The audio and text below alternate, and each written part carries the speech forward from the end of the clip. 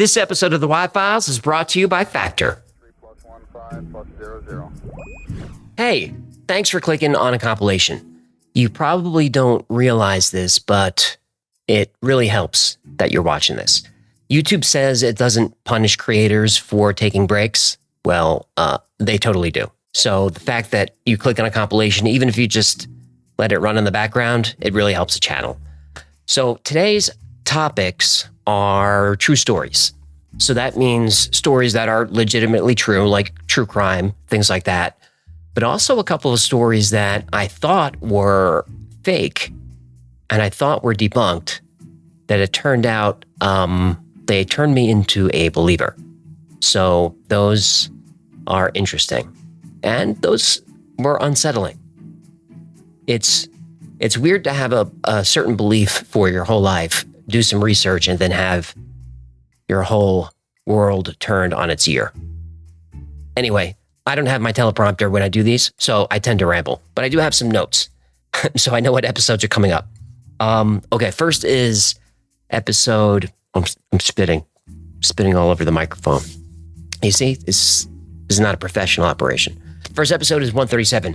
Oh, that's Kenny Veach and the M Cave. It was a highly requested topic, and writing it was weird because Kenny Veach and the M Cave, that story has been told over and over. Like every story I tell. It's not like I'm inventing anything new. I'm just giving you my spin. So I knew the Kenny Veach M Cave story for years, and it's always told the same way. You know, Kenny is an eccentric guy. He's an outdoorsy kind of guy. He goes out hiking in the desert. He finds a cave that's shaped like the letter M. He feels some weird energy that he can't explain, something like evil. So he leaves, which is unusual for Kenny. He's the kind of guy who literally will like grab rattlesnakes out of the sand, like he's a wild man. So the fact that he's afraid of an empty cave is strange. So he's online talking about this cave, and people beg him to go back and find it and to stream it or take video or whatever. He was pretty active on social media and YouTube. So he does, and he can't find the cave. You know, he puts up a video of himself hiking, looking for it. The trails that he's on, he doesn't understand, but he can't find where this cave is. So people start attacking him online. You know, the trolls come out. I know how Kenny feels. And he says, fine, I will go back out and I will not come back until I find this cave. Well, that's what happened. Kenny Veach went out looking for the M Cave and he never returned. The only thing that we ever found of him was his cell phone. And if you don't know the story, I don't want to spoil too much of it, but I have a different spin on Kenny Veach than everybody else. It's because he's always portrayed as kind of an eccentric, of a goofball, of a weirdo. And he is an odd guy. That's certainly true. But the more I researched the story and the more I learned about his life and the things that he was going through at the time, I began to root for Kenny. I became a fan of Kenny. So even though I was aware of all these eccentricities that he had, he was also very smart. He was very, very talented. He could build anything. He could fix anything. He was well loved by his family. He had a daughter that he loved. He was a person. And I think, well, I don't want to get too much into it, but I get personal in this episode because, you know, it's the only way to tell you Kenny Veach's full story is to tell you a bit of mine.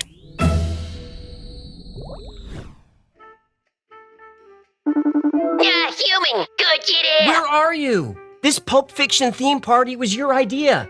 The Beaver Brothers already smoked all the red apple cigarettes. I know, I'm sorry, but... And my wife is lying in the living room with a syringe in her chest, and she is not happy about it. I said I'm sorry. I'm picking up food for the party. What?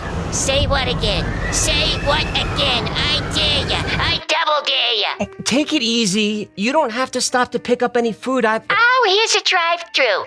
I'll grab us some $5 milkshakes and a couple of big kahuna burgers. I told you you don't... Hey, human, you know what they call a double cheeseburger in Japan? By the way, that's Vincent's line, and it's not Japan, it's France. Just play along. What do they call a double cheeseburger in Japan? They call it a double cheeseburger. What? Say what again? Say what one more... Oh, wait, I did that bit already, didn't I? In Japan, they call it a double cheeseburger. Great, but you don't... And you can even have a hot sake with your burger. And I don't mean out of a paper cup. I'm talking about a ceramic, a choco, Okay, enough with the food. You don't have to stop. I'm stocked up with Factor. Oh, Kyono Spansawa Kore desu ka? Hi. Ah? Factor has delicious, ready-to-eat meals delivered right to your door. Always fresh, never frozen. Every meal is chef-crafted, dietitian-approved, and ready to heat and eat in just 2 minutes. You can choose from a weekly menu of 35 options like Calorie Smart, Keto, Protein Plus, or Vegan or Veggie. These fuck the meat sound, umai. And Factor is now owned by HelloFresh, so with a wider array of meal plans to choose from, there's something for everyone. I'm actually a customer. I eat a Factor meal for lunch every day at the studio. To start meeting your nutrition goals, head to factor75.com or click the link below and use code TheWiFiles50 to get 50% off your first Factor box and 20% off your next month of orders. Code TheWiFiles50 at factor75.com to get 50% off my first box plus 20% off the next month of orders. That's right. Perfect. I'll skip the drive-thru and I'll be there in a minute. Well, you better hurry. I think Gertie left. I can't find her anywhere. No, she's still there. She's in a box dressed as the gimp. 3+1,5+00. To most, the Mojave Desert looks like a barren wasteland. Jagged rock, swirling sand, and scrub brush. But the Mojave is full of life. It's been home to native tribes for thousands of years. And the Mojave is also home to many caves that hold many secrets.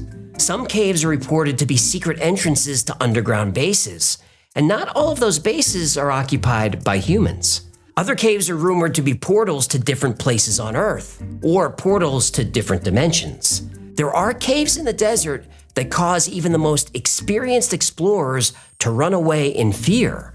But when they gather their courage and return to the caves, they can't find them. They're gone. Year after year, adventurers scour the Mojave trying to solve these mysteries.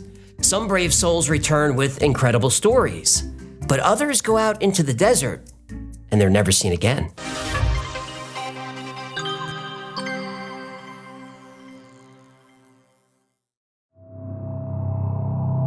Kenny Veach had a passion for the wilderness, but was especially attracted to the Mojave Desert.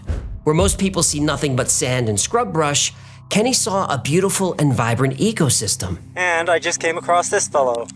It's been a while since I saw one. It's a nice little Mojave Desert tortoise. Kenny also had an interest in aliens and UFOs. He lived in Las Vegas and often hiked the desert not far from Area 51. He also spent a lot of time watching YouTube videos about aliens and conspiracy theories. One of his favorite channels was... The Y-Files. No, the Y-Files wasn't around yet. But I have a feeling he would have liked this channel. What's not to like? Check the comment section, they'll tell you. Yeah, no thanks. If I want to be insulted, I'll just call my ex-wife. Which ex-wife? You have 3. Exactly. A channel Kenny watched a lot is Serious Disclosure, run by Dr. Stephen Greer, who I'm sure you know. But in case you don't, Dr. Greer has been one of the loudest voices pushing for the government to reveal what it knows about UFOs and aliens. One video caught Kenny's attention. It was about alternative energy being researched at Area 51. When they had tested a device that was supposed to be a new type of energy source, and they had taken it out into the range, and it had literally blown up when they tried to activate it.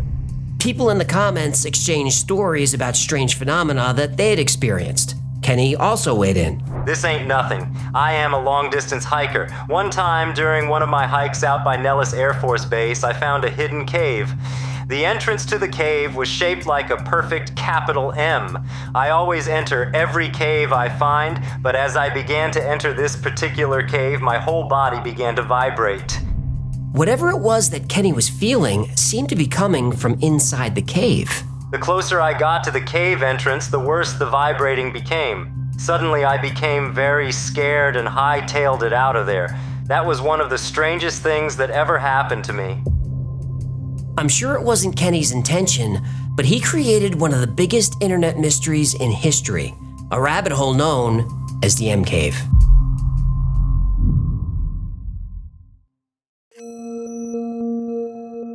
Tons of people responded to Kenny's comment. He went back and forth with people online for about 4 months. Most were just internet trolls, which made Kenny defensive. I solo hike across mountaintops that most people wouldn't dare go. I have been in more caves than I can count. I play with rattlesnakes for fun. Some commenters thought he was making it all up. Others said it was probably just an ordinary cave and Kenny was dehydrated, so he was seeing things. Kenny was an extreme hiker. He often went on desert hikes with nothing but a candy bar and a small bottle of water.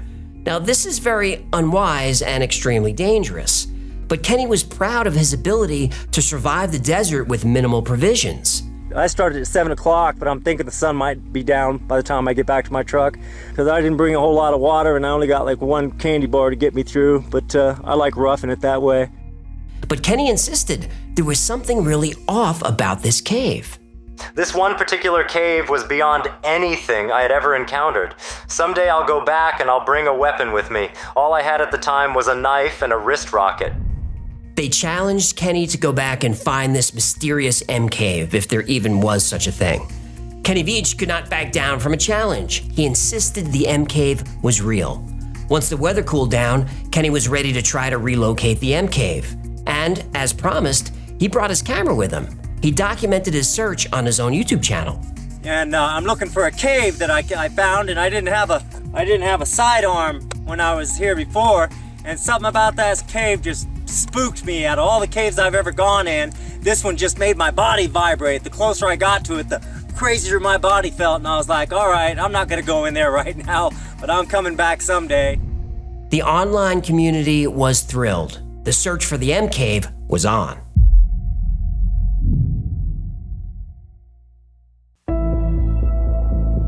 Kenny Veach was no stranger to the Mojave. He was an extreme hiker. Kenny didn't follow trails, he blazed them. It's rare for me to take the same hike twice. I don't use trails, and I cover extremely long distances. It's brutal on the feet. I often will lose 1 or 2 toenails after one of my longer hikes. Yes, this is what I do for fun. Kenny headed off in the direction of the M Cave, and if you watch his video, you can tell that he's pretty confident that he could find it again. It's shaped it's shaped just like the letter M, and it's about level with the ground, like in an area like this. So I really got to keep my eyes peeled because I don't want to pass it. But despite his confidence, Kenny was ultimately disappointed. Well, I did not find the cave. I mean, I thought for sure I was just gonna be able to find it. I remember it being fairly easy. Who knows? Kenny returned to YouTube to break the bad news to everyone who had been waiting for an update. Even though Kenny was disappointed, he was still determined to find the M Cave. He knew it was out there somewhere. He just needed more time in the desert to find it. I'm going again this weekend. I'll be hiking solo for 3 days. I plan on covering about 40 miles. There are many caves. I have been in hundreds of them. The M Cave is the only cave I ever feared going inside. I really want to find it again. By now, the M Cave wasn't just Kenny's obsession. Thousands of people were following the story. Everybody in the comments encouraged Kenny to go back out and find it. Well, not everybody. No, do not go back there. If you find that cave entrance, don't go in. If you do, you won't get out. That was a strange and ominous comment. Kenny even replied asking, "What makes you say that?" But Kenny didn't receive a reply, just more encouragement to return to the desert. So on November 10th, 2014, Kenny Veach packed enough supplies for a 3-day hike and once again ventured out into the Mojave Desert. But whether he found the M Cave or not, we'll never know, because Kenny Veach was never seen again.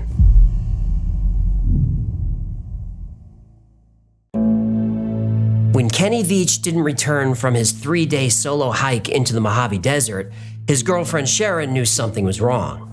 She reported him missing on November 14th, and search and rescue teams immediately began combing the area. Kenny's car was easily found, so at least searchers knew where to start. Kenny had left clues about his intended destination in the videos and comments he posted online. He pointed to and named specific mountains and valleys. And I head off in that direction. I just go that direction, and that's west, heading towards, that's Mount Charleston, that big mountain out there, that's the Mount Charleston range. Searchers were able to approximate the region Kenny would have been exploring when searching for the M Cave. Helicopters scanned the desert from the air. On the ground, large teams searched canyons and cliffs where Kenny might have fallen. Nothing. Not just no trace of Kenny, but no trace of a campsite or anything that would indicate anybody was out there. A major break came on November 22nd, but it was almost too obvious. In Kenny's video, he spends a lot of time in front of an old mine shaft. I'm gonna take the camera and show you how deep this hole is and kind of show you around real quick. This is kind of iffy. I'm gonna step on this thing, it's very old, but I'll just show you down inside that hole. That goes way down in there. If you fell, that'd be it. You'd be a goner. When searchers got to the mine shaft, they found Kenny's cell phone. It wasn't damaged. It wasn't even scratched. It had plenty of battery left. It's like the phone was just placed there. If Kenny had fallen in that mine shaft, he could have easily been killed, but cameras were sent down and there was no sign of him. Search and rescue now focused their attention on the area around the mine shaft. Even doing a grid search inch by inch, there was nothing. Search dogs were brought in. They couldn't pick up his scent. He wasn't bitten by a snake. There would be signs of that. He wasn't attacked by animals. There would be signs of that too. There would be blood, clothes, human remains, but there was nothing. There wasn't a drop of blood anywhere, not for miles. It's like Kenny Veach just vanished into thin air. But people following the story online thought the search parties were looking in the wrong place. They believe Kenny stumbled somewhere he didn't belong. On the other side of these mountains, I'll show you in a second, is the bombing range, the Nellis Air Force bombing range. Do you know what else is on the Nellis Air Force bombing range? Area 51.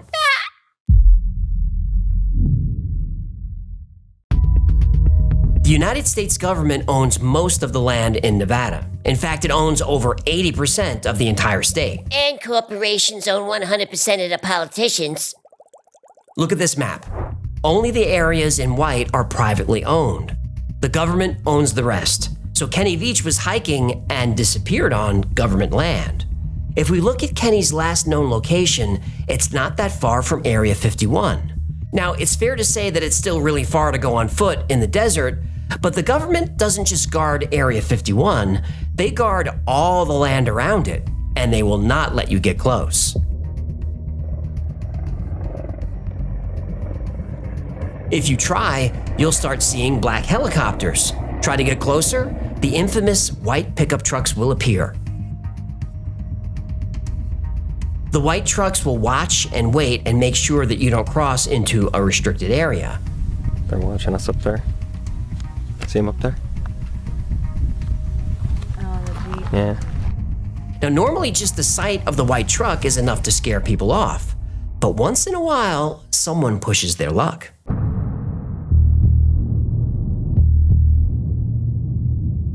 Yours are still off. Whoa. Whoa. That does not look like friendly park rangers checking to see if they need help. No, it does not. These two bikers wanted to see what would happen if they crossed the line by just a few inches. Put your hands up. Put your f***ing hands up. I'm not going to tell you again. Turn around. You couldn't even count to 2 Mississippi until the guns were out. Then the bikers were treated to a very aggressive pat-down. And here's something interesting. Who are these guys? Army? Those look like U.S. Army combat jackets, but there's no branch tape. You'd expect to see U.S. Army or U.S. Air Force on their left chest. Are they military police? There's no unit insignia or unit patch. They don't have any rank insignia either. They don't even have the American flag on their jackets. And most amazing of all, they don't wear name tapes either. Who were they? They could be anybody. These guys are ghosts. In this case, the bikers were lucky and allowed to leave. but that was a tense situation that looked like it could go sideways very easily. Some have speculated that Kenny Veach might have wandered a little too close to a restricted area, so the search was back on. But this time it wasn't the Nevada Red Rock Search and Rescue Team doing the searching. Hikers, survivalists, and investigators started retracing Kenny's steps, looking for clues that might lead them to the M Cave or to Kenny. But to do that, they'd have to cross into some dangerous territory. Then, about 2 years ago, one YouTuber got a tip from a friend in the military. His friend said he knew the location, but it was on restricted land. This YouTuber took a huge risk going after the mysterious M Cave. But he found it.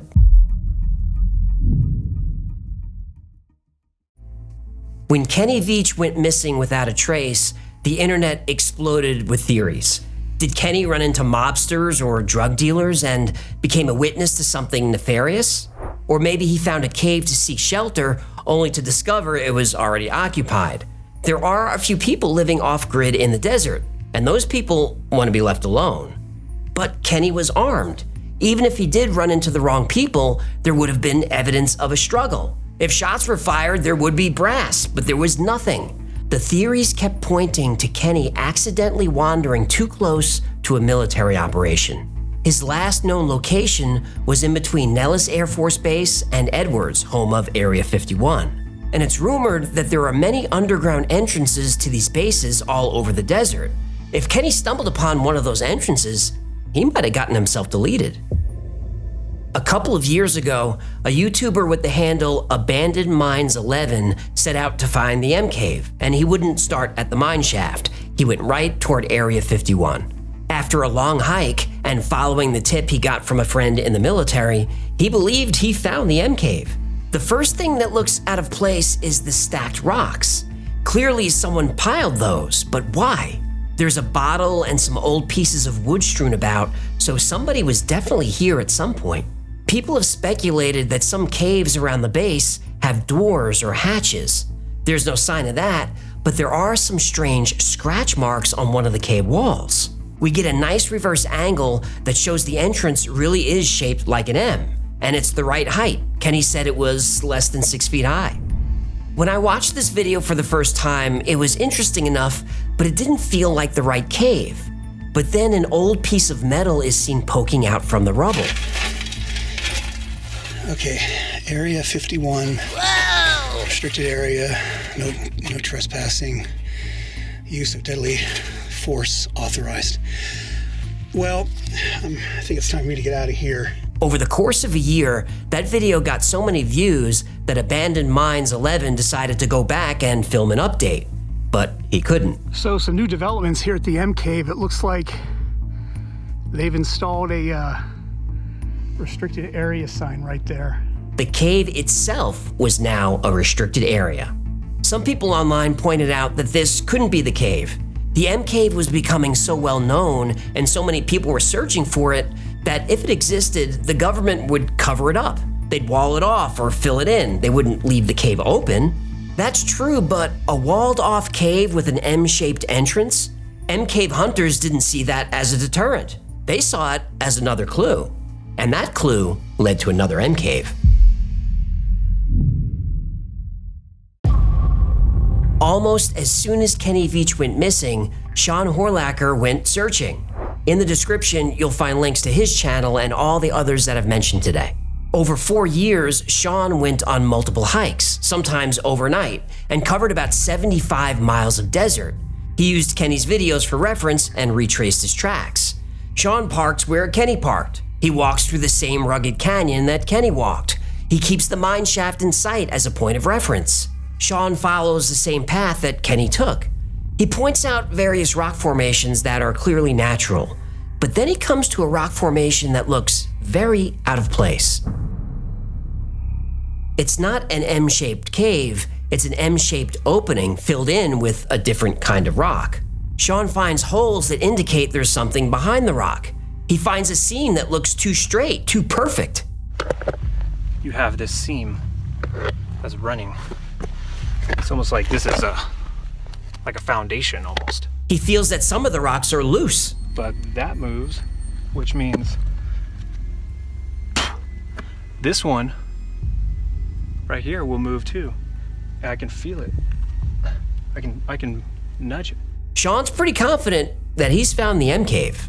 So for the record, the M cave did exist, I think. Now that looks like a pretty good candidate to me. It's not as perfect of an M as I was hoping for, but there's definitely something strange going on with those rocks. If you watch Sean's full video, you'll see him poking around and getting some really close-up shots of the rocks. But we're still missing a piece of this mystery. Remember how Kenny said that he felt uneasy near the cave, and the closer he got, the worse he felt? He described it as a vibration that was making his body literally shake. Kenny described feeling fear that grew worse as he got closer to the cave. But Sean didn't seem afraid. He wasn't experiencing any effects from being near the cave at all. He seemed fine. But a few minutes later, Sean was hit with a wave of nausea. He couldn't explain it. It came out of nowhere. He tried to breathe through it, but that cave really doesn't want people near it. Get too close and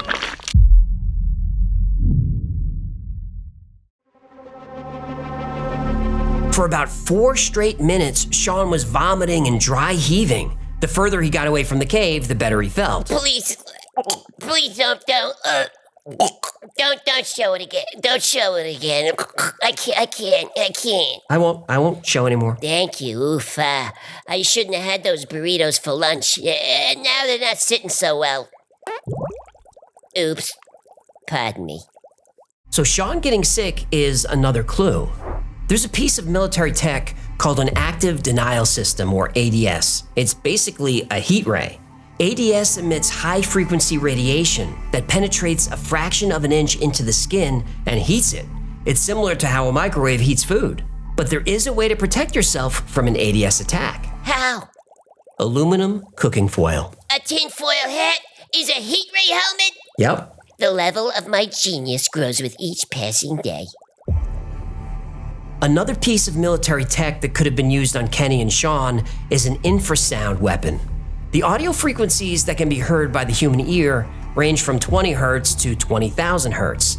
Anything above 2,000 hertz is considered treble. Anything below 200 hertz is considered bass. So I'm all about that bass. That bass, no treble. Every inch of you is perfect from the bottom to the top. If the human body is exposed to frequencies lower than 20 hertz at high decibel levels, bad things happen. It can cause nausea, disorientation, vomiting, internal organ damage, or even loss of bowel control. The brown note! Right. The brown note is a hypothetical frequency that supposedly causes someone's organs to resonate, leading to involuntary defecation. Mythbusters even tested this on Adam. He said he was uncomfortable, but fortunately he was able to maintain control of his bowels. That's okay. There's already enough crap on TV. Agreed. In 2016, people at the American Embassy in Cuba started becoming violently ill with no apparent cause. Low-frequency weapons were suspected. This illness became known as Havana syndrome. The Cuban government denied this, of course, but as soon as the US started investigating, the illnesses stopped. There are even stranger theories about what could have happened to Kenny. Some people say he stepped into a portal to another dimension, or Kenny came in contact with a race of aliens. Former US Airman Charles James Hall worked at various bases in Nevada in the 60s. He claimed to have had contact with aliens who flew a tic-tac-shaped spacecraft. These aliens were called the Tall Whites. The Tall Whites? That sounds like the name of a losing basketball team. What? Hall says the US government has agreements with the Tall Whites and many other alien races, and these aliens have underground bases all over the desert. We covered the Dulce base in another episode, but the story about the Tall Whites is a good one too, so let me know if you want me to cover it. Yes, please. But there is another very interesting theory about Kenny Veach, that he's not captured or missing or dead, that he's very much alive. And there's camera footage to prove it. In 2013, after 17 years working as a service tech for a coffee company, Kenny Veach quit. He wanted to follow his passions and live life on his own terms. Kenny dedicated his time to creative pursuits like art and inventing. He even designed a product and a Shark Tank pitch. You just pull that, put the other one in, and let go. And right now it's not precise because I used hand tools, but you get the picture. It works perfect and it's beautiful, and that's it right there. That's the new improved toilet paper roll. They passed on that one. He also invented a Glowler bear. That's the Glowler bear. I designed the can and put all the stuff on it. Now there was a glow-in-the-dark polar bear in here that I sewed myself, and he is so cool, and I've seen nothing like it on the market. This has all the information about polar bears and the trouble they're in, so this is a great idea, but you get to see this when you get to see me. These ideas never got off the ground. He tried to stay positive, but without a steady paycheck, he was burning through all of his savings. The redneck whistle. Now I designed this. Not on a computer. These are stamps that I made myself. And let me tell you something. When you whistle into it, this thing, watch this. Woo! So loud, so cool. This is what it looks like. By late 2014, Kenny was almost broke. His house was on the verge of foreclosure. In a last-ditch effort, he tried to sell his house in an unconventional way, offering himself as a live-in caretaker to potential buyers. And I'm selling myself with the home. What I mean by that is I would become a caretaker, an all-around caretaker. Kind of like Alice from the Brady Bunch. She took care of all those kids' needs, along with the cooking and the cleaning and all the things that she did. The only thing I wouldn't do is wear the blue dress. With Kenny out of money and losing his home, some people, including some of his family, thought he might have faked his own death, that he went off-grid for a while and came back with a new identity. Not many people took this theory seriously, but in 2018, something bizarre happened. Kenny's sister-in-law Debbie owns a business in Las Vegas called the Enchanted Forest Reiki Center. It's a type of shop where you buy crystals, candles, incense, that kind of stuff.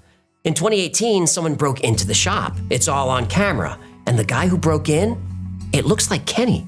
It was a strange break-in. The only thing he stole was an iPad on his way out the door.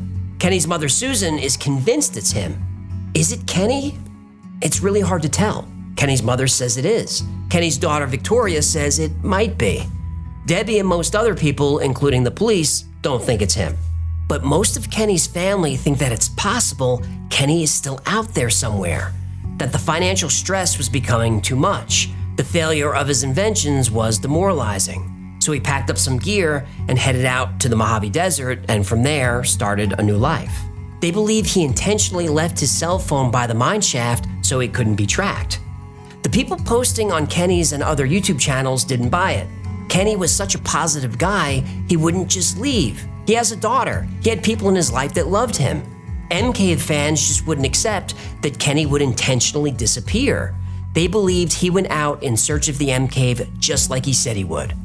But as the investigation into Kenny Veach continued, followers of the story got some grim news. When Kenny left for the desert that morning, he didn't take his camera with him, but he did take his gun.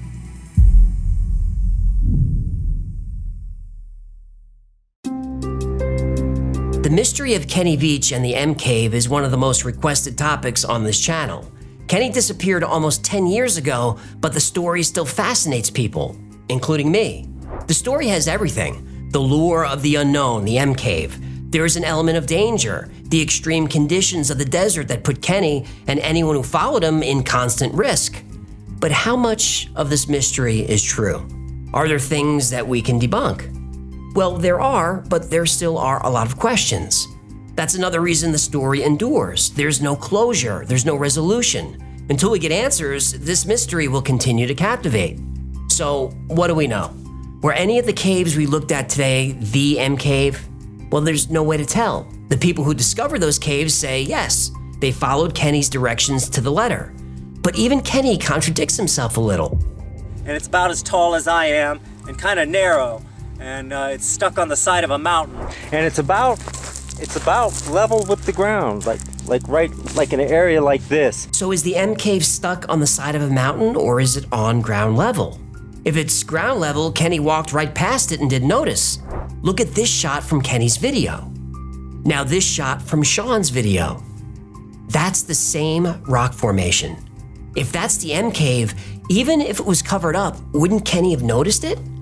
I would think so, but maybe not. He's not experiencing any vibrations or the effects he described earlier, so maybe he just didn't notice. Sean found the cave in 2018. Kenny was there in 2014 and possibly earlier. If that cave was intentionally covered, by the time Sean got there, it had been covered for years. Also, if there was technology near the cave that was making Sean sick, that tech wasn't operating when Kenny walked by. He stopped for a bit right in front of that rock formation. He didn't mention feeling anything. As for the break-in video, Kenny's mom says it's him, but it isn't. That footage has been run through facial recognition software. It's been examined by experts. That's not Kenny. Kenny's girlfriend Sharon tries to offer some closure, but it's not good news.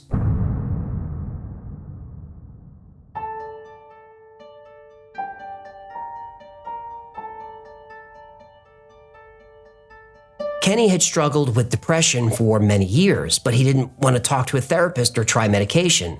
He told Sharon that depression is like losing an arm. You just get used to it.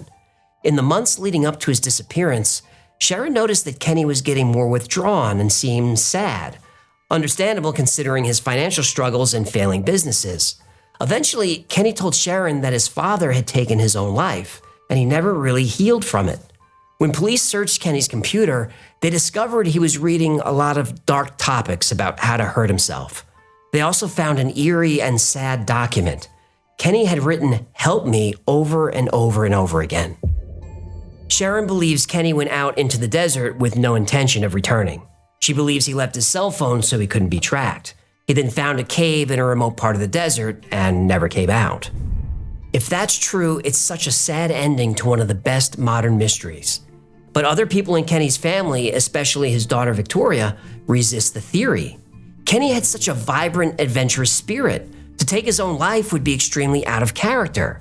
Also, even though Kenny had burned through most of his savings on his inventions, he wasn't in a lot of debt.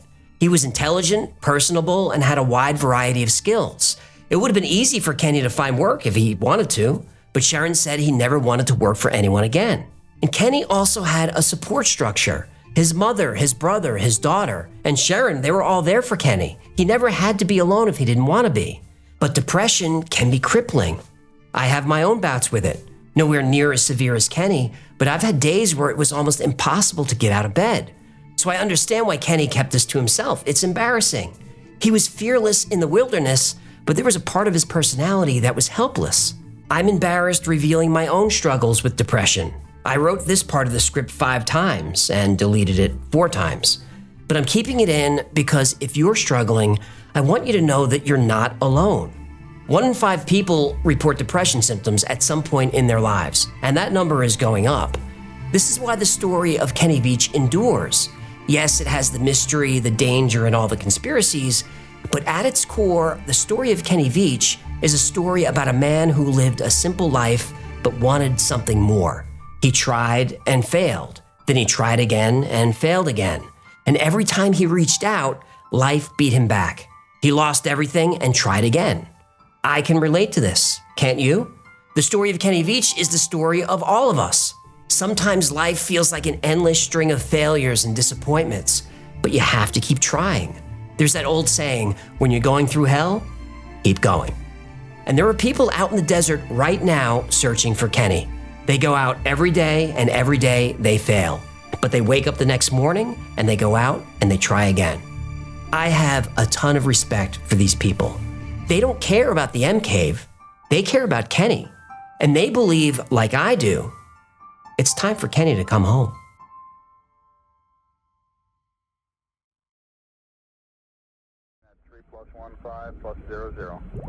Now, what I love about that story is people are still out there looking for Kenny.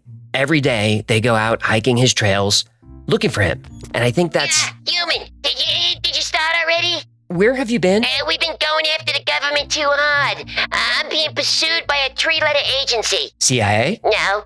FBI? No. NSA? No.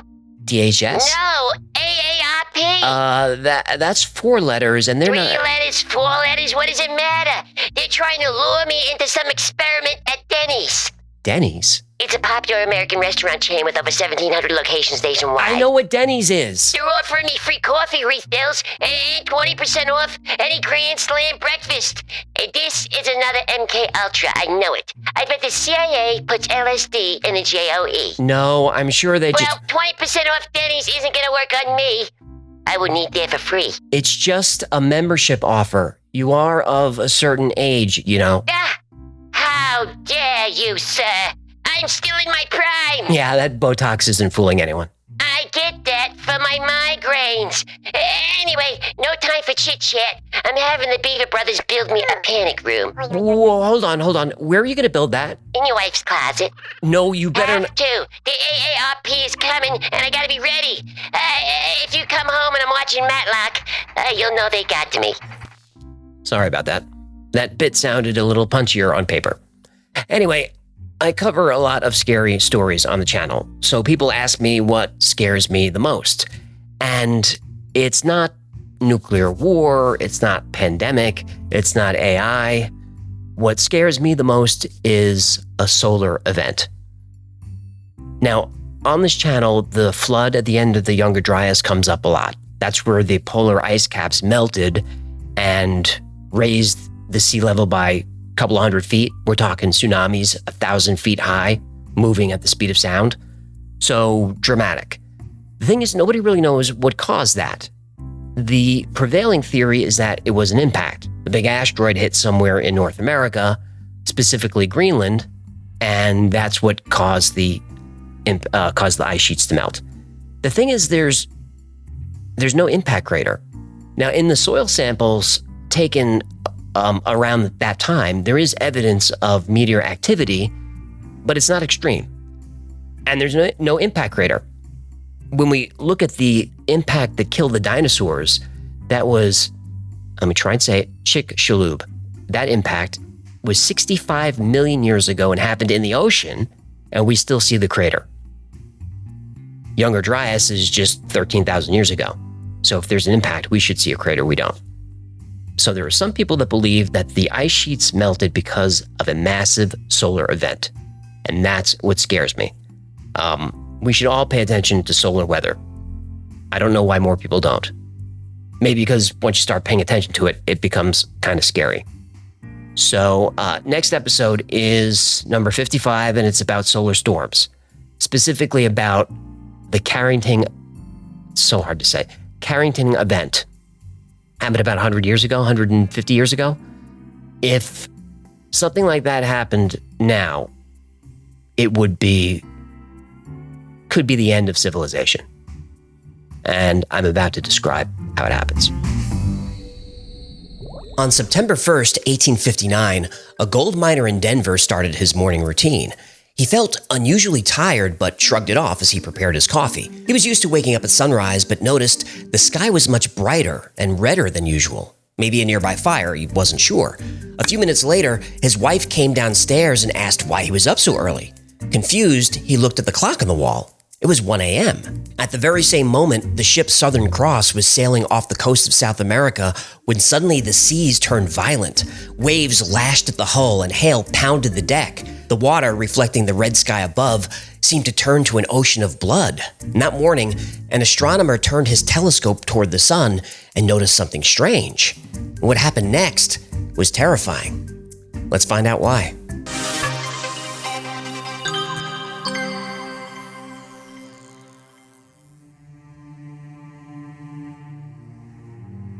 On September 1st, astronomer Richard Carrington was studying the sun when he noticed something unusual.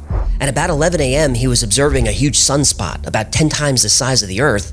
Then suddenly a flash of intense white light burst out of the spot. What Carrington didn't realize was he had become the first eyewitness of a major coronal mass ejection, or CME, and it was headed straight for Earth. 17 hours later, the night sky in North America lit up like the day.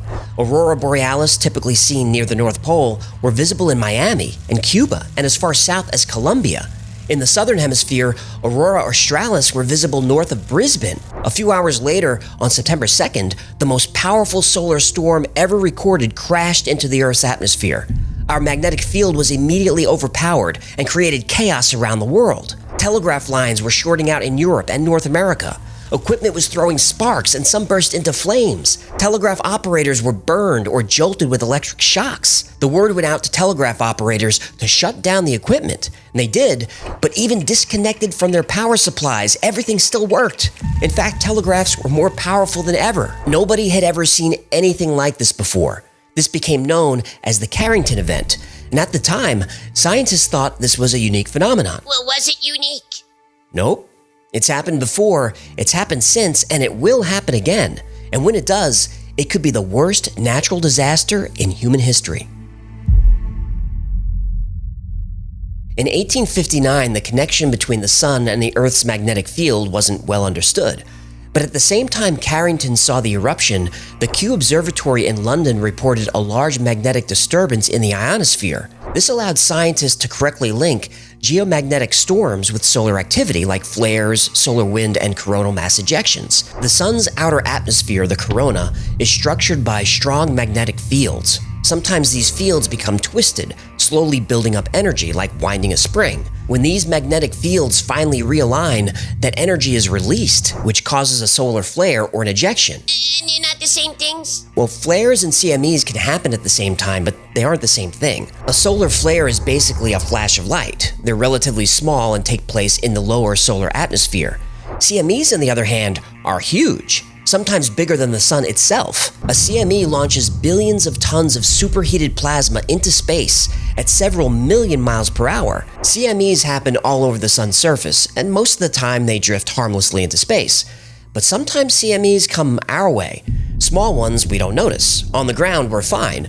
Our atmosphere absorbs the cosmic radiation, and our magnetic field deflects the sun's plasma into the poles, which fall through the atmosphere, causing auroras. But just like the Earth's weather can vary from gentle to extreme, so does the weather on the sun. On average, CMEs happen 2 or 3 times a day. But once or twice every 100 years, the sun creates superstorms that hit the Earth. And when they do, the effects can range from inconvenient to catastrophic. There's evidence of solar superstorms going back a long time.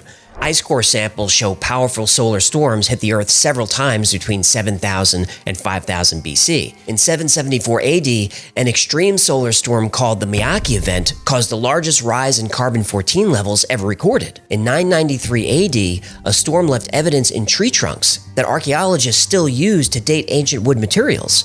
And this is one of the ways they confirm that the Norse arrived in North America 500 years before Columbus. 1052, 1279, more storms, more spikes in carbon. In 1582, 1730, and 1770, solar storms caused aurora to be seen all around the world, turning night into day. And there are dozens of reports like this throughout history. But in those reports, the solar storms are nothing more than oddities. But didn't people freak out? Humans don't like change. Well, sure, they frightened some people who thought the world was ending or the gods were angry, but the storms didn't cause any damage. But when the Carrington Event happened in 1859, civilization was doing something new. We started using machines and electricity to operate them. And that's where the story goes from science lesson to Hollywood disaster movie. A solar storm can induce current in anything that conducts electricity. This can be the atmosphere, the ocean, and even certain types of rock, though conductivity is pretty low. But electrical wires? Solar storms love those. And modern civilization is absolutely covered by, and dependent on, millions of miles of wires that cover the Earth. A large enough solar storm can overload power grids, destroy transformers, and cause entire grids to fail. And this actually happened in 1989. The Earth was hit by a solar storm that disrupted radio signals across Russia. Oh, the Russians had to be annoyed. Oh, they were. At first, they thought American spies were jamming their signals. Then they noticed their satellites were unresponsive. Several satellites were drifting for hours. The Space Shuttle Discovery suffered sensor malfunctions. The Toronto Stock Exchange went down. And suddenly, millions of people in Quebec province were put in total blackout for 9 hours. In 2003, another storm put millions of people in the US and Canada in darkness for 12 hours. and the solar storms of 1989 and 2003 were a fraction of the strength of the Carrington Event. So, what would happen if we were hit with a storm as strong as or stronger than the Carrington Event? I'm guessing, not good. Not good at all.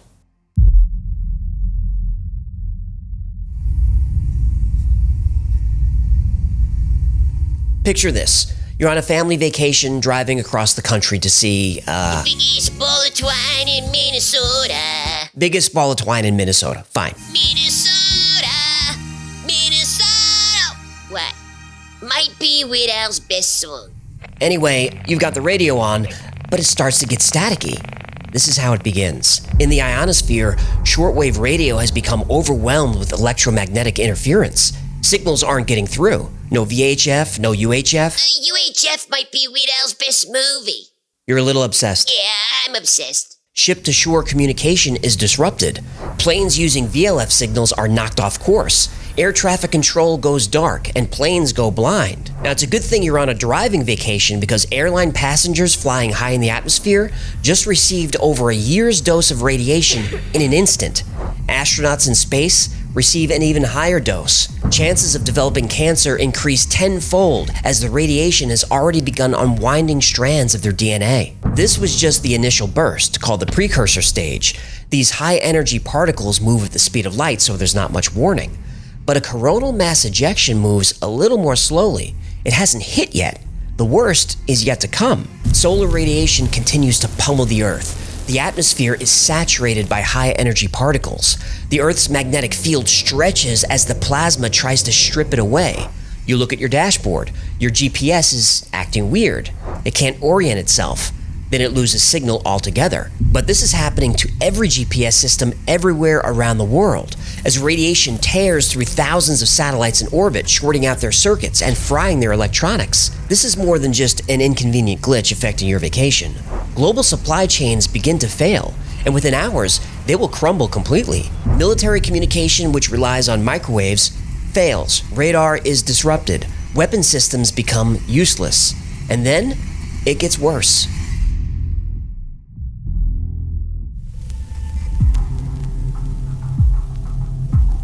By now, a few hours into the event, governments are aware of what's happening, but there's no way to communicate with the citizens. All telecommunications, including emergency services, go offline. Back in your car, you're on a call with a friend describing what's happening.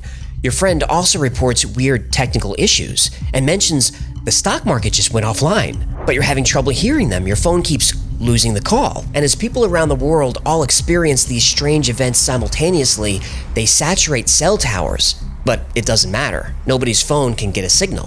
Not even satellite phones work. After an hour or so, you start to get concerned and decide to pull off the highway. Maybe this is a good time to fill up your tank, grab lunch, and try to figure out what's happening. When you pull into the gas station, the line is already a quarter mile long. Gas pumps aren't working. There's chaos because credit cards won't work.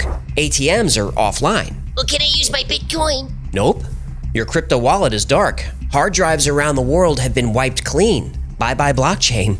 And during these last few hours of confusion, solar radiation has continued to build in the ionosphere. The Earth's magnetic field is stretched hundreds of thousands of miles into space. And when the last of the sun's plasma passes through the Earth, its magnetic field suddenly snaps back like a rubber band. And all of that energy built up in the ionosphere slams into the surface at once.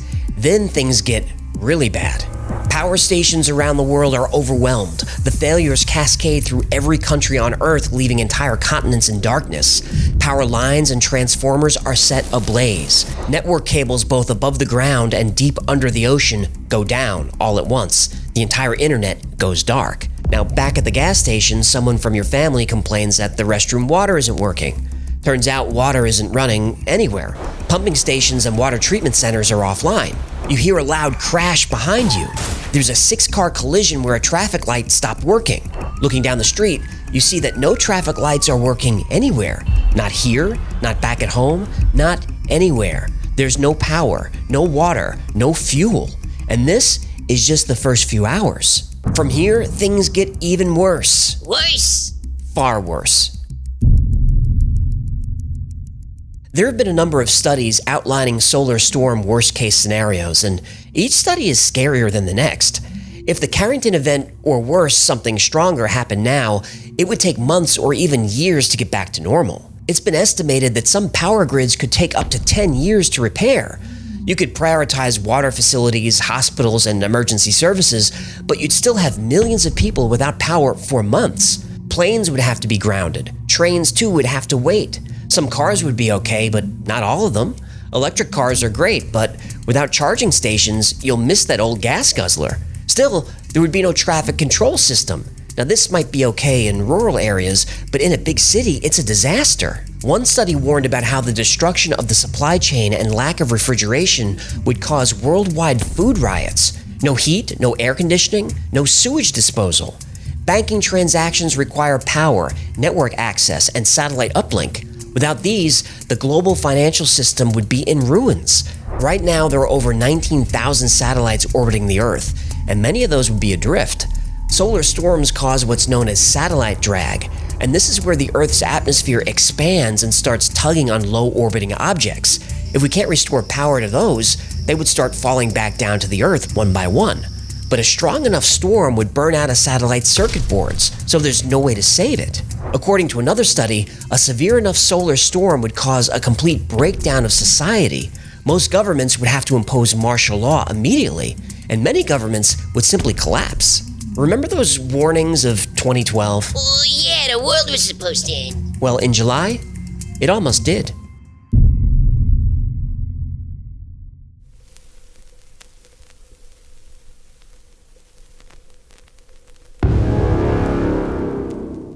In July 2012, the largest CME in a century missed the Earth by 9 days. That was the luckiest thing to happen to our species in hundreds of years. If that solar storm hit us, a quarter of the Earth's population could have been without power for weeks.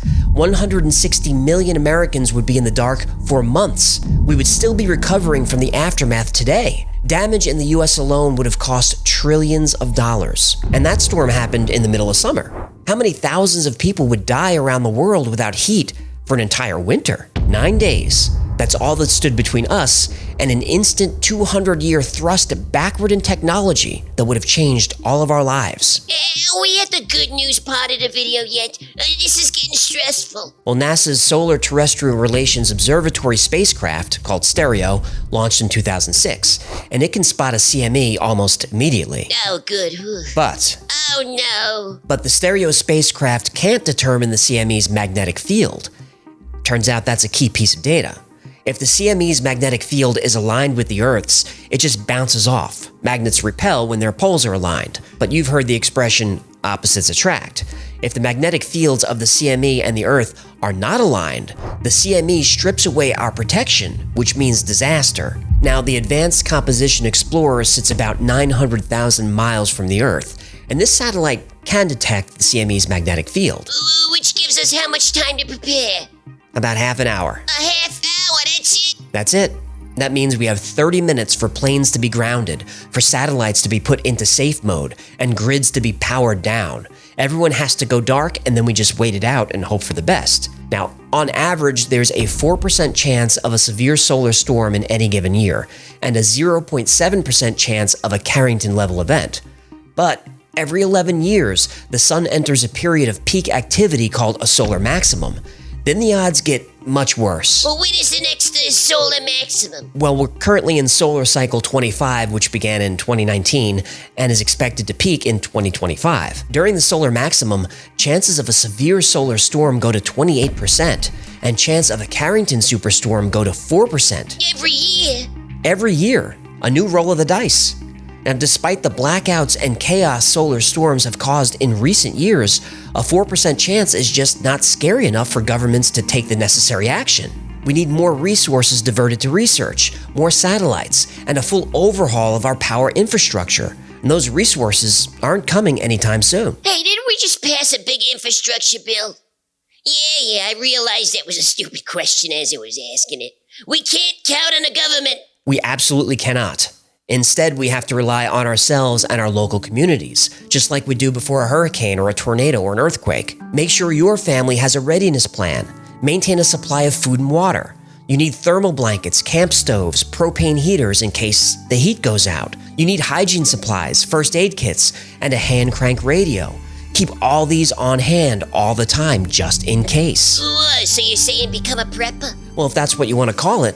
But being over-prepared is better than not being prepared at all, because it's just a matter of time before the lights go out. And when they do, there is no cavalry coming. In the end, the only one looking out for you and your family is you. 3+1, 5+00. You can see why solar weather scares me. Next up is a controversial topic. It's episode 97 about the Georgia Guidestones. Looking at my notes. Remember, this is not a professional operation. So the Guidestones. They were 6 stones, granite slabs with 10 messages in 8 languages, or 8 messages in 10 languages. It's one of those. There were messages on them. And I'm using the past tense because a little over a year ago, someone destroyed the Georgia Guidestones. They were in the hills of Georgia. It's on camera. The person threw a bomb at the Guidestones and destroyed them. And what's controversial about that is, to some people, the person who did this is a terrorist. To others, he's a hero. Now, I have my own opinion on which one he is, and now you'll have to decide for yourself. On July 6, 2022, a bomb detonated on a 5-acre plot of farmland in Elberton, Georgia. The explosion destroyed a large monument that stood on the property for over 40 years. Known as the Georgia Guidestones, it was 4 monolithic slabs of granite weighing over 230,000 pounds that contained a set of rules for a more peaceful and orderly society. The identity of the builder was a mystery for 40 years, but today I'll tell you who he was. But why did he want to keep his identity a secret? Probably for the same reason the Georgia Guidestones were destroyed. Because, according to the Guidestones, the way to a perfect society is through a one-world government, genetic and racial purity, and massive global depopulation. In other words, a new world order.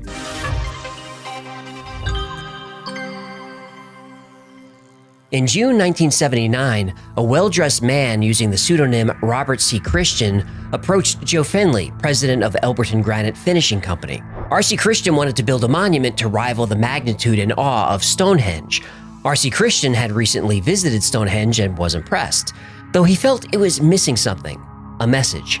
But what kind of message? The reason R.C. Christian used that name is that he was a Christian. There's no more famous Christian message than the 10 Commandments. And religious or not, the 10 Commandments have rules that all of us should follow. Don't lie, don't steal, don't hurt anybody. But those are rules for an individual. R.C. Christian was thinking bigger. Ooh, bigger than the word of God given to Moses from the top of a mountain? Yep. Oy vey, the ego in this guy. R.C. Christian said he represented a small group of loyal Americans who had spent the past 20 years planning an unusually large and complex monument. He brought with him a scale model with some very detailed specifications. The structure would stand 16 feet tall and consist of 4 stones arranged in the shape of a cross, capped with a central stone. The monument would need to display its message in the 8 most spoken languages in the world: English, Spanish, Russian, Chinese, Arabic, Hebrew, Hindi, and Swahili. It would also show the message in 4 dead languages: Babylonian cuneiform, Egyptian hieroglyphics, Sanskrit, and Classical Greek. Joe Fenley wasn't taking any of this seriously, but when R.C. Christian began to describe the monument, Fenley stopped what he was doing. Not only was this out-of-towner asking for stones larger than any Fenley had ever quarried, he wanted them cut, polished, and arranged as an enormous astronomical instrument. The 4 standing stones should outline the migration of the moon over a year. A small viewing hole in the middle support stone would need to always show the North Star. A slot at the top of the middle support stone should align with a winter and summer solstice's rising sun and indicate noon at the equinoxes. A hole should be drilled through the capstone that focuses the sun on the center column at noon to indicate the day of the year. R.C. Christian had one final request that caused a few people to question the purpose of the Georgia Guidestone project. The stone should be made to withstand the end of the world. R.C. Christian now had Joe Fenley's full attention. Fenley's granite company mostly dealt in wholesale orders for statues, monuments, and tombstone retailers. He had never had a request like this. Fenley's first thought was, this guy's crazy, how can I get him out of here? Fenley tried to discourage the stranger by quoting him a price much higher than any job he'd ever worked on. He said the job would need heavy equipment, special tools, and expensive consultants. R.C. Christian just nodded and asked how long. Fenley wasn't sure how long it would take, 6 months, maybe more, but he wouldn't even consider the job unless he knew R.C. Christian had the money. Christian asked if there was a trustworthy banker in town. Well, there's a problem. There's no such thing as a trustworthy banker. Well, that's a good point. But still, Fenley sent R.C. Christian to the Granite City Bank and told him to ask for the bank president, Wyatt Martin. At the bank, Martin and Christian came to an agreement.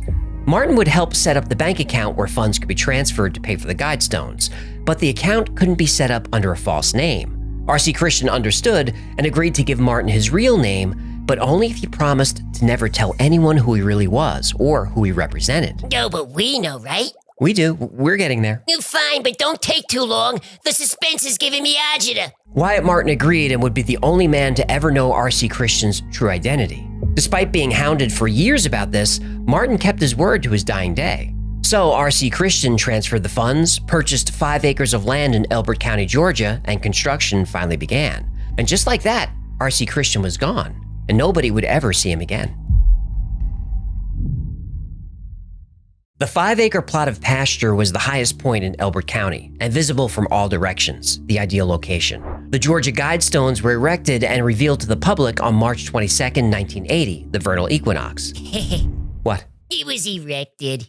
Don't be a child. Oh, so in 1980, they revealed their erection to the public? Please don't. Okay. You know I couldn't let that go. Go ahead, I'll behave. A few hundred people, local media, and even Elberton's congressman came out for the unveiling. Each of the outer slabs was 16 feet high, 6 feet wide, and 19 inches thick. The capstone measured almost 10 feet long, 6 feet wide, and 19 inches thick. Including the foundation stones, the monument's total weight was almost 240,000 pounds. Wow, that is a big erection. What, it is? It is, but would you stop with and hot as a rock. Enough!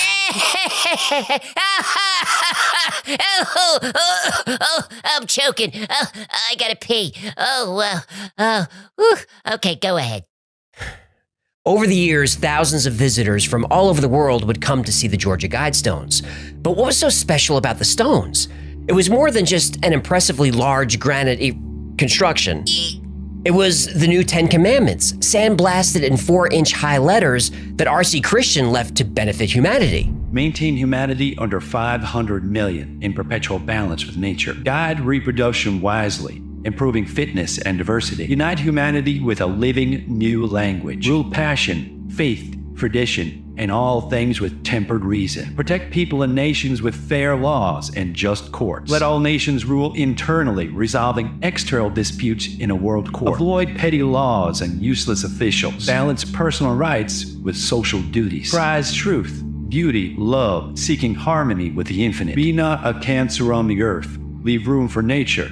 Leave room for nature. At first glance, some of these commandments seem fairly innocent and maybe even cliche. But when you take a closer look, the guides are unsettling. Some have claimed that the Georgia Guidestones are instructions for a new world order, an open call for eugenics, genocide, and a one-world government. But we're told this is all conspiracy theory, that there's no evidence to support these claims. But there's evidence? Oh yeah, plenty of it.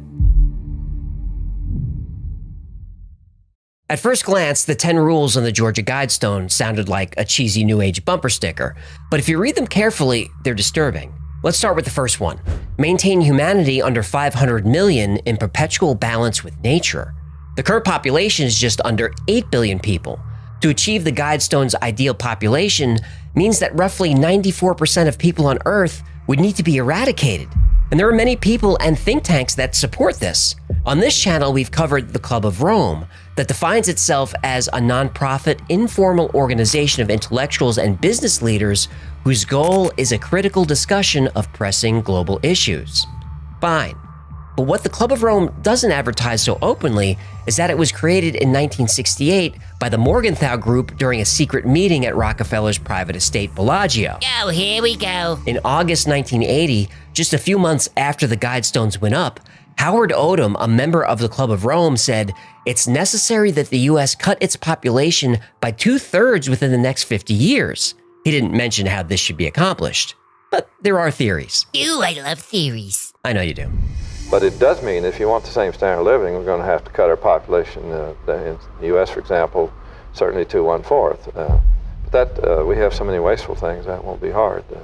You say it won't be hard to cut the population by 1/4? It just takes one generation to get a population down, if nobody bred for one generation. You've probably heard of the Bilderberg Group. It was formed in 1954 as a way to prevent another world war. That's what they say publicly. So why are Bilderberg meetings so secret? Secrecy has created all kinds of conspiracy theories. I love theories. I know you do. One of these is that the Bilderberg Group believes that the current population growth is not sustainable. Allegedly, one way the Bilderberg Group would try to reduce human population is by causing pandemics. Oh no. The theory also says the Bilderberg Group will keep their true plan secret by consolidating all media to a handful of mega companies, and then use governments to work with these media companies on censoring any ideas that go against the group's wishes. Ooh, that's not a theory, that's true. Well, of course it's true. Just look at Twitter. Both Trump and Biden aggressively pressured Twitter into censoring any information that went against their agendas.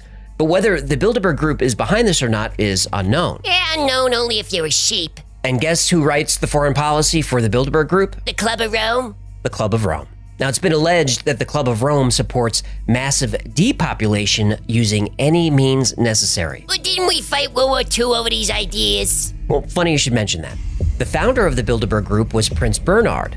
At the beginning of World War II, he was a Nazi SS officer. Of course he was. Now, to be fair, after Germany conquered France, Prince Bernhard switched sides and fought for the Allies. Oh, so that makes him okay? Hey, I'm just giving both sides of his story. But many people say that all of this is nothing but conspiracy theory, that the Georgia Guidestones don't want to reduce the current population, but instead are instructions for how to rebuild society after a cataclysmic world event. Okay, let's say that's true. How should the remaining survivors maintain control of the population? And who decides? The second Guidestone rule addresses this. Guide reproduction wisely, improving fitness and diversity. R.C. Christian wrote a book entitled Common Sense Renewed, which he sent to each member of Congress in 1986. Among a myriad of statements, Christian wrote, "It is vitally important that each national government have a considered population policy. The need is urgent and should take precedence over other problems, even those of national defense." Okay, so he wants the government in charge. So what kind of people should the government allow to have children? Responsible parenting will consider both genetic and environmental factors. We must seek to produce healthy children and then to mold their characters and to develop their potentials as socially worthwhile adults who will in turn carry the process indefinitely into the future. We have a grave duty to use all available knowledge in perfecting the forces which guide our procreation. It is within our power to leave behind us a new generation of humanity, slightly superior to our own in intellectual, physical, and social capabilities. Yeesh, this sounds a lot like China. Oh yeah, he's a fan of punishing people who want big families. A few generations of single-child families will make possible dramatic improvements. Irresponsible childbearing must be discouraged by legal and social pressures. Allowing only worthy people to reproduce to create a generation of genetically superior children? That's called eugenics. Oh, so that's frowned upon, eh? It is. It's what the Nazis did, or tried to do. It's also a war crime. But maybe not a crime at all in the New World Order. The Rockefeller that helped create the Club of Rome is the same guy who founded the Population Council in 1954. The Population Council supported, and still supports, research in birth control and early birth termination, specifically in those people with undesirable genetics. How do we know? Rockefeller said so. Modern civilization had reduced the operation of natural selection by saving more weak lives and enabling them to reproduce, resulting in a downward trend in genetic quality. An organization needed to be created that would be devoted to the reduction of fertility of weaker individuals with undesirable genetics. One of the members of the Population Council, as recently as 2020, has been accused of supporting forced sterilization. The council is still active today. It operates its programs in Africa, Asia, Latin America, and the Middle East. Notice that North America and Europe are not on that list. Now, maybe it's just a coincidence, but the council is focused on countries that are primarily non-white. The Population Council takes in millions upon millions of dollars every year. And the biggest contributor? The United States government. Improved public health has caused the world's infant mortality rate to decline by 60% over the last 40 years. In the same period, the world's average life expectancy has increased from 46 years in 1950s to 63 years today.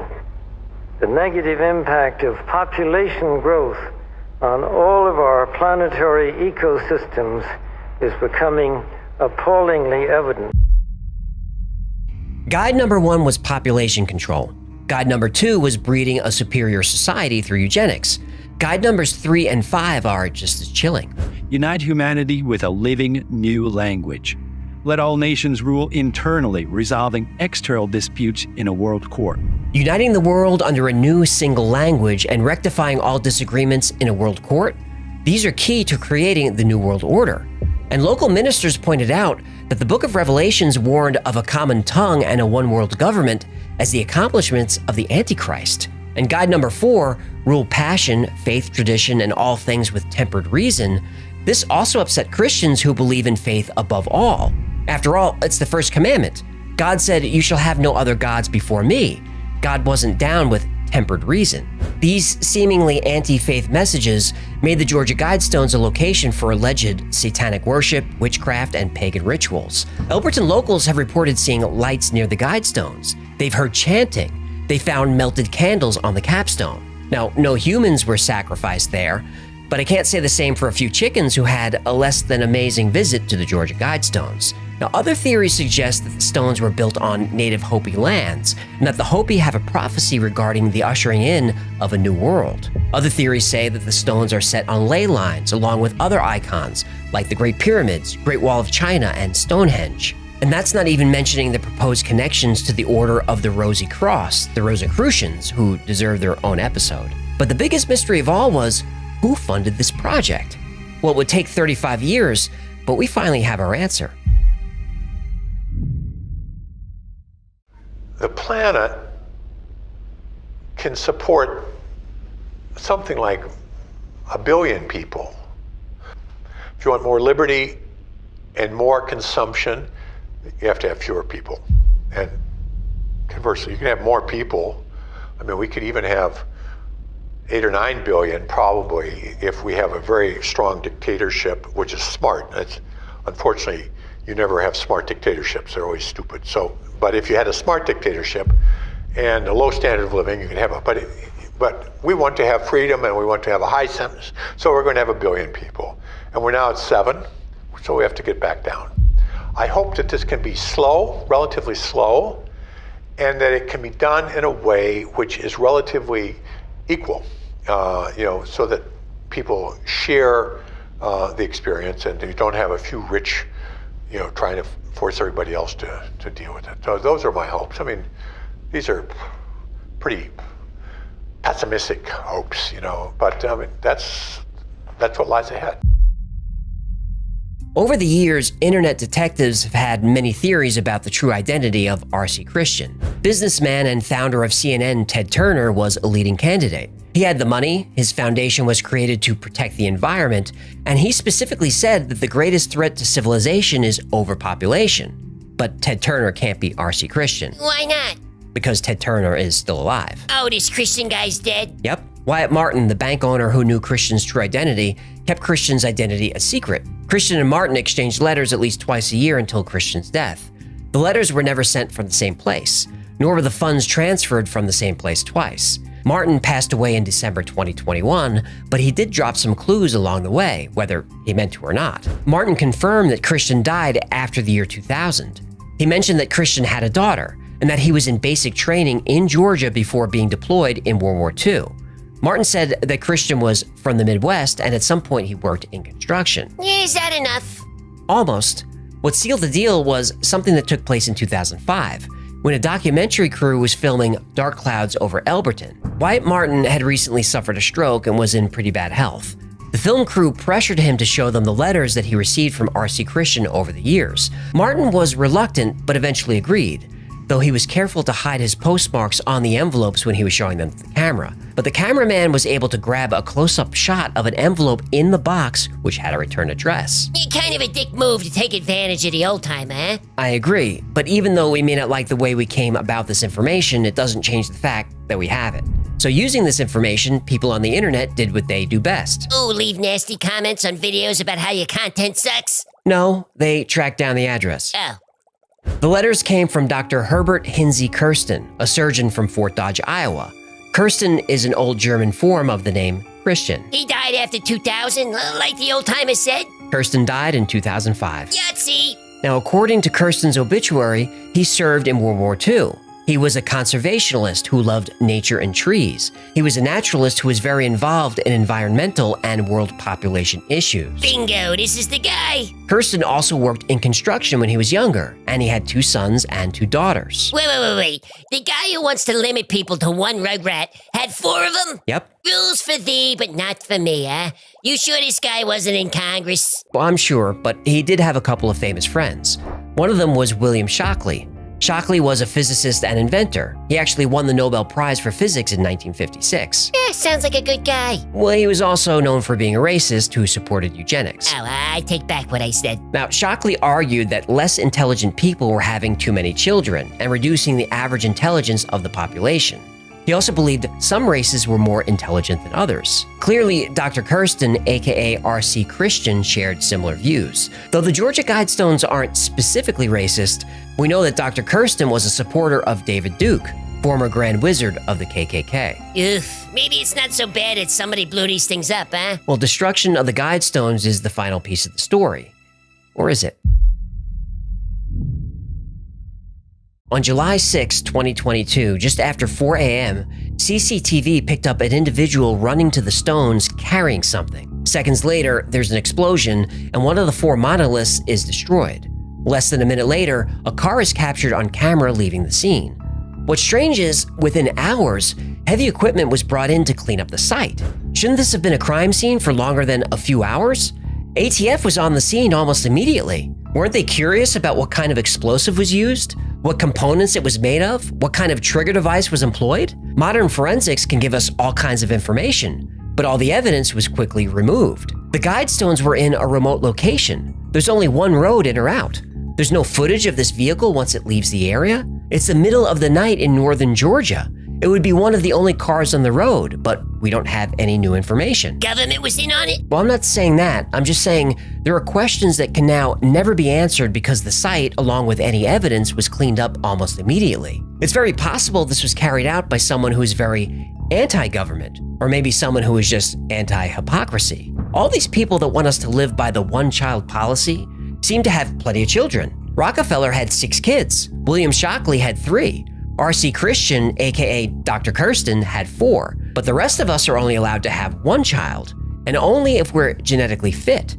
Who decides who's genetically fit? Well, they do. They want to limit the population of the Earth without acknowledging that it was the rapid growth and advancement of the human race that allowed them to amass ridiculous wealth. Now that they have theirs, they want to limit what we can have.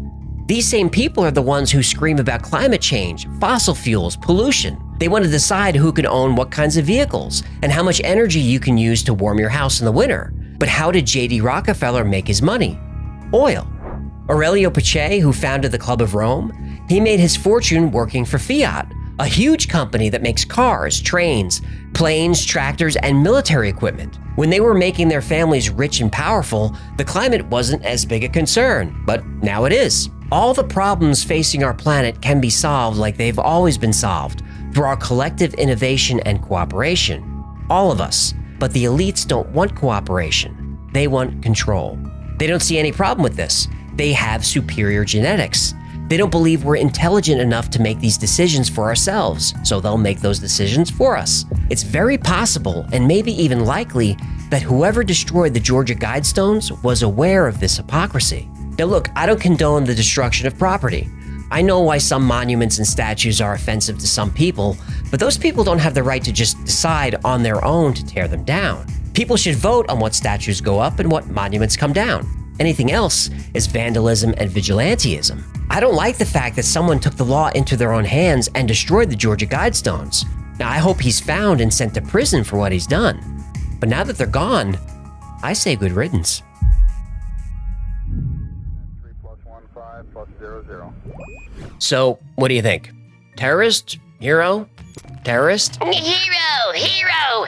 That was a monument to the New World Order. Well, that's one of the theories, and there's plenty of evidence to support that. What is that racket? Hey, can you boys take a break? I'm doing my showbiz thing over here.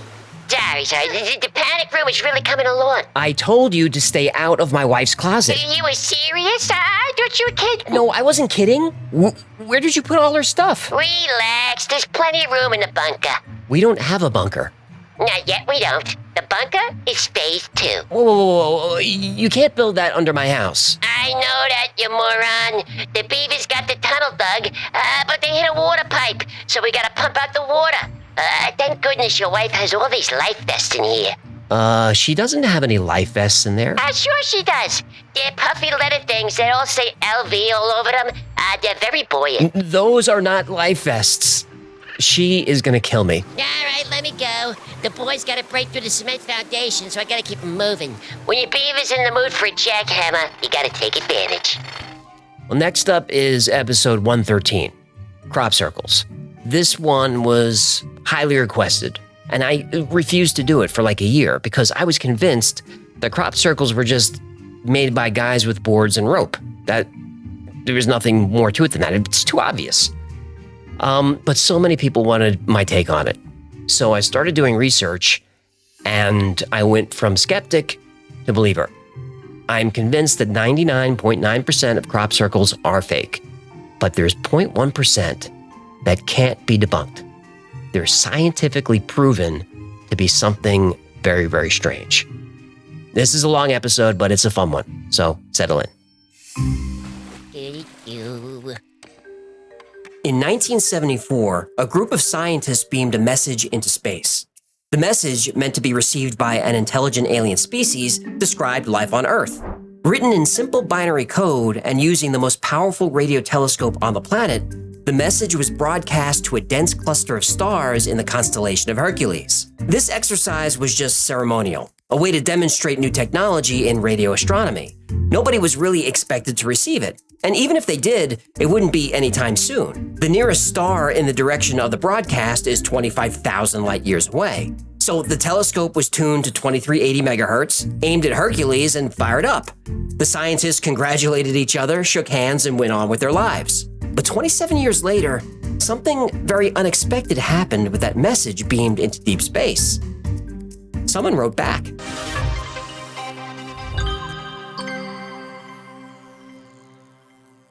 One morning in 1966, George Pedley was working his farm in Tully, Queensland, Australia, when he heard a strange buzzing sound. He climbed down from his tractor and started walking in the direction of the sound. Then he saw a circular craft slowly rise above a section of swampland not 50 feet from where he was standing. The craft hovered for a few seconds, shot straight up into the sky, and disappeared. When George went to investigate, he found a large circle of reeds had been pulled from the swamp and flattened into a disc. The circle was 30 feet across, 2 feet thick, and arranged in a clockwise swirl. Because of the swirl and the thickness of the reeds, locals called the formation a UFO nest. But what this actually was a crop circle. Since the 1960s, thousands of crop circles or crop formations have been found. They've been seen on every continent in almost every country on Earth. But the epicenter for crop formations is Wiltshire in the southwest of England. Crop formations range from the very simple to the very complex. Formations can be circles, stars, and other geometric shapes, but some are pictograms, though nobody knows for sure what they mean. Though every formation is different, they have a few things in common. Recognizable patterns that are created very quickly, usually at night. The creation of these patterns is always associated with some kind of light, either a beam of light or an orb of light.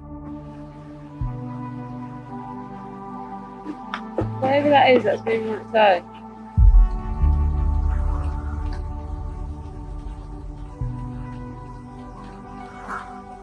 Oh my God. Though crop formations seem like a new phenomenon, there's evidence they've been appearing for a long time. In the 9th century, Abegard, the Bishop of Lyon in France, wrote about parishioners who were possibly engaged in devil worship or paganism. They were collecting seeds out of flattened circles in the fields and using them for fertility rituals. In 1686, Robert Plot, a professor at Oxford, wrote about crop circles. He even drew pictures of a couple that appeared near his home. He said they were formed by a flash of light, and once they were formed, animals wouldn't go near them. Around the same time, a pamphlet was released called The Mowing Devil. It describes how a farmer woke to see a bright light in his field that he thought was fire. When he went to investigate, he found a crop circle. It's called The Mowing Devil because the farmer said the circle was so neatly mowed that it could not have been done by a mortal man. John Leland served as librarian to Henry VIII. He wrote about patterns appearing in grass overnight.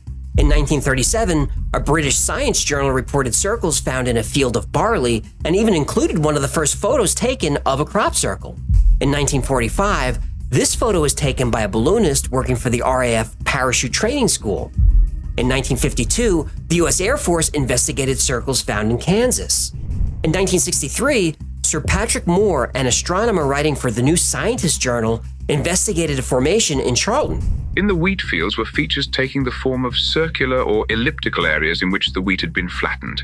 One very well defined was an oval, 15 yards long by 4.5 broad. There was evidence of spiral flattening, and in one case there was a circular area in the center in which the wheat had not been flattened. One of the texts discovered in the Dead Sea Scrolls is the Book of Enoch. Enoch talks about lightning leaving marks on the earth. So these formations have been seen since the beginning of recorded history. Even though thousands of circles have been found, and many people claim to witness them forming, no one had ever caught it on camera until 1996. John Whaley was camping out on a hill in Wiltshire called Oliver's Castle, named for a fort that was built there many years ago. Around 3 a.m., something caught his eye. He grabbed his video camera and captured footage of several glowing orbs hovering over a field. Then, like magic, Whoa!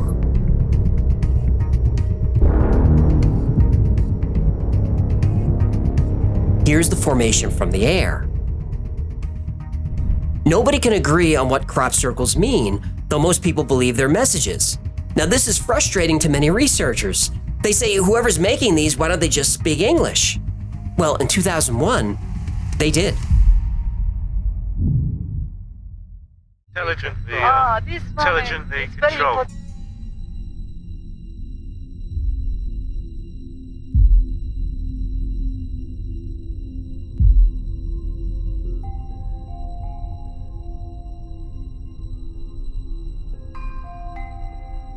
You see, the object came down and it stopped for a long.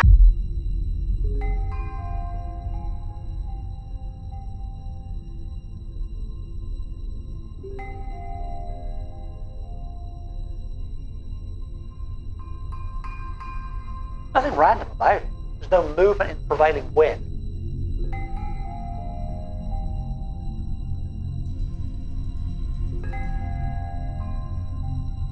I can't think what that is.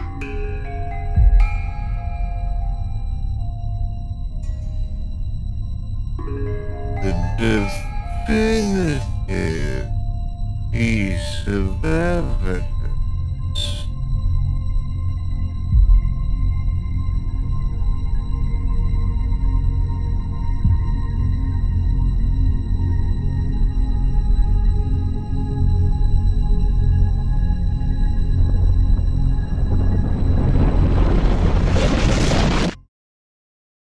In 1974, the Arecibo message was sent from Earth to a cluster of stars in the Hercules constellation.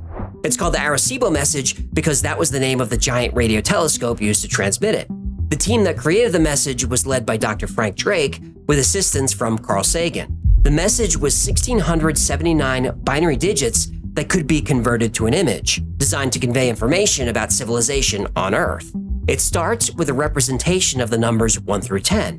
This provides a key to the rest of the message. Next, atomic numbers of hydrogen, carbon, nitrogen, oxygen, and phosphorus, which are used to make up DNA. Carbon is at the top because it's the most dominant in forms of life.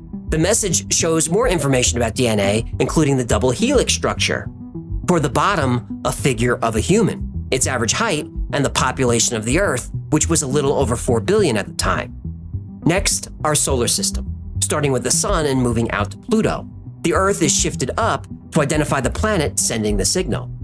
At the bottom, a graphic representing the Arecibo radio telescope. Now, the nearest star that could possibly receive the message is 25,000 light years away, so we couldn't really expect a reply for another 50,000 years. But on the morning of August 14th, 2001, a formation was discovered right next to the Chilbolton radio telescope. Now, even if you don't know the full design, when you're on the ground, you can tell you're in a crop circle. There's structure and uniformity to it. But this new formation was different. It was a mess. It wasn't symmetrical. Nobody could make sense of it until it was viewed from the air. Holy A face. And 3 days later, this appeared. This became known as the Arecibo Answer. Ay, Chihuahua! The formation uses the same 23 by 73 grid. The top line shows the numbers 1 through 10, just like the original, but the reply shows silicon as the main element for life, not carbon. Their DNA is shown as having a third string.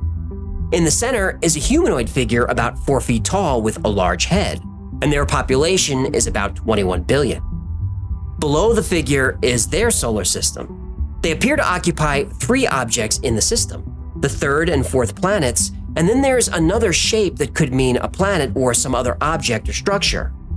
On the human Arecibo message is a picture of the radio telescope, which was used to send the message. Whoever sent the reply seems to understand this. So what is this design meant to represent?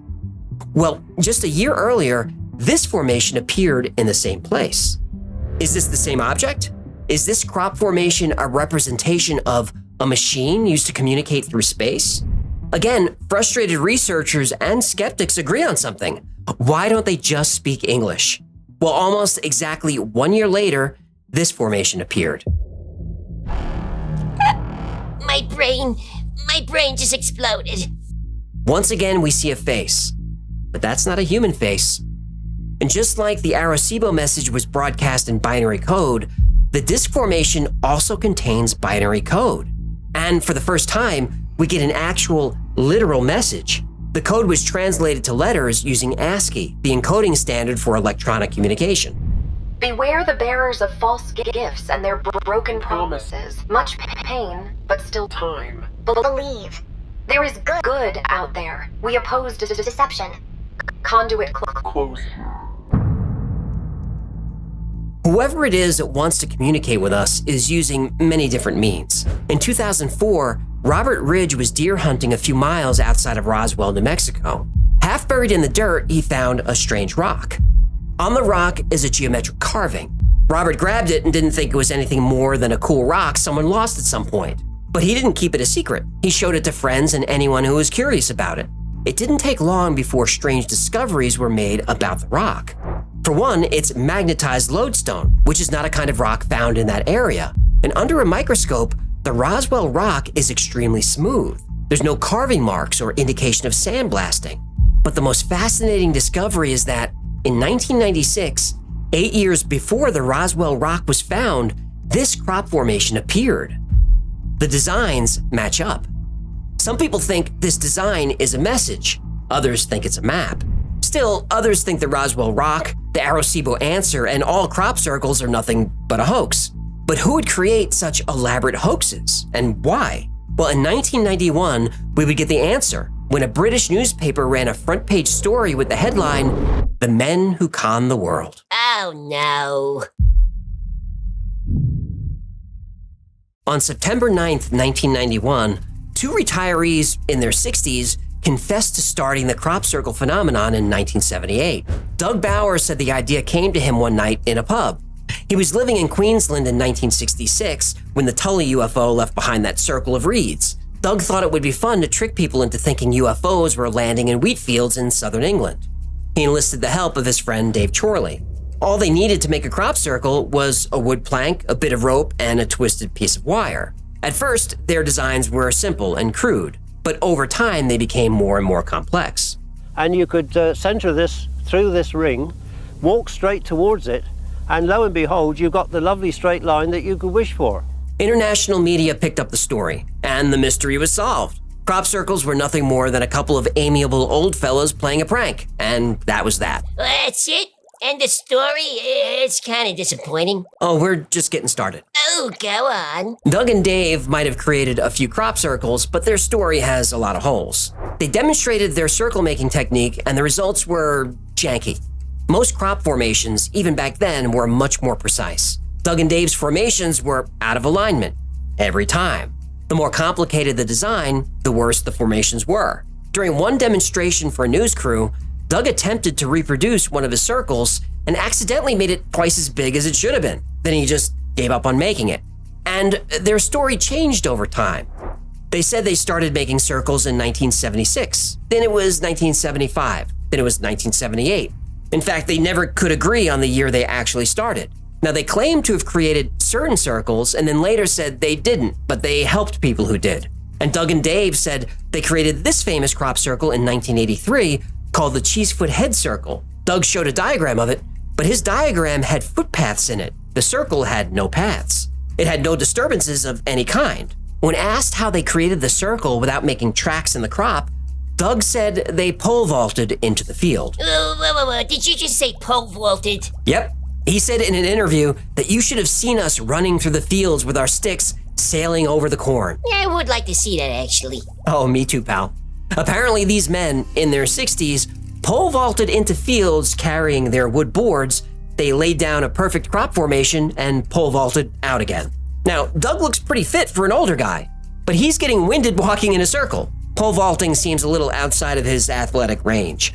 They also added details to their story as other crop circles were found. One day, a couple of people investigating a circle told Doug they were looking for a jelly-like substance that was found in a formation. Doug told them it was probably waste ejected from a plane. Later, Doug had a story about making a crop circle, and while he was doing it, he got hit in the head with a piece of frozen waste ejected from a plane's toilet. And they call those Boeing bombs.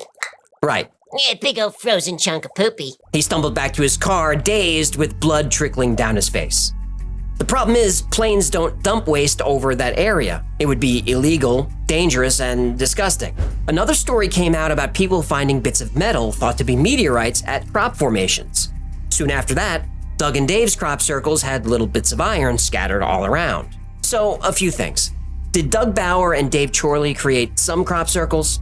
Yes. When Doug and Dave came forward, about 1,500 crop circles had been seen in at least 23 countries. Oh, well, you can't pole vault to Belgium. Right, even Doug couldn't do that. But they inspired a lot of copycats. Soon, most crop formations were man-made. So, is there a scientific way to tell if a crop circle is not a hoax, but genuine? There is. Most crop formations are man-made. The vast majority are. And there are telltale signs of this. Sometimes spotting a man-made crop circle is as simple as finding a footpath through the field leading up to the design. But often crop formations intersect the lines made by tractors called tram lines, which can hide tracks. To spot a hoax, we look at the plants themselves. Man-made crop circles done by flattening plants with boards are destructive to the plants. You'll see cracks and bruises on the stalks. On the ground, the crushed plants look messy. The leaves and flowers will be mashed to the ground. Marks will be visible on only one side of the plant where it was stomped by a plank of wood. Many of those marks are creases where you can actually bend the stalk. Genuine crop circles don't look like this at all. First, the lay of the pattern will flow like water. There's a gentleness to it, an elegance, and many times the stalks are layered and even braided. In genuine crop circles, most plants aren't damaged. They'll continue to grow horizontally and then after a few days return to their vertical position. In this formation found in May 2005, The flowers weren't damaged at all. They were somehow laid down gently. A group of clumsy men with wooden boards couldn't do this. We know this because it was tried. A group of crop circle makers attempted to reproduce this formation. From the air, it looks pretty good. But on the ground, the man-made version is a mess. The plants are trashed.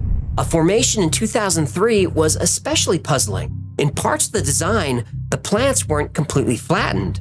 They were bent a few inches from the top. It's been described as like the grooves of a record.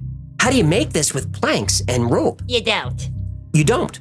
Another sign of a genuine circle can be seen, especially in wheat. In late summer, when wheat turns gold, the kernels become heavy and bend over from the weight. They also become stiff and are impossible to straighten. But the wheat within a crop circle, the kernels have straightened out and can't be bent. So what would do this? Radiation.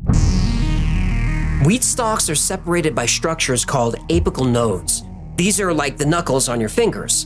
In the 1990s, biophysicist William Levengood started analyzing plants taken from crop circles.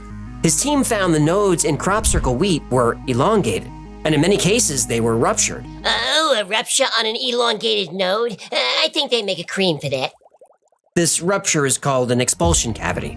The only way this could be replicated is with bursts of microwave radiation. The way your microwave oven works is it heats up water, fats, and sugar in food. Microwave energy is heating up the water in the wheat stalk nodes. The water turns to steam and then they burst, just like popcorn. Now you can't fake this. It happens to the plant internally. There's no way you can hoax that. People who claim to have witnessed crop circles being made, and there's quite a few witnesses, report seeing a mist over the pattern immediately after it's formed. This mist is actually steam coming from the plants that were flash heated by microwave radiation. While experimenting with radiation, Levengood found crop circle seed had a huge increase in growth compared to non-crop circle seed. By exposing seeds to short, controlled bursts of radiation, they grow bigger and faster than seeds not exposed to radiation. Another experiment showed that wheat harvested from within a crop circle has a much higher amount of protein than wheat outside the circle. So there's evidence that whatever energy is used to create crop formations is leaving residual traces of this energy in the area. Some crop formations are covered in a dusting of microscopic spheres of magnetized iron, specifically meteorite iron. Researchers call this a magnetic glaze. These spheres are usually found around the perimeter of a formation, and they're distributed linearly, not randomly.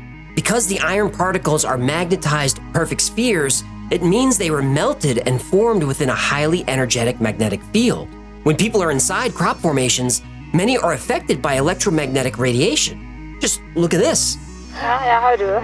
Jeg får motsatt, men du ser det sånn nesten. Guri malla, det blir helt sånn. Og nå blir det borte. Nå blir det borte.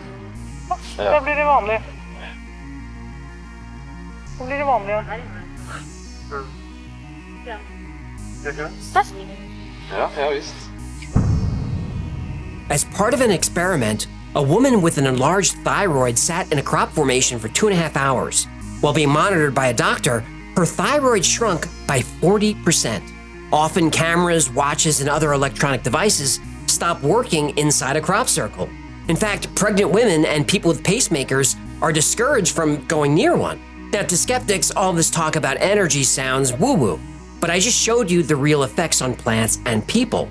Now, it's fair to say that the elongated nodes and growth rates of wheat could be a coincidence. It's also fair to say that the physical reactions experienced by people could be psychosomatic, all in their minds.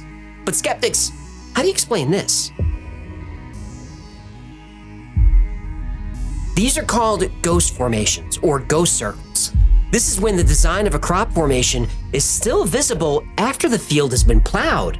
Sometimes a ghost formation remains through the following season. Sometimes it remains for 2 years before finally fading.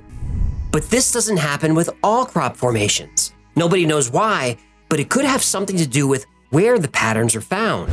A study was done in the early 2000s of all the crop circles in southern England found that year. The study showed that 98% of all non-man-made formations were over chalk aquifers. And by the way, chalk aquifers can be used for generating electricity. Everything keeps pointing back to electromagnetism. If there's an epicenter for crop formations in southern England, it's Silbury Hill. Silbury Hill was built thousands of years ago. It's 129 feet tall and covers an area of about 5 acres. Nobody agrees on what it was originally used for, but every year crop formations appear near it, sometimes right next to it. And by the way, the whole thing is one giant pile of chalk. Not far from Silbury Hill is Stonehenge. Crop circles appear there too. One of the most famous of these is called the Stonehenge Surprise. On Sunday, July 7th, 1996, this formation appeared mere feet from Stonehenge. It's been called one of the most complex and spectacular crop circle designs ever seen. The design is a Julius set, a type of fractal. Fractals are visual representations of mathematic formulas that repeat themselves at different scales. Zoom way in or way out, the pattern is the same. Look at how close Stonehenge is to the formation. Look at the visibility. Stonehenge has 24-hour security. The guards saw nothing unusual the night before. Crop formations also appear near Avebury, which is in the same area. The Avebury henge is massive, twice the size of Stonehenge. Now, a ley line is believed to be an invisible path or energy line that connects sacred sites. Ley lines are thought to create a network of energy across the earth, influencing the flow of energy and aligning with cosmic forces. The area around Stonehenge is on one of those ley lines. If crop formations are an attempt at communication, they're clearly using mathematic concepts, and this would make sense. Math is a universal language. But what do the messages mean? What story do they tell? Are crop formations proof of space travel? Do they offer an explanation for space travel? Are crop formations a map? Are they blueprints for a machine? Well, the answer to all those questions is yes. Over the years, crop formations got more and more complex. What started out as simple circles became patterns like this. This is the famous Milk Hill Galaxy Spiral found in 2001. The spiral consists of 409 perfect circles, 1,000 feet across, spread over 700,000 square feet. And look at how clean the design is. That's not even flat ground. This formation is a hard one for skeptics to deal with. Remember, England is pretty far north. In the summer, the days are very, very long. The night the spiral was made, there was only about 4 hours of darkness. It would take a huge crew of people to lay down this pattern in 4 hours. And by the way, it was raining the night it appeared. You'd think the field would be full of muddy footprints by the army of hoaxers it would take to make this. But nope, the Milk Hill Spiral is pristine. Fractals are a common theme with crop formations. Geometric shapes and other expressions of mathematic functions are also quite common. Even complex math problems are expressed. Squaring the circle is a problem in geometry first proposed in Greek mathematics. Squaring the circle involves using a compass and a ruler to create a square and circle with the same area. Now, this has been proven impossible, since calculating the area of a circle requires using pi. And if you remember your math lessons, pi is an irrational number, meaning it can never be exact. So you can never get the area of a circle to equal the area of a square. But there are methods that allow you to get close. And these methods have been seen in crop formations for years. Crop formations often use other mathematic concepts, like the golden ratio and Fibonacci numbers. Here's a formation that, when it appeared, people found very confusing. Then a mathematician solved it. It's a representation of pi out to 10 decimal places. The lengths of the arcs represent each digit. There's even a decimal point and an indication that the number continues forever. But there are also designs that, at first glance, look like geometry, but not exactly right. That's when some researchers had the idea to stop looking and start listening. This particular circle resembles what's called a cymatic pattern. A cymatic pattern is a shape that forms when sound waves vibrate a material like water or sand. Ernst Chladni was a German physicist and musician who documented cymatic patterns. He proved that different sound frequencies create different patterns, and these patterns could be predicted and repeated. Could the builder of this crop circle be telling us that this sound frequency has special meaning? If it does, how do we apply it? Well, let's look for more clues.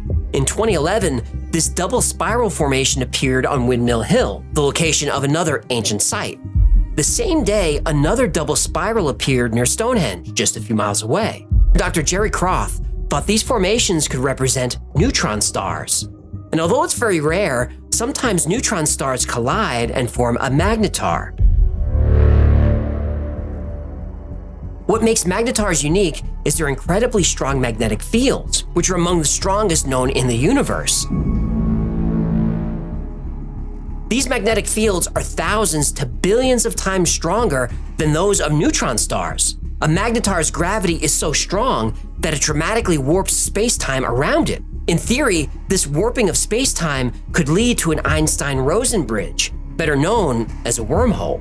A wormhole, again in theory, can connect two very distant points in space, essentially creating a shortcut that allows you to travel to a location faster than light could get there in a straight line.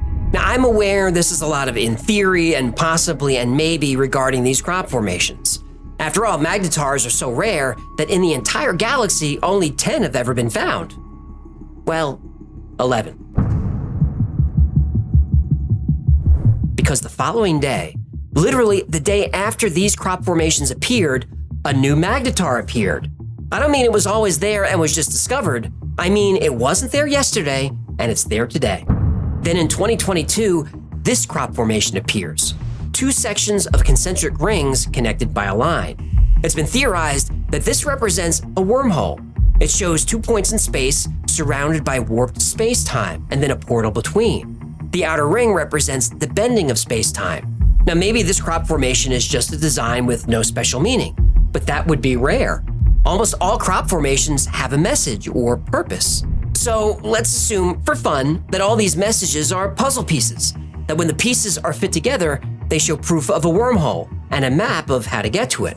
But how? How do we do that? Well, that's the question that electrical engineer Nikola Romansky asked. Nikola saw this image of a crop circle that seemed to be meaningless. It didn't have a recognizable geometry, it wasn't symmetrical. But Nikola had an idea. He brought the shape into his 3D software and extruded it around the center axis, meaning he spun it around to make a shape. So Nikola found more crop formations and did the same thing. He rotated the designs around a central axis to create their shapes in 3D.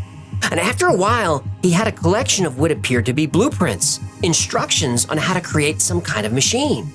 So what did he do? Well, what do you think he did? He built it. Nikola Romansky reached out to filmmaker Charles Maxwell and asked for help. Maxwell was working on a documentary about crop circles. Nikola needed help and funding to build his machine. This machine, he thought, was a vehicle that ran on zero-point energy, could alter gravity, and reach light speed. How can you not build it? So they enlisted 3D designers and machinists. They hired electricians and fabricators. It took over 3 years and they finally had their prototype. No! It didn't work. No. Well, they got some plasma to ignite, but they ran out of money. Oh. The entire process is in the documentary, which I linked below. The truth is, whatever they were building probably wasn't going to work. But it's possible that Nikola was onto something. That the secret to zero-point energy, gravity, and space-time all comes down to one thing: spin. Whenever government whistleblowers describe reverse engineering UFOs, spin is always a core piece of the technology. According to Mark McCandlish, a former aerospace designer, UFO anti-gravity and propulsion are achieved by rotating liquid mercury. The infamous Nazi bell-shaped UFO De Glocke was said to use similar technology. Bob Lazar talked about studying element 115 when he worked at Area 51. E-115 is said to power alien spacecraft, and when Lazar made those claims in the 1980s, there was no such element. But in 2003, E-115 was discovered. A whistleblower came forward just a few weeks ago. He claims to have been a military contractor working on reverse engineering UFOs. He said their engines use counter-rotating cylinders with element 115 as the power source. Russian physicist Nikolai Kozyrev believed the twisting and spinning of space-time called torsion was the secret to unlocking gravity and unlocking everything. In 2019, an engineer working for the US Navy filed a patent for a plasma compression fusion device. This is a machine that can generate a tremendous amount of power, like terawatts of power in a small package. The device is about the size of a car, but can put out as much energy as a nuclear power plant. If it's real, the energy is clean and unlimited. His invention is based on spin. The scientist is Salvatore Pais, and he currently works for the US Space Force. he's filed quite a few interesting patents on behalf of the United States government. Propulsion engines, room temperature superconductors, inertial mass reduction devices, and high-frequency gravitational wave generators. This may sound like science fiction, but the US military is taking these patents very seriously. Every single one of them is based on spin. Now, I don't know if it's irony or poetic justice, but it could turn out that nature's most mysterious secrets like gravity won't be discovered in a lab. It's possible that unlocking the secrets of nature might be done in a field of wheat. Crop circles are a controversial subject. The history of the crop circle community, if that's what you want to call it, is filled with intrigue, lies, and double crosses. Today, if you bring up crop circles in any mainstream venue, you'll get eye rolls and laughter. But that wasn't always the case. At one time, crop formations were taken seriously by the media, the government, and the general population. A new type of science emerged called cerealogy, named for Ceres, the goddess of agriculture and grain crops. Journals were created. Articles about crop formations were mainstream. Nick Pope spent over 20 years investigating UFOs for the British Ministry of Defense. He said the Army started investigating crop circles in 1985. Then glyphs started to appear in southern England in 1989, and crop formations were becoming complex. There seemed to be an intelligence at work. Prime Minister Margaret Thatcher asked her cabinet to find out what the hell was going on. The following summer, Operation Blackbird was launched. Blackbird was a 3-week surveillance operation with the goal of filming a crop circle forming in real time. The project was planned by prominent crop circle researchers Colin Andrews and Pat Delgado. It was sponsored by the BBC and Japanese national television. Not only did the project have the blessing of the British government, but the crops to be filmed were on land owned by the Ministry of Defense. By working with the MOD, acres of farmland could be cordoned off to keep out hoaxers and prevent any genuine crop circles from being trampled by a curious and excited public. The military had every inch of the field covered with cameras. They had night vision and even infrared cameras to detect body heat. If a circle was going to form, it would definitely be seen. This was a huge event. Millions of people around the world watched, and every day Colin Andrews would appear on TV and describe the day's events. On day 2, a crop circle appeared, and Colin Andrews went on television and spoke very enthusiastically about the discovery. And then everything came crashing down. The formation was a hoax. Not just a hoax, but an embarrassing one. The design was crude, and placed in the center of the circle was an astrology board game. Colin Andrews, a serious investigator and the face of the crop circle phenomenon, was humiliated. Somebody's had a laugh, they've had a joke, they've actually done none of us any good. That sets these sort of things, only set the research back. In the span of an afternoon, the field of crop circle research went from mainstream science to fringe theory, and it's been there ever since. Hang on. What? If the Army had the whole thing blocked off and covered with cameras, how come they didn't see nothing? It was a setup. It was a setup. Well, allegedly. Totally a setup.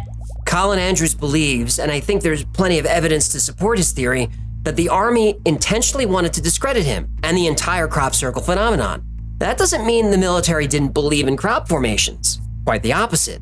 At the same exact time the highly public Operation Blackbird was going on, the Army was running a secret surveillance operation a few miles away on Silbury Hill. In fact, they allegedly had film of bright orbs flying over the fields just to the south of the hill. But this operation only became known later. It appears that Blackbird was sleight of hand. Get the public focused on Blackbird, while the real operation took place a few miles away. Even now, when crop circles or glowing orbs appear, it's not uncommon for military helicopters to show up. Not only do the helicopters patrol the area, but they'll also chase the orbs around the countryside. Clearly, the military believes that crop formations are something more than simple hoaxes. But after the Blackbird fiasco, none of this mattered. Crop circles were debunked, and Colin Andrews became a fringe character.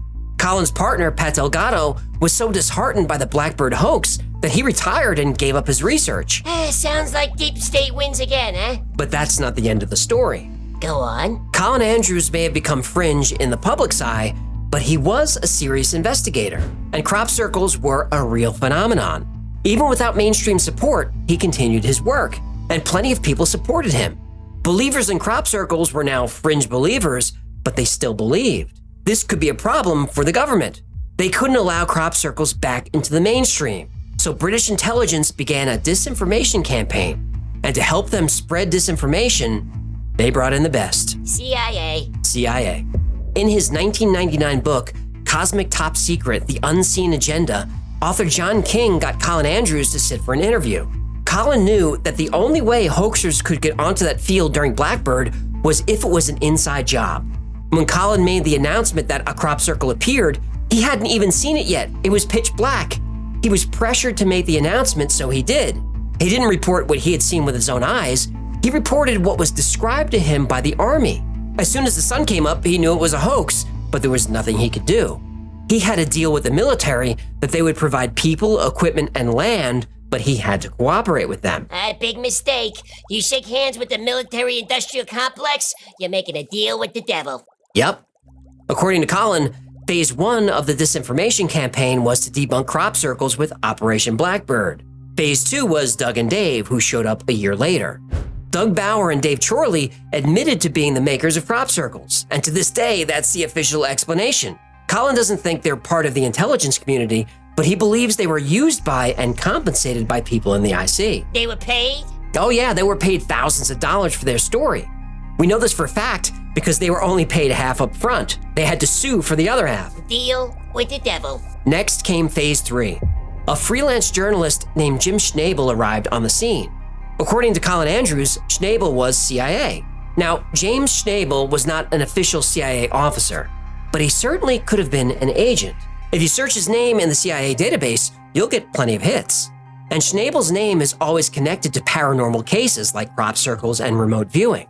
Anyway, Schnabel was conducting private interviews with everyone involved with Blackbird and with other crop circle researchers. He was driving wedges between people, misquoting them, and pushing the narrative that crop circles were debunked. Colin Andrews became convinced of Schnabel's CIA involvement during a spooky conversation. Schnabel had recorded and read to Colin the details of private conversations Colin had one evening while sitting in his car alone. And Colin Andrews has other evidence that he was being bugged and surveilled. It has to do a lot with invoices and stuff, and I'll link below if you want the specifics. He literally has the receipts. He has the receipts. And look, it's very, very common for the CIA to use journalists as assets. More common than people think. People talk to journalists, so they're useful at collecting intel. And people listen to journalists, so they're great at spreading disinformation. You may have heard about Operation Mockingbird. This was a project where over 400 American journalists were working as direct assets for the CIA. Carl Bernstein exposed how at least 10 journalists and editors at the New York Times were CIA operatives for years. And this is still happening right now, and I can prove it. But covering that and Operation Mockingbird is a full episode. And if you'd like to hear the whole story, let me know in the comments. Now, whatever your favorite newspaper is or your favorite news channel is, assume 10% of editors, reporters, and media personalities are working for the CIA or FBI in some capacity. Yes, it's that many. JFK warned us this would happen. He certainly did. Colin Andrews remembers a direct approach from a CIA operative. He met a man who claimed to have seen a crop circle being formed while he was out one night studying foxes. Oh, sexy broads. No, actual foxes. Ah. The man used this story as a way of being accepted in the crop circle scene. People got used to seeing him around. Well, a few weeks later, this man knocks on Colin's door. They go for a walk, and the man asks Colin tons of questions about crop circles, their locations, what he thinks they are, and on and on. But Colin started to get annoyed when the man was asking if he knew if the Russians were involved. At the end of their talk, the man tells Colin, "You're one of us now." I said, "What do you mean?" And he said, and this sounds even funny coming out of my mouth, but he said, "CIA." The man told Colin that there was a large amount of money waiting for him in a Swiss bank account. All he had to do was state publicly that crop circles were a hoax. Colin could go on researching circles all he wanted. The CIA would help him become the #1 crop circle expert in the world. They would give him special equipment. They would give him a staff. They would give him a budget. But when he came across a real crop formation, he was to call this man and nobody else. Colin Andrews passed on this offer, but the man harassed him with phone calls for a while after that. Soon the calls became so threatening that Colin contacted the British Ministry of Defense, but they said there was nothing they could do. What? Well, they said it was out of their jurisdiction. Oh, was he in England? Yep. That is a bunch of bull. Yeah, Colin was annoyed, but after a short time, the call stopped. Eventually, Colin Andrews moved to the US. And here he was approached by a Pentagon analyst who introduced him to a writer named Rosemary Ellen Guiley. You might know her name from her many appearances on the Coast to Coast radio show. She wrote 49 books and even hosted her own radio show all about the paranormal. Collins said Rosemary went to, in his words, every extreme to try and convince him to co-author a book with her. And she wanted to work on the book in his office, which would give her access to Colin Andrews' entire database on crop circles going back 30 years. She was persistent, but he turned her down. Colin is convinced, without a doubt, that Rosemary Guiley was a CIA asset. Again, Rosemary Guiley was the perfect candidate for an intelligence asset, especially since she was a regular guest on Coast to Coast, where she would be heard by millions of people. She would be allowed to continue her work in any way she wanted, but from time to time, she would be instructed to disseminate information provided by the intelligence community. It's more common than you think. So yeah, Rosemary Guiley was the perfect asset. I can't help but notice you're speaking about her in the past tense. Yeah, she died in 2019 at the age of 69. Yeah, that's kind of young to die, isn't it? Isn't it? There's another Crop Circles character with an interesting story. John Lundberg is an English artist and documentary filmmaker who founded the website circlemakers.org in the early 90s. He's responsible, or claims to be responsible, for some of the more elaborate crop formations that have been found over the years. On the Circle Makers website, which is still around, there are links to the many crop formations that the group takes credit for. There's no doubt that the Circle Makers created complicated and often very beautiful crop formations. But Crop Circle researchers Robert Hulse and David A. Caton think there's more to John than meets the eye. But in our opinion, the whole Circle Makers website and Lundberg and co. are all part of a disinformation campaign, possibly funded by government. Robert Hulse said at one time, the Circle Makers website had a recruiting link that took you directly to the recruitment page for MI5, British military intelligence. Hulse believes that the Circle Makers group is funded by British intelligence and was specifically created to spread disinformation. Hulse believes the Circle Makers' goal is to muddy the waters and confuse serious crop circle researchers, to make it as difficult as possible to determine what was and wasn't a genuine crop formation. Now, there's no hard evidence that the Circle Makers or its founder are connected to military intelligence. But in 2009, researcher Richard D. Hall dug into Lundberg's background and found a lot of interesting information. Lundberg got his master's from the Slade School of Fine Art in London in 1992. At this time, Slade was next door to the then secret headquarters of MI5 at 140 Gower Street. It was literally next door. The two buildings shared a courtyard. Hall makes the point that intelligence agencies often recruit final year college students. That's always been true and is still true today. Lundberg started making crop circles immediately after graduating. Hall notes that if you view the HTML source of circlemakers.org, the second keyword is MI5. Now that was in 2009, but even today, the site's keywords contain entries like MI5 and CIA. And something I just noticed while researching this episode, why is alleged CIA asset Jim Schnabel a keyword on this site? In 2004, the Circle Makers website teased Colin Andrews, who at the time was raising money for his research. Circle Makers said that if the fundraising fails, Colin could just join MI5 PSYOPs and retrain to be a crop circles maker. Now, PSYOPs is short for psychological operations, which is the use of psychological techniques and tactics to influence the perceptions, attitudes, and behaviors of a group of people. And this is a type of strategic communication used by military intelligence and government organizations all the time. It sure is. Just turn on the news. Well, that's true. If you spent an hour reading the news today, you consumed government intel. Believe me. Now, Hall acknowledges that these references to MI5 seem just too blatant, but he believes they're a double bluff. Meaning, if we sarcastically connect ourselves to the intelligence community, people will think we're joking. Nobody would be so obvious. But this is absolutely a real and effective PSYOPs technique. Hall found that the website was hosted in Pittsburgh. Now, at the time, and even today, to some degree, it's uncommon for British organizations to host their sites in the US. And Hall found that the administrative contact for the domain belongs to a colonel in the US Air Force. Now, it could be a coincidence, but the man has an unusual name. Now, I'm not going to name him here, but I'll link to Hall's research down below. Richard Hall looked into Circle Makers' finances, trying to figure out how they pay their bills. Lundberg had registered a couple of companies, but they were inactive. But there was an interesting quote on the Circle Maker's website. You'd be surprised how expensive running a successful website can be. Don't panic. We're not going to ask you for money. Our retainer, from sources we'd rather not disclose, has kept our virtual head above water. What does that mean? A retainer? From who? Who's financing them? Making crop formations is technically a crime. It's trespassing, vandalism, destruction of private property. What investor would fund that and become complicit in those crimes? Plus, there could be civil liability. If you create a crop circle and a bunch of strangers show up and tear up my field, I could sue you for that. Even if they're minor crimes and rarely prosecuted, it doesn't sound like a good investment. Hall did a land registry check on the apartment where Lundberg was living at the time.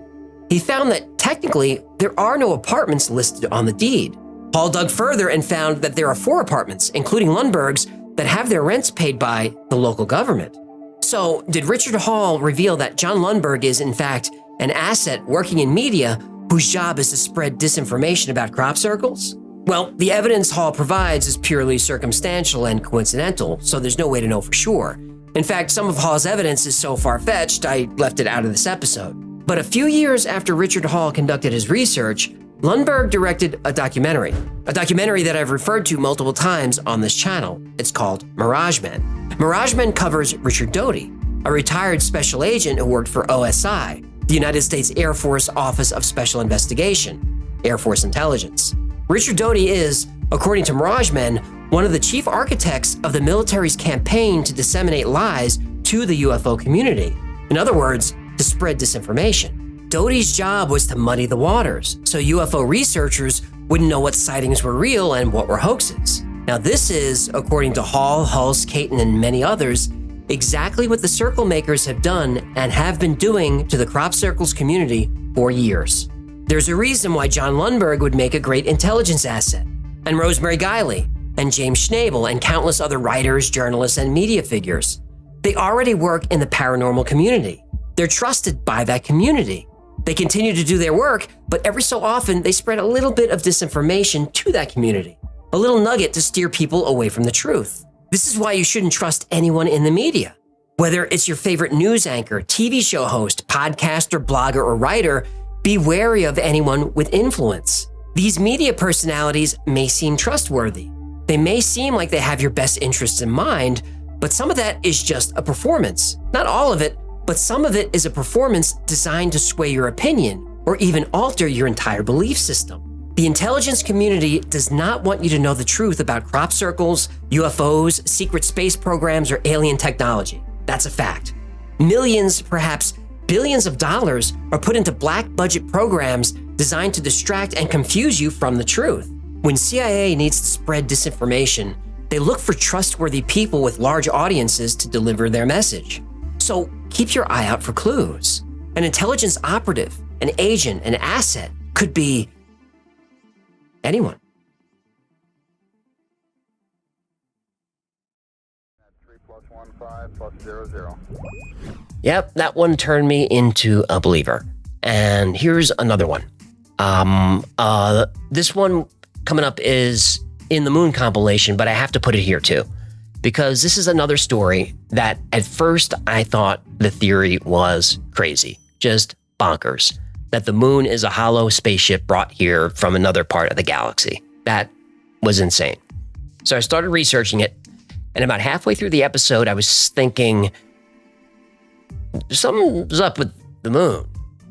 And then by the time I finished researching and wrote the episode, I was convinced the moon is a hollow spaceship brought here from somewhere else in the galaxy. This isn't our most watched episode, but when people recommend this channel to others, this is one of the episodes they recommend. I do too. I think it's a great one. Hope you enjoy it. 15+00. Despite it being humanity's constant companion through all of recorded time, the moon is still a mystery. Science hasn't been able to explain how the moon was formed, its unusual orbit, its distance from us, its density, its composition, its structure. These are all still questions. Now, there are theories about the moon that solve some of these puzzles, but they don't solve all of them. There's only one theory that answers every scientific question about the moon. Just one. That the moon is a hollow artificial structure brought here by someone else. Let's find out why. Let's start at the beginning. We're taught that the moon has been here forever, but there's controversy about this because scientists can't agree on how the moon was formed in the first place. The first theory of how the moon became linked to the Earth is the capture theory. It says the moon was just floating along, drifted near the Earth, and was pulled into orbit. This is almost impossible. Another explanation is the accretion theory, that the moon and Earth formed out of dust clouds in the early solar system. But when systems form through accretion, they share similar traits. If the moon was formed this way, it would have an iron core, like the Earth. It would spin on an axis, like the Earth. But neither of these are true. The fission hypothesis was popular for a while, and this says the early Earth was spinning so fast that the moon was formed out of rock in the Pacific Ocean that was flung into space. But we later learned that moon rock is much older than the bottom of the ocean, so this is unlikely. The most popular explanation is the giant impact theory. This says that a large object about the size of Mars smashed into the proto-Earth. The debris field from the collision coalesced to create the Earth-Moon system. Again, these conditions would have to be so perfect that the odds are astronomical. Right. Now, a recent theory is a combination of all of these, that a large object collided with the Earth about 4.5 billion years ago, essentially vaporizing it. And this vapor is called a synestia. And the synestia was spinning very rapidly, forming a torus. And the moon formed on the edge of this torus. Whoa, hold on. Torus? What's a torus? Well, this shape is a torus. That looks like a donut. It does, but in geometry, if you revolve a circle around an axis in three-dimensional space, it's called a torus. Yeesh, and you wonder why you're not popular at parties. I'm very popular at parties, aren't I? So, we still don't know how the moon was created. You would think that actually going to the moon and collecting rock samples would solve some of these puzzles. But when moon rocks were brought back and studied, it only created more questions.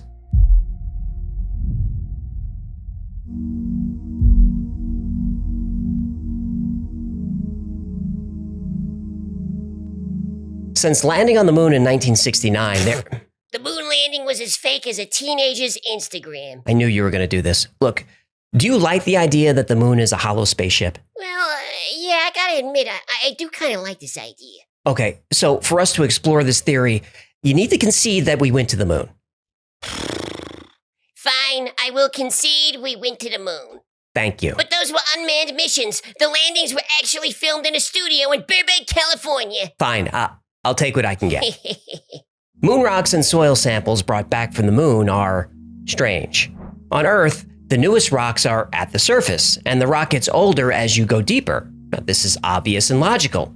But on the moon, the soil on the surface is older than the rocks underneath, and the surface rocks are older than the rock underneath them. It's backwards. The only way this happens on Earth is when we drill, dig, and mine, bringing older material to the surface. But we see this all over the moon. Now, if the moon was somehow hollowed out, older rock would be on top. But the list of anomalies goes on. Typical planetary structures have denser materials toward the core and lighter materials toward the surface. On the moon, this too is reversed, and no one could really explain why. The moon's surface is pockmarked by asteroid impacts that have happened for billions of years, so you would expect the rock around the impact craters to be different ages. But there is a strange uniformity in the age of these rocks. The chemical makeup of lunar dust is also very odd. If lunar dust is the result of billions of years of impacts, why does it have a different chemical makeup of the rocks around it? The moon doesn't have a magnetic field, yet moon rocks are strongly magnetized. The Earth is 4.6 billion years old, but the oldest rocks we found are much younger than that.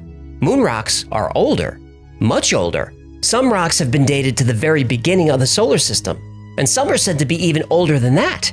Uranium-236 and Neptunium-237 are found on the moon. This is notable because those radioactive elements don't occur naturally. The only way we see those isotopes on Earth is if we create them. Titanium, chromium, and zirconium are rare on Earth, but these are found in abundance on the moon. If the Earth and moon were formed together, why such a big discrepancy? And those metals happen to be some of the most strongest materials that are known to exist, and they're highly resistant to corrosion. If you wanted to reinforce a structure, these are the metals you would use. This structural reinforcement could explain why moon craters all seem to be the same depth, no matter how wide they are. Shouldn't craters of different sizes be of different depths? It's as if there's a resilient metallic shell just beneath the surface of the moon, preventing anything from penetrating further. Now, if there was some type of instruments on the moon's surface that could detect seismic activity, we could test the hollow moon theory by intentionally colliding objects with the moon. This sounds like a setup. We did this, didn't we? We did. And is it hollow? Well, Hey-yo!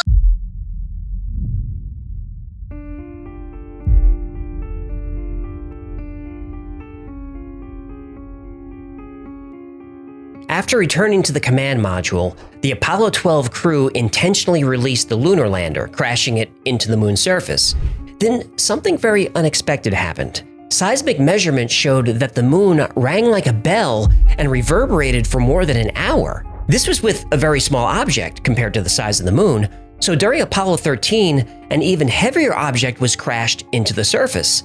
This time, the moon rang for over 3 hours, and vibrations traveled to a depth of 20 miles. This doesn't happen on Earth. Reverberations last only a few minutes because of the Earth's density. And on Earth, vibrations slow down as they move toward the Earth's center, where material is denser. But the vibrations on the moon actually got faster around 40 miles down, indicating the interior of the moon is not only far less dense, but perhaps has large hollow cavities. The density of the moon is something that's difficult to explain. The moon is about 25% the size of the Earth, but it's only about 1% of the Earth's density. If the moon were a hollow shell, this would explain that. Besides the density issue, the moon has a lot of characteristics and coincidences that we don't see anywhere else. The moon is actually more like a planet than a moon. At 1/4 the Earth's size, no other object in the solar system has a moon this large. This occurs nowhere else, not in our solar system or any other solar system that we found. And the moon orbits much more closely than it should. And its orbit is also a mystery. It's the only object we've ever observed with a near perfectly circular orbit. We don't see this anywhere else either. Because of this near perfect orbit and its size and distance from the Earth, the moon appears in the sky as almost the exact same size as the sun. This is what allows us to have eclipses. Our distance to the sun is 400 times our distance to the moon, and the size of the sun is 400 times the size of the moon. Could this be a coincidence? Nah. Well, when enough coincidences pile up, we may have to adjust our thinking and be a little more open-minded. And that's what happened in 1970. 2 Soviet scientists looked at all the evidence and all these coincidences and came to what they felt was the only logical conclusion. And they agreed that their theory sounded crazy, but said not only is the moon hollow, but it's also a spacecraft that traveled here in the distant past. So now we have to ask, who built the moon?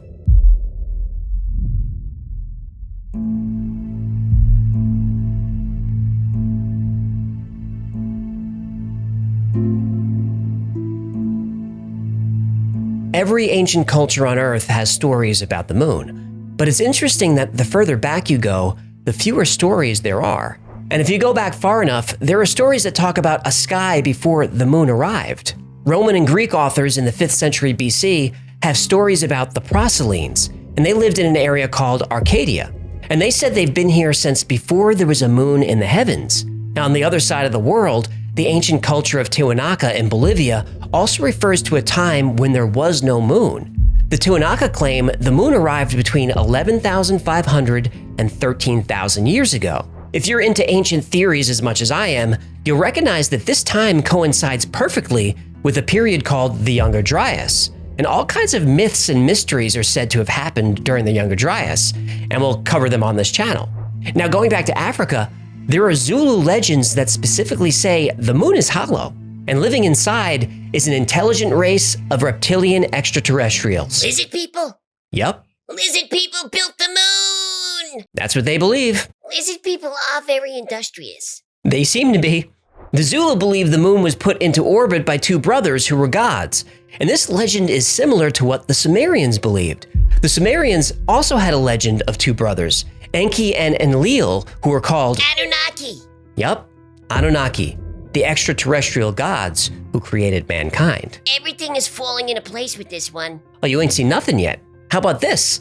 The Zulu also believed that before the moon arrived, the climate of the Earth was very different. There were no seasons, and a blanket of thick water vapor covered the entire planet. And we now know that the moon does stabilize our climate. Without the moon's gravity, the Earth's axis would wobble. There would be no consistent seasons, no tides, extreme weather. The presence of the moon is what allows life on Earth to thrive. So back to the Zulu.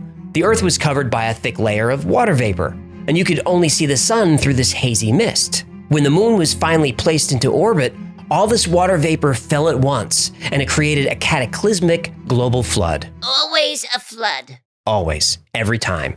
Every ancient culture has a flood myth, and there's mounting evidence that this did indeed happen during the Younger Dryas. Cultures around the world have myths that are in perfect sync with each other. The coincidences keep piling up. The Zulu legend talks about how the arrival of the moon changed the tides and stabilized the climate. And this is something that wasn't understood by science until the past 100 years. Yet somehow the ancient Zulu were able to make the connection between the moon and the tides and the seasons. All of these myths and legends, plus strange coincidences and anomalies about the moon, start to add up to a compelling theory that the moon is hollow, is artificial, and was placed here by intelligent beings long ago. But coincidences aren't proof, and myths aren't proof. We need to know what's been happening on the moon lately to see if we can make our case with hard evidence. Lucky for us, the evidence is there.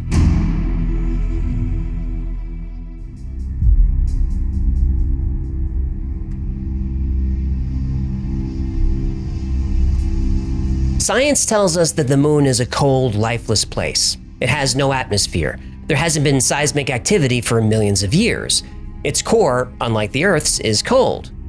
For a supposedly dead world, there's an awful lot of activity up there. On March 7, 1971, a cloud of water vapor appeared on the moon that covered 100 square miles, and it was there for 14 hours before it dissipated.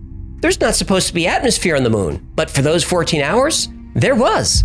In fact, 6 astronomers in the past 100 years have documented a glowing mist in the crater named Plato. The same mist, the same crater, over many years. Boulder tracks are seen on the moon, all over the place.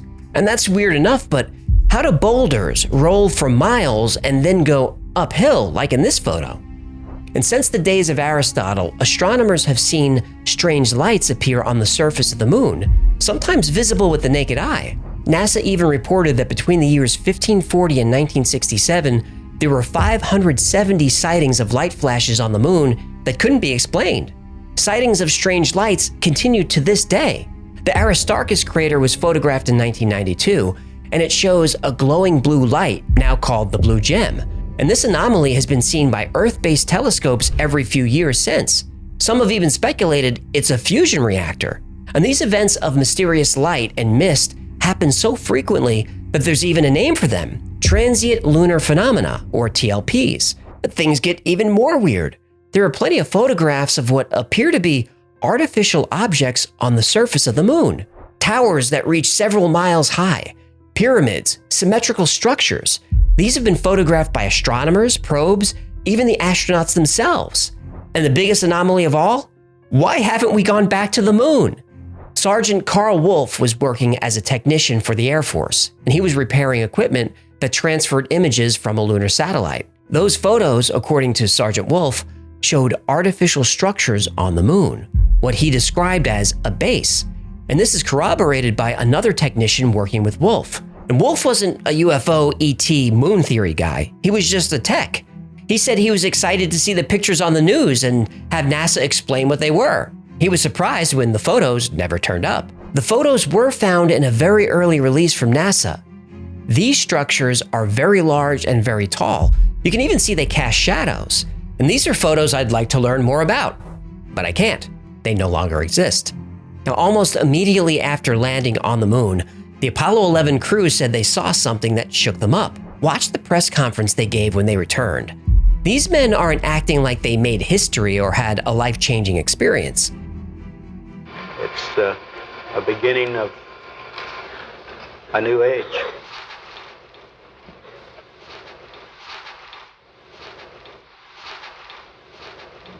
They look sad, frightened, uncomfortable, even depressed. Why? Is there a reason we haven't returned to the moon? And could it be that the Apollo missions discovered something that ancient cultures knew centuries ago? Something that reputable scientists believe is the only answer to this list of mysteries. That the moon is not what it seems or what we've been told. The moon is hollow, artificially constructed, and appeared in Earth's orbit from somewhere else, far away. Makes sense to me. Does it make sense to you? So what can science explain about the hollow moon spaceship theory? Well, the formation of the moon is still unknown, so score theory 1, science 0. The density problem is said to be because after the giant impact, the Earth's upper mantle formed the moon. The mantle is much less dense than the core. Okay, the problem with this is the giant impact theory probably isn't what happened. And the theory about the Earth and the moon forming out of that big donut shape? In geometry, that's called a torus. Torus. Well, that wouldn't explain the density discrepancy. We're told the moon ringing like a bell is because the moon is much less dense, and the moon's rock has much less water, so vibrations reverberate longer and farther. This can't be proven, but okay. The perfect eclipses? Well, here's where science wins. The eclipses aren't exact. They're close, but not perfect. Besides, the moon is drifting farther away from the Earth every year, so eclipses are becoming less and less perfect all the time. And whether the moon arrived 14,000 years ago or was formed billions of years ago, it was much closer to the Earth, so it was much larger in the sky. Now, NASA claims that we know the moon isn't hollow because of seismic observations. And that's fair, but it's still conjecture. Look, we don't know for sure what's at the center of the Earth, much less what's at the center of the moon. If there's anything at all. Right. Now, the structures are said to be shadows or optical illusions. Nope. And the lights are from meteor impacts or reflections from glassy patches on the surface. Nope. But the bottom line is this. Yes, the hollow moon spaceship theory is a wild one, I admit that. And many of the anomalies found on the moon can be explained. The explanations aren't perfect, but they're enough to satisfy skeptics. And I consider myself a skeptic, but I'm open-minded. I just want to know the truth. And when I started researching this story, I thought it would be a fun ride, a pure tinfoil hat experience that we could button up with science. That's not what happened. There's just so much unknown and unexplainable that something doesn't feel right about what we've been told about the moon. But as always, the space agencies and the governments they serve are very selective about the images and information they release. So I have a message for them. For NASA, the European Space Agency, Russia, China, Elon Musk, Richard Branson, Jeff Bezos, and anyone with the resources to put people back on the moon. The message is this: if you want us to believe your explanations, you're gonna have to prove it. 3+15+00. I told you, the moon is weird. And now that more countries are going there, things are gonna get interesting. Next up is a change of pace. True crime. This is a true crime story. I'm looking at my notes, but it fits the channel. So imagine this, a small town in Ohio. You start receiving letters, crazy handwritten letters in the mail. And these letters, written in like the scrawlings of a madman, know all your intimate secrets, things that nobody knows, not your spouse, nobody. And the thing is, these letters start going to everybody.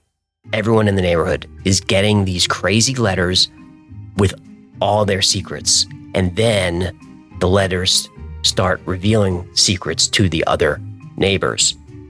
It's dramatic. And people's lives were destroyed over this. And a couple of lives were lost because of this. This story is the Circleville Letters. This is a mystery that's gone on for decades, and it's still unsolved. 15+00. We all keep secrets. For most of us, these are nothing more than minor embarrassing details about ourselves. But some of us have dark secrets, which, if discovered, could destroy lives. For years, the residents of Circleville, Ohio, received bizarre, threatening letters from someone who somehow knew every salacious detail of their personal lives. The letters cost people their jobs, their marriages, their freedom, and sometimes their lives. Over 1,000 letters were sent over 20 years, yet somehow whoever wrote them got away with it. Let's find out why.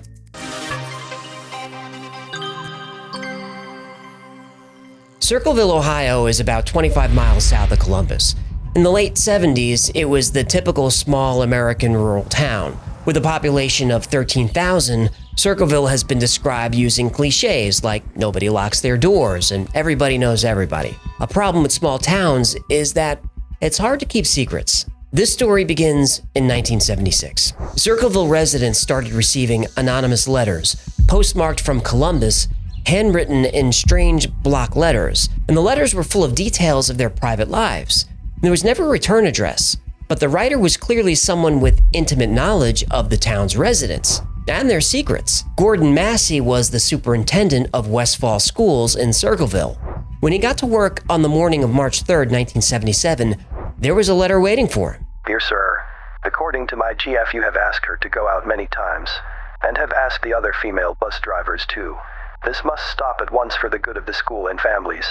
If they are not stopped, I will be forced to write to the school board, and I would hate to do that. The prey on another man's girl is untouchable.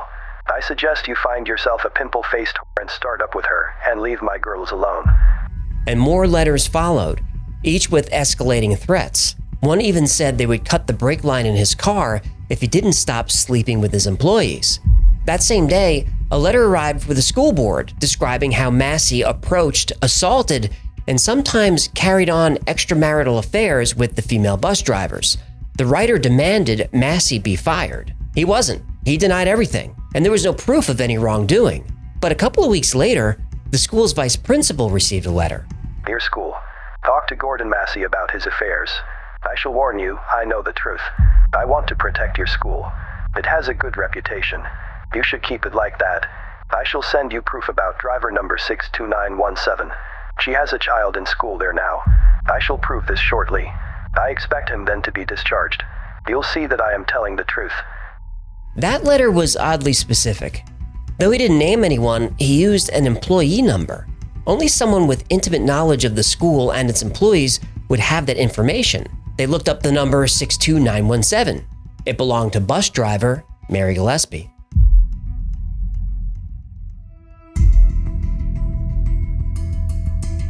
Mary Gillespie was not someone you'd suspect of a scandal. She had a nice group of friends and a close family who lived nearby. And according to everyone who knew her, Mary was a good friend, an attentive mother to her 2 children, and a loving wife to her husband Ron.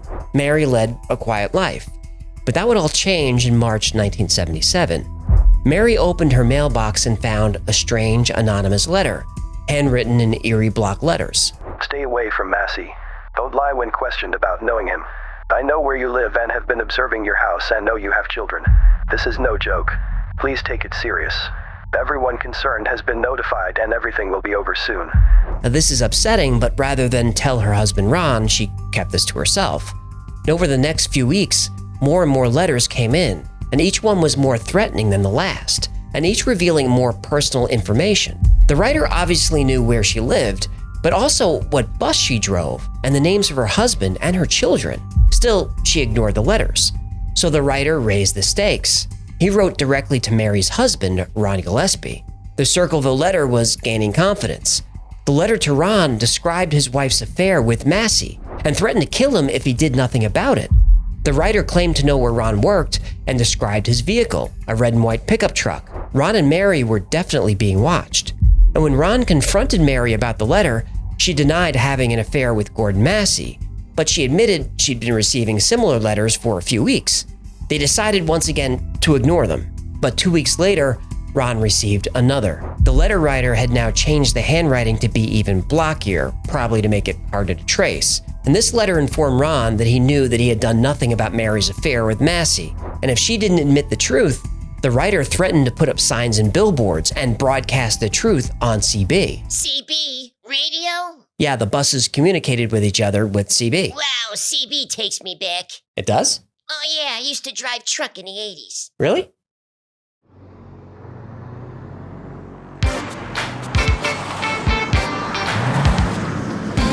This is Hecklevish at the Pork Chop Express, and I'm talking to whoever's listening out there.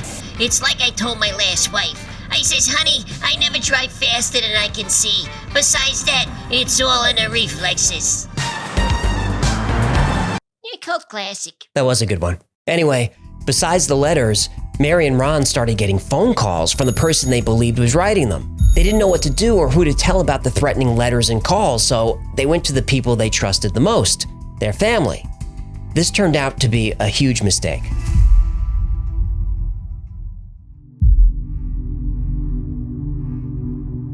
To fight back against the anonymous letter writer, Ron and Mary Gillespie enlisted the help of Ron's sister and her husband, Karen and Paul Freshour. They put together a list of suspects. From the beginning, Mary suspected another school bus driver named David Longberry. David made a few passes at her and became resentful when she rejected him. So they decided that Paul Freshour would write to David Longberry. In their letters, they told David that they knew what he was doing and threatened to go to the police if he didn't stop immediately. Did the letters stop? They stopped, and everyone's life went back to normal. Oh boy. What? This is the part where you say everything was fine until... In August 1977, the letters and phone calls had stopped. But now, signs appeared. Suddenly, Ron and Mary began seeing signs posted all over the town, written in the same crude block letters. They accused Gordon Massey of having an affair with Mary. Some even accused Massey of having an affair with Mary's daughter, Tracy, who was only 12 years old. Yeah, this isn't cute anymore. I hate this guy. I get it. So did Ron and Mary. In fact, every morning, Ron would get up early and drive around town, removing all the signs he could find, so his wife and daughter wouldn't see them on their way to school. But things get worse. Mary Gillespie went out of town to clear her head. Ron stayed home in Circleville with the kids. On the evening of Friday, August 19th, the Gillespies' home phone rang. The caller said he was watching the Gillespie house, and he knew what Ron's truck looked like. This set Ron off. He started ranting that he recognized the voice as the letter writer and was finally going to put a stop to this. So he grabbed his pistol, kissed his daughter goodbye, hopped in his red and white pickup, and tore out into the night. Did he find the guy? Ron Gillespie never made it home. Oh no.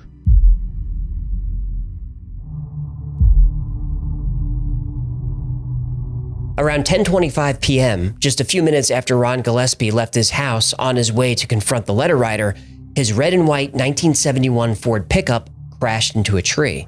Though just a few miles away from his house on familiar roads, Ron apparently failed to make a turn.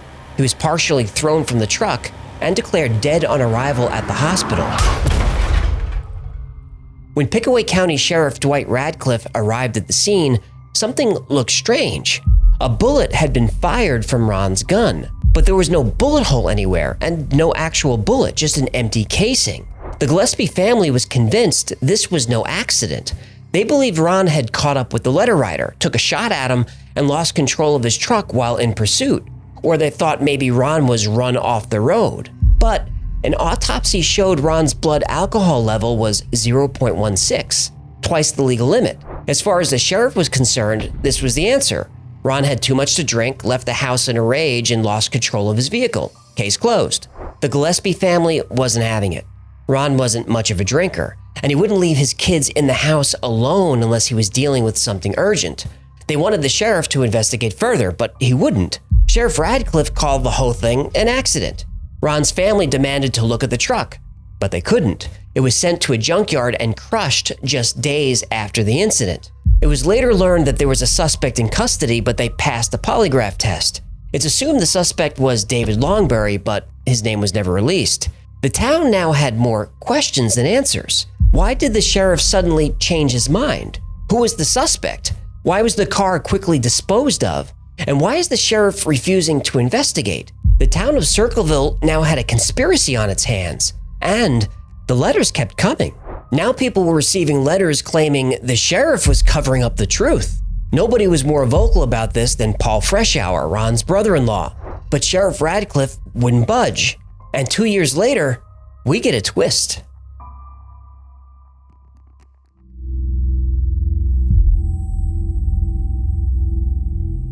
Two years after the death of her husband, Ron, Mary Gillespie finally admitted to having a relationship with Gordon Massey. What?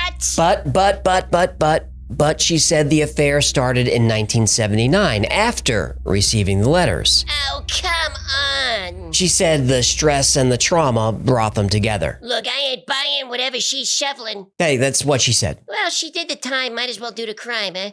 That's one way of looking at it. Mary hoped that finally being open about her relationship with Gordon Massey, the letters would stop. They didn't stop, did they? They kept coming.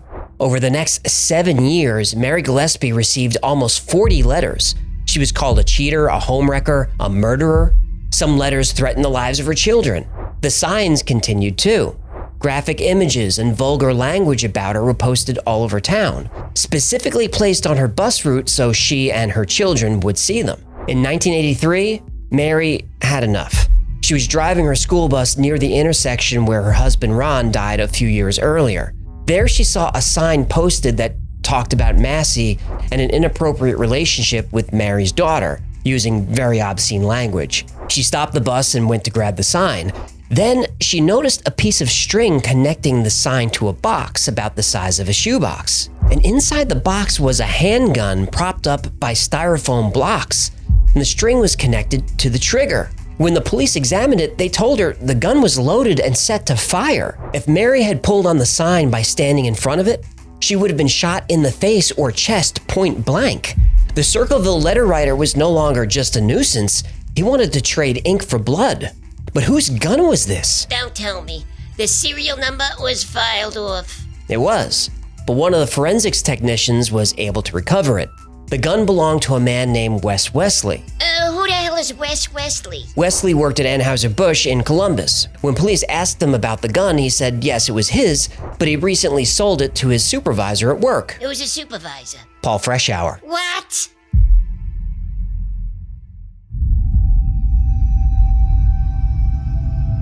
So the gun belonged to Paul Freshour, the man who kept trying to find answers to Mary's husband's death.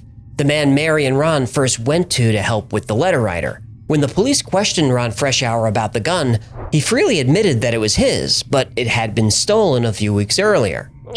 He just forgot to report it. Sure.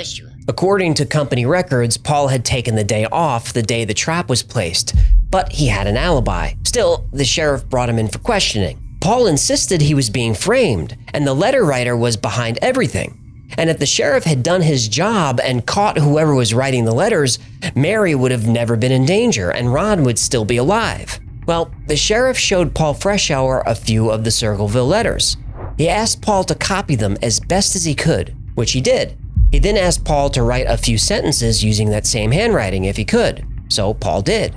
The sheriff looked at what Paul had written and claimed this was a perfect match, and placed Paul Freshour under arrest for the attempted murder of Mary Gillespie. Wait. What? The sheriff told him to copy the letters? Yep. And that's how the handwriting matched? Uh-huh. Oh, any judge would throw that evidence right out. Well, Paul Freshour was found guilty and sentenced to 7 to 25 years in prison. What? That's some sloppy police work. But at least they finally got the guy. And while Freshour was in prison, don't tell me, the letters kept coming. Oh no!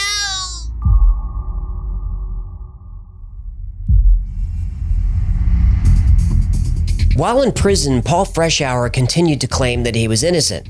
He was imprisoned in Lima, Ohio, over 100 miles from Circleville. Yet somehow the letters kept coming. And like always, they were anonymous, written in that weird blocky handwriting, and postmarked Columbus, Ohio. By now, the letters were going all over central Ohio, not just Circleville. The prosecutor in Paul's case was accused of corruption. The coroner who did Ron Gillespie's autopsy was accused of child abuse, which actually turned out to be true, so who knows, maybe there was a cover-up. Over 1,000 letters went out, and some were even dusted with poison.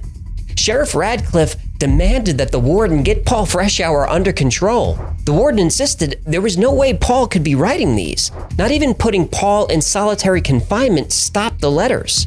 So in 1990, after being in jail for 7 years, Paul Freshour was up for parole.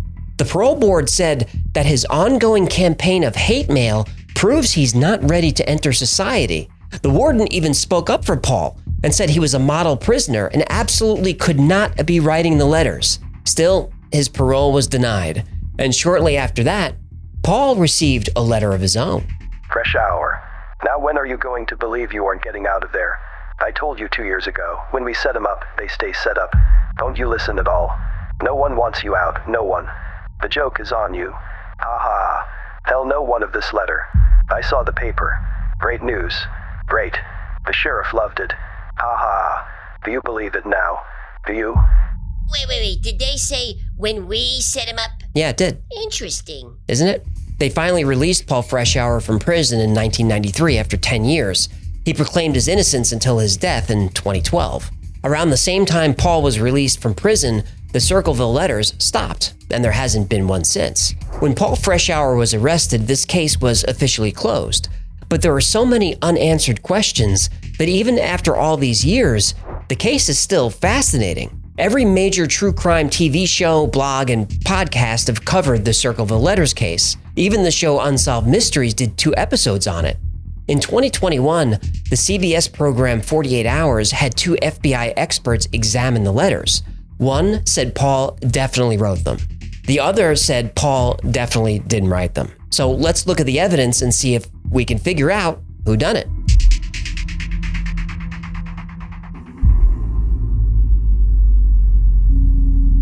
There are a few theories. Here are the primary suspects. Some think the answer is simple. Paul Freshour did it. It was his gun, his handwriting, that's it. Now, could Paul have sent hundreds of letters from prison unnoticed, all postmarked Columbus, Ohio, over 100 miles away? Nope. Sure, I guess it's possible. Nope. Some think it was David Longberry, the bus driver who made a pass at Mary, who rejected him. Longberry was troubled. He got caught abusing a young girl and left town in 1993 to avoid prosecution. It was around this time that the letters stopped. But there was a large group of people, including professional investigators like Martin Yant, who think Paul's wife Karen deserves a closer look. While all this was going on, Paul and Karen Freshour were going through an ugly divorce. Really, really nasty. When Martin Yant was investigating the case, he said he'd never seen someone hate another person as much as Karen hated her ex-husband Paul Freshour. Yant discovered a witness that could have possibly exonerated Paul, and she made herself available to the defense but was never called. She was also a bus driver who had the same route as Mary. About 20 minutes before Mary found the trap, this witness says she saw a tall man with sandy brown hair near the sign, and parked next to the sign was a yellow El Camino. Why is this important? Well, first of all, Paul was short with dark hair, but at the time, Karen Freshour was dating someone, and he was described as tall with sandy brown hair. Any chance Karen's boyfriend had an El Camino? No, but Karen's brother did. Oh no! The wife did it! Paul was framed! Maybe. Karen had multiple motives. Mary had cheated on her brother Ron, who is now dead. And if she could frame Paul for the murder, well, that solves 2 big problems for Karen. And if you read the divorce decree, Paul pretty much got everything. The house, retirement savings, the kids. But if Paul goes to jail, Karen gets everything. In fact, Paul insisted this was her plan all along. Paul even believed his son Mark stole his gun a few weeks before the incident. And Paul didn't report it because he didn't want to see his teenage son go to jail.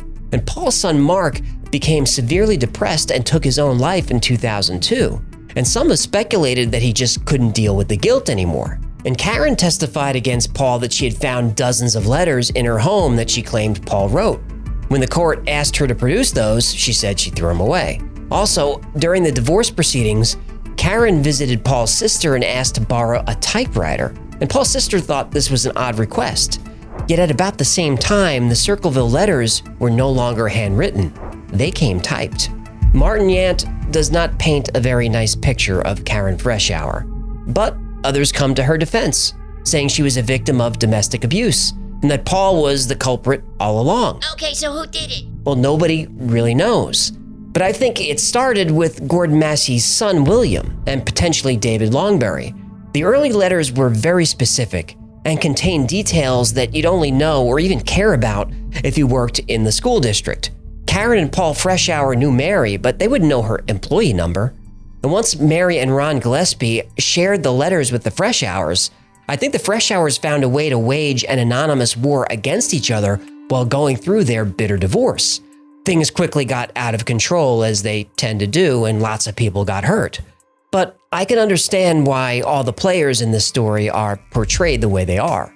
The story of the Circleville Letters has so many layers of mystery, it's only natural that if we can't solve the puzzle, let's at least try to put some pieces in place. And every good story needs a hero. That's Paul Freshour, a husband, a father, wrongfully accused and sent to prison. The villain is Karen, a vindictive wife obsessed with destroying her husband.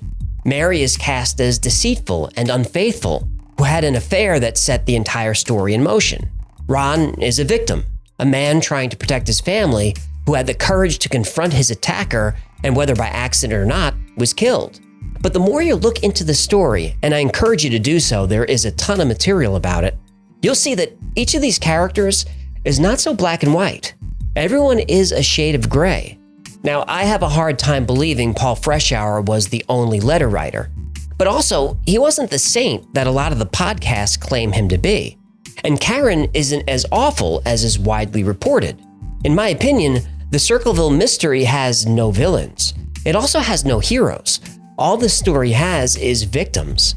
And if you want to solve this mystery because of curiosity, I think that's okay.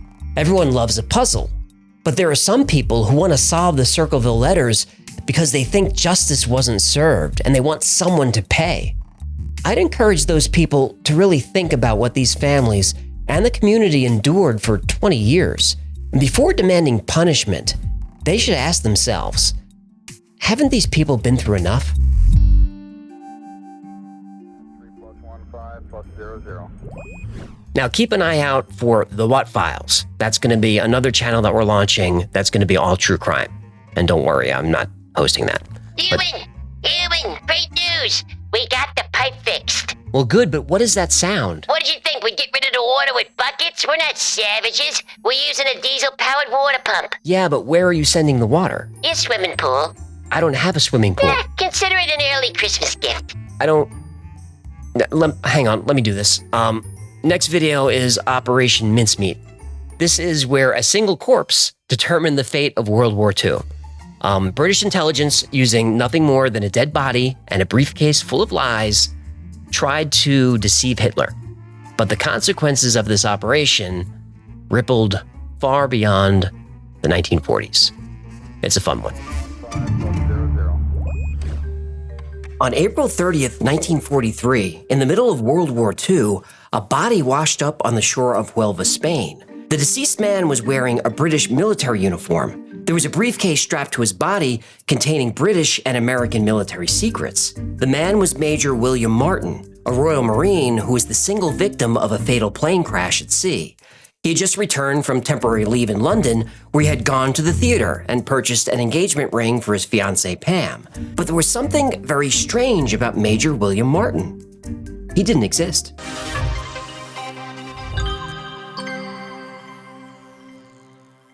It was the winter of 1942, and the Allies needed a win. Hitler's Nazi war machine had steamrolled all of Europe, and everybody knew England was next. The United States had just been dragged into the war by the attack on Pearl Harbor, and American bodies were piling up by the thousands. Inside job. What? Pearl Harbor was an inside job. Didn't you see that image that was going around? Show me. See, look at that. How could the planes fly this distance in 1931? You know that was meant as a joke. Maybe. And you know the Earth is round, right? Allegedly. No, it really is. Could be round, could be flat. You know, who's to say? Science is to say. Oh, right, science. I tried to make air quotes, but my fins wouldn't bend. Anyway, German forces were better trained, better equipped, and of singular purpose. But Germany did have a weakness. It's not a country rich in natural resources. To wage war in the 1940s, you need iron, oil, rubber, and food. Germany had to import all of these. If the Allies could disrupt Germany's supply lines, the Germans would no longer have the ability to fight, and the war could come to a quick close. But that was easier said than done. German engineers were among the best in the world.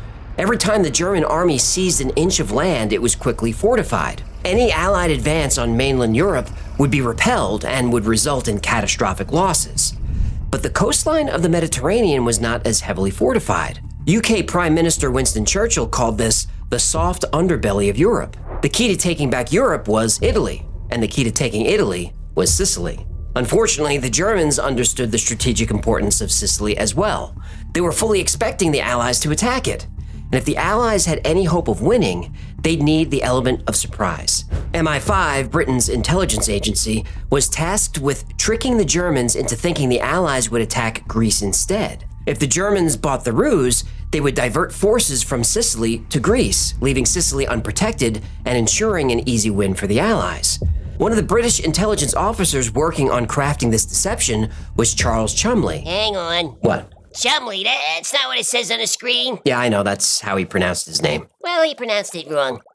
Chumley's primary role in the war effort was an ideas guy. Charles Chumley remembered a top-secret memo distributed to British wartime intelligence at the beginning of the war. It became known as the Trout Memo because it compared intelligence to fly fishing. Why would anyone want to catch flies? No, fly fishermen try to catch fish. Those fishermen. The Trout Memo listed 51 specific ideas for fooling the Germans. The list was pretty wacky. It included dropping glow-in-the-dark footballs in the water to attract submarines. There was one about a fake treasure ship, and there was another about explosives being disguised as food. But the craziest idea in the Trout Memo was number 28. It involved loading up a corpse with phony documents, then dropping the corpse from a plane behind enemy lines. And when you read the entire Trout Memo, you can't help but think whoever thought of this stuff would be great at writing spy novels. The Trout Memo officially was written by Rear Admiral John Godfrey, but it was actually written by Godfrey's assistant, Lieutenant Commander Ian Fleming. The same Ian Fleming who went on to become a novelist, best known for a series featuring the character Bond. James Bond.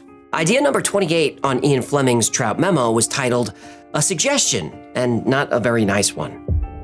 The following suggestion is used in a book by Basil Thompson. A corpse, dressed as an airman with dispatches in his pockets, could be dropped on the coast, supposedly from a parachute that had failed.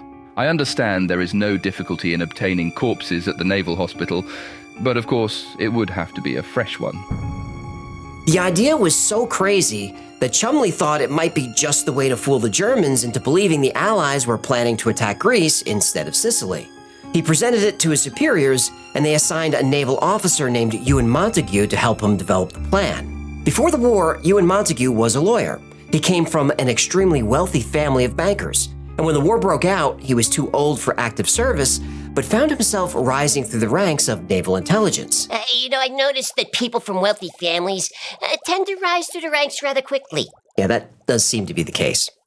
As it turned out, an inclination for wartime intelligence work ran in the family. Ewan didn't know it at the time, but his own brother, Ivor Montague, was actually a spy for the Soviet Union. Uh-oh. Well, luckily the Soviet Union and the United Kingdom were fighting this war on the same side. That's true. So did this Igor... Ivor. Igor... Ivor. Ivor. Ivor. Did he stop spying for the Russians after the war? Uh-huh. The Montagues were also Jewish, so Ewan's wife and children spent the war in America for safety reasons. Ewan wanted in on this unique operation, to serve his country, of course, but also to keep his mind off how much he missed his wife. Chumley and Montague fleshed out the plan for their mission. They would deliver a dead body via a submarine just off the coast of Spain.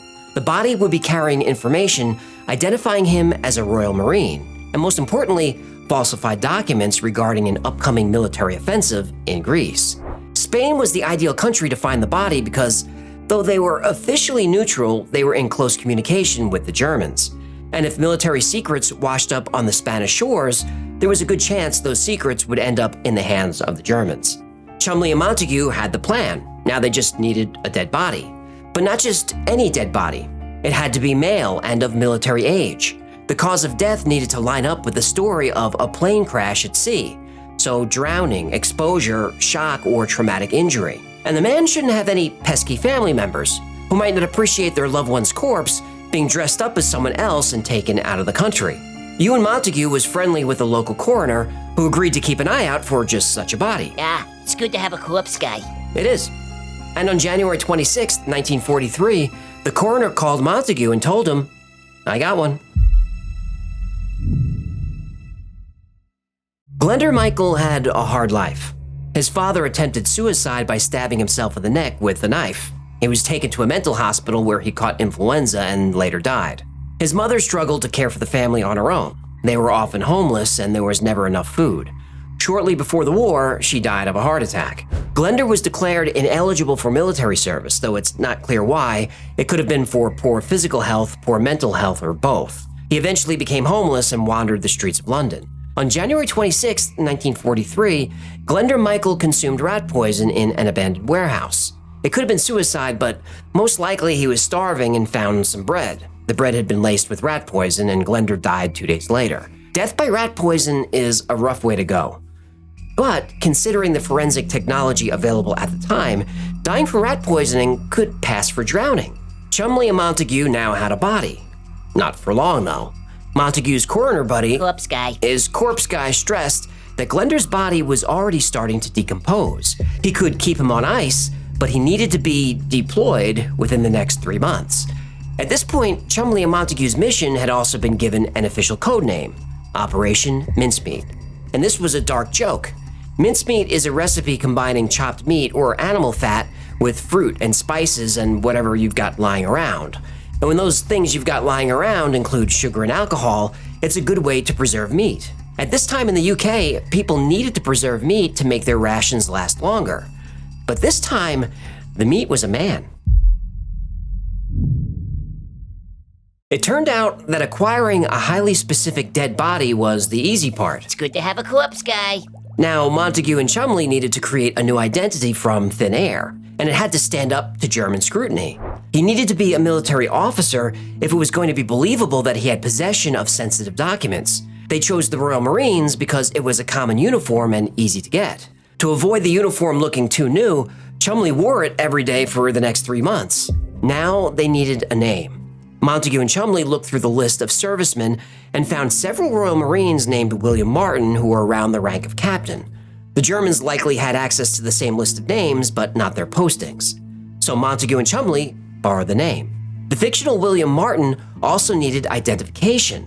Royal Marines carried ID cards on them at all times that included a picture. Montague and Chumley attempted to photograph the dead body, but this was unsuccessful. They couldn't pull a weekend at Bernie's. Well, they tried, but the body was in rough shape and getting worse. The pictures were frightening. But working in another department was a man who looked similar to Glender Michael, and he was willing to be photographed. Montague and Chumley borrowed his face. There was one more thing they needed, but this one they wouldn't be able to give back. Underwear. A British military officer at the time would have been wearing underwear. Underwear was rationed in the UK at the time, meaning you couldn't find it in a store, and no one was giving theirs up. And this is where the expression going commando comes from. I don't think that's right. Well, Montague presented this predicament to one of his superiors, and it just so happened that one of his superior's academic enemies had recently been run over by a truck. He was delighted to acquire his former colleague's underwear for Operation Mincemeat. Montague and Chumley now turned their attention from the physical to the fictional. They needed a backstory for Major William Martin. Every night they would go out with a few of their colleagues and fill in details on William Martin's backstory. He liked fishing and was bad with money. He was romantic and secretly wanted to be a writer. The team came to view Major William Martin as a friend. The backstory they created would be told to the Spanish who found the body, and hopefully the Germans they showed it to, in the form of pocket litter. Pocket litter is the term for the random stuff people carry in their pockets. For the fictional William Martin, that included his falsified military ID card, the military documents hinting at the Allied plans to invade Greece, ticket stubs from the theater, a receipt for an engagement ring, an overdraft letter from the bank, and a photograph and love letter from his fiancée Pam. Jean Leslie, a secretary working at the agency, agreed to provide a photograph. Jean now became Major Martin's fiancée Pam. And here's where things get a little awkward. Ewan and Jean began spending a lot of time together. They went dancing, they went to the movies, but not as themselves, not as Ewan and Jean, as William and Pam. They may have been playing characters, but the romance was real enough that Montague's own mother wrote to his wife suggesting she come back to the UK as soon as she could. But there was one last very important letter to be written. The military communication from a general revealing the supposed joint American and British attack on Greece. The work on this letter took over a month, and after many drafts were written by an increasingly frustrated Ewan Montague, they just had the general write the letter himself. Nobody likes getting notes. That's true. And in the letter was placed a single eyelash. Eyelash? Yep, the British needed to know if the letter was opened. If the plan worked, they'd have the documents returned to them. If the eyelash was missing, that means someone opened the letter. Oh. But the month of rewrites was a problem, considering the 3-month window given to Operation Mincemeat by the coroner. Corpse guy. They needed to get Glinder Michael, the photo of Jean, the worn uniform, the love letters, the dead academic's underwear, the all-important military document, and the pocket litter to Spain. And they needed to do it fast, because acting Major William Martin was starting to rot. At this time, MI5 employed one of the UK's most famous race car drivers. During the war, Jack Horsfall had been recruited by British intelligence to provide transportation for its agents when they needed to get somewhere and get out of somewhere fast. In this case, he needed to transport Ewan Montague, Charles Chumley, and a secret package from England to Scotland, where Ewan and Charles would meet a submarine that would deliver Major William Martin to a specific location off the coast of Spain. Glinder Michael's body had been placed in a special container that was created for this exact purpose. It was essentially a thin coffin packed with dry ice. This would help keep the body cold to slow down the decomposition process and help keep it secret. It would also save the submarine's crew from being trapped in a small space with a very bad smell.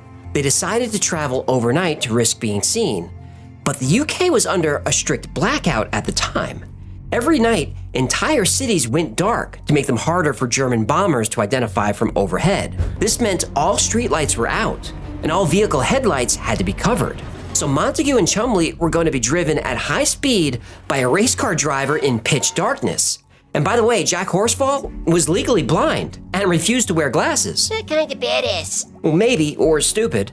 Horsfall wouldn't wear glasses because he was always very well dressed. He liked martinis and was famous for driving an Aston Martin. Just like James Bond. You'll be using this Aston Martin DB5 with modifications. Now, pay attention, please.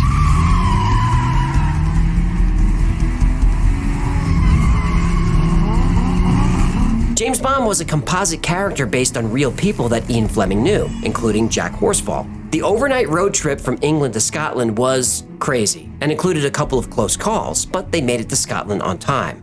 In Scotland, they met the crew of the submarine HMS Seraph and loaded in their suspiciously large container, which was labeled optical instruments. In the early morning hours of April 30th, 1943, the submarine reached its destination. The officers aboard the HMS Seraph performed a brief funeral service for Glinder Michael, then placed his body, with the briefcase attached, into the water. Then the sub was positioned in a way that the propellers could be used to propel the body toward the shore. They gunned the engine and the body was on its way. Their final task was to sink the body's container, and this turned out to be one of the biggest hurdles Operation Mincemeat faced. Part of the special container's cooling system included air pockets, and so when placed in the water, it floated. They tried shooting at it, but it still wouldn't sink. And if they couldn't sink it, this would be a big problem. Imagine a strange coffin riddled with bullet holes washing up on shore just after Major William Martin's body. The Spanish would know things were not as they seemed. So the Seraph crew decided to blow it up. The explosion was loud, but the container did finally sink. And Major Martin? He ended up on the beach.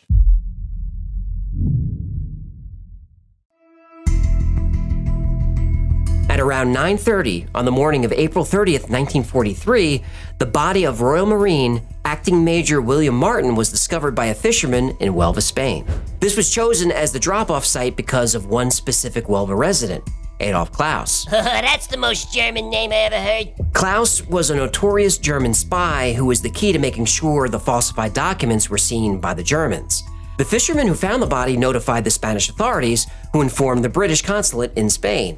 And now began a delicate diplomatic dance. After enough time had passed for news of Major William Martin's death to travel through official British channels, the British needed to start requesting Martin's briefcase. And by pushing for the return of the briefcase, it would alert the Spanish and hopefully the Germans that there was something juicy inside. But they couldn't push too hard, or the Spanish might return the briefcase before the Germans could get a peek. But they did eventually need to get the documents back if this thing was going to work. Because look, if the Germans believed that the British believed that their documents had been lost and the Germans had possibly gained possession of them, they would likely cancel the planned Greek attack. No reason to attack if the Germans know it's coming. And that couldn't be allowed to happen. The Germans had to read the letter and have it returned unopened. So, a delicate dance. Less delicate was the matter of the autopsy. Glinder Michael had, of course, not died by drowning or blunt trauma or shock or exposure. He ate rat poison. A detailed autopsy would almost certainly have revealed that something was off. But by this time, the stench of the body was so foul that the British vice consul, who was aware of Operation Mincemeat, was able to cut the autopsy short. He told the staff in the coroner's office, "It's hot, this place stinks, let's go grab lunch instead, I'm buying." And that was the end of the autopsy. A few days later, a funeral was held for Major William Martin. He was buried in Spain with full military honors. Among the crowd of mourners was the German spy, Adolf Klaus. Adolf knew about Major William Martin's arrival in Spain and was already working on obtaining a copy of the documents. Now, it took a week and a half, but the documents did make their way into the hands of the Germans before finally being returned. No eyelash? No eyelash. To get the letter out of the envelope, the Germans inserted a thin wire and actually wound the letter into a tight scroll. The scroll was carefully pulled from a small fold in the envelope. It was dried, copied, twisted around the wire again, and put back in the envelope without breaking the wax seal. It was then soaked in seawater and returned. Even if the eyelash was there, the British would have known the letter was red, because when they dried it out, it curled up like a potato chip. And then the information from the falsified documents made it all the way to Hitler. On July 9, 1943, the joint American and British invasion of Sicily, codenamed Operation Husky, began. The Allies were met with stormy weather, but little German resistance. The enemy was too busy planning for the invasion of Greece. Hitler had bought the Operation Mincemeat deception completely. The British had expected 10,000 killed or wounded in the first week of fighting, but only suffered 1,400 losses. The Navy expected 300 ships would be sunk in the action, but they lost only 12. The predicted 90-day campaign was over in 38 days. Operation Mincemeat is now considered one of the greatest episodes of wartime deception in history, and is broadly credited with one of the turning points of World War II. But this successful operation had a dark side effect. It ushered in a new era of espionage. It opened a Pandora's box of intelligence operations focused on deception. But the targets of the deception were no longer military. The targets were now civilians. In 1942, the United States military created the OSS, the Office of Strategic Services. This was an intelligence agency modeled after Britain's MI6. After the war, the OSS was dissolved. But in 1947, a new intelligence agency was created, the CIA. Technically, the CIA is a civilian agency, tasked with gathering, processing, and analyzing national security information from around the world. But CIA operations are much more creative and devious than simple intelligence gathering. In 1953, the CIA helped overthrow Iran's government via Operation Ajax. In 1954, Operation PB Success overthrew the president of Guatemala, a democratically elected president. Syria, Indonesia, Brazil, Nicaragua, Haiti, Uruguay, Panama. In these countries and many others, the CIA attempted coups, attempted to remove elected leaders, and in some cases, assassinate those leaders. The 1962 Cuban Missile Crisis is taught in every American school. It's a story about Soviet aggression and the bravery of President JFK. What's not taught is that in the years leading up to the crisis, the CIA established a base of operations in Miami. The only place that had more CIA officers in the world was headquarters in Langley. These men belong to a terrorist organization, responsible for a recent wave of bombings, kidnappings, and assassinations. They are Cuban exiles waging a terrorist war against Fidel Castro, and their base of operations is an American city. From the Miami base, Operation JM Wave was launched. Cuban exiles were recruited and trained by the CIA to operate as agents. Those agents then spent years engaging in an extensive campaign of terrorism on economic and civilian targets. A lot of civilians were killed, and this was a major factor in the Soviet decision to place missiles on Cuba. And these terrorist attacks continued for years. In 1976, Cubana Flight 455 was destroyed by a bomb, killing all 73 people aboard. The CIA was immediately suspected, but naturally they denied it. But in 2007, independent research connected the bombing to a CIA asset. During the Vietnam War, the CIA spun up the Phoenix program. This program was designed to identify and destroy the Viet Cong, the VC, via infiltration, assassination, terrorism, and torture. Phoenix was shut down after the abuse, torture, and murder were exposed. In the 1970s back home, the CIA's Operation Chaos targeted anti-war protesters. I thought the CIA only operates overseas and doesn't spy on Americans. Yeah, I realized how stupid I sounded when I said it. Hey, it's a good thing that the CIA, FBI, and other agencies aren't being weaponized and used against American citizens, eh? Sarcasm! Operation Condor ran for over 20 years and was a program of terrorism, assassination, and overthrow attempts of every socialist leader in South America. There's compelling evidence to show that for over 30 years, the CIA helped organize, train, and fund death squads in El Salvador. During the US-inspired Civil War, at least 75,000 civilians were killed. MKUltra was an illegal human experimentation program. The CIA was testing drugs that could be used to force confessions through brainwashing and psychological torture.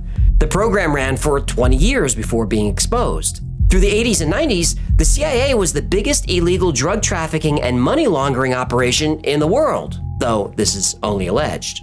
Operation Mincemeat is hailed as a great success, a major turning point in World War II that led to the Allied victory and probably saved millions of lives. And I believe that's true. But out of the ashes of the war, and emboldened by the success of the OSS, emerged the CIA. Now, the CIA and its defenders will say that, yes, mistakes were made, but the ultimate goal of the agency is to protect American lives and America's interests overseas. And that's what we're taught here in the US, and that's what we're shown in every movie about the CIA, which all have to be approved by the CIA. But there are people around the world and throughout history that view the CIA as an instrument of evil. Thousands, perhaps millions of people would say the CIA is the most villainous organization ever conceived by man. And I'm not saying it is, I'm just saying every story has two sides. So, is the CIA a hero or a villain? Well, it all depends on which side of the table you're sitting, on which end of the gun you are, on which end of the needle, on whether you're the tortured or the torturer. Now, given the nightmarish abuses and atrocities it's committed, and given the political weaponization of the agency that exists today, the CIA, at least the way it's currently structured, might be doing more harm than good. But if America is going to have a powerful intelligence agency like the CIA, and I think it should, that agency needs to do better. And we, the people, we need to demand it. 3+1,5+00. Okay, let's bring it back to the present. At the Las Vegas airport, there's a terminal with no official name that operates an airline with no official name that has airplanes with no markings. And every day they fly out to the desert and turn off their transponders illegally, and no one knows where they go. Gotta go to Area 51.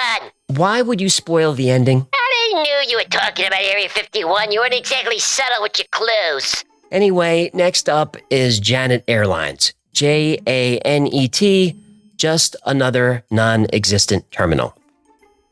You could visit the terminal if you want to, but I don't recommend it. 5+00. One of the government's biggest secrets is hiding in plain sight in Las Vegas. Janet is the top secret government airline that doesn't exist. Let's find out why. All right, here's what you do. Next time you're in Vegas, visit one of the big casinos next to McCarran Airport. I'm talking about Luxor, Excalibur, Mandalay Bay. You're going there anyway. So when you get there, look east at the airport. Okay. All day long, but especially early in the morning and late in the evening, you'll see mysterious planes taking off and landing. And you can't miss them. They're big. They're Boeing 737s. And they have no markings, no logos. They're plain white with a single red stripe. This is Janet Airlines. Where are we going with this? Well, Janet is a top secret Air Force-owned commuter airline for civilians. And Janet's mission is to fly employees, contractors, and government VIPs into and out of America's top secret installations. Okay, I'm interested. But the destination Janet goes to the most, I'm talking a few times a day, is... Please say it, please say it. Area 51. Yes, grab your tinfoil hat. An airline call sign is how planes are identified on the radio, and call signs are often simple, like American 441 or Delta 54, and sometimes call signs have a little more pizzazz, like British Airways uses Speedbird, and China Airlines uses the call sign Dynasty. Then there's the call sign Janet. Just Janet! Dr. Scott! Janet! For years, Janet has been a mystery. It's an airline that really isn't an airline. The fleet uses no logos or special markings of any kind, but for years, Janet has been operating in plain sight, taking hundreds of people into and out of McCarran Airport in Las Vegas every day. Now, the only way to fly Janet is if you're a government contractor or employee with very, very high security clearance. Don't just show up at the terminal. How you doing? Come here. Okay. Step up here for me. Stop right there. Who could you point me to at the base who could give me some information? Okay, what I want to tell you right now, you're trespassing on private property. Is it government property or is it just private? No comment. You're trespassing. Okay. Who you trying to kid, bud?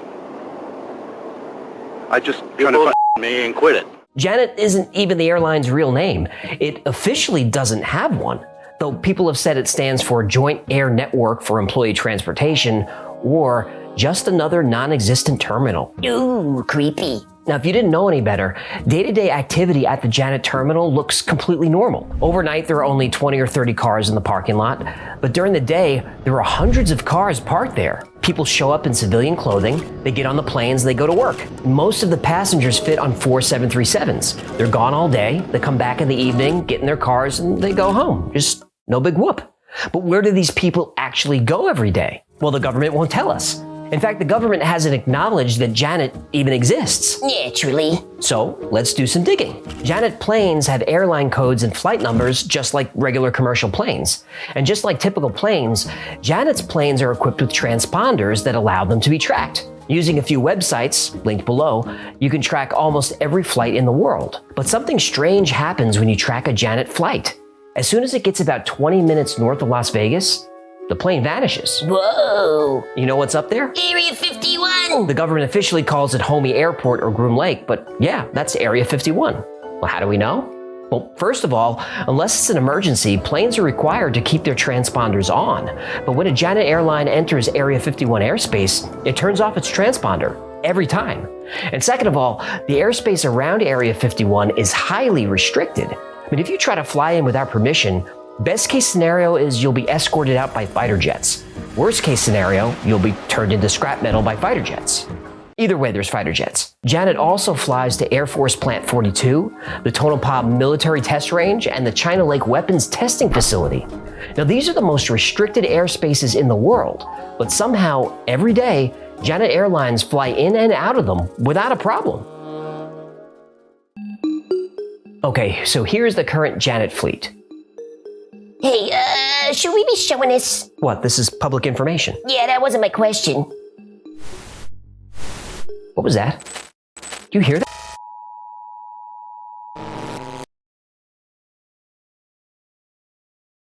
So using the fleet information, you can go to the FAA website and see who owns the plane. So let's do that. Bingo. Right. Okay, so this definitely is a US government plane that is owned by the US Air Force.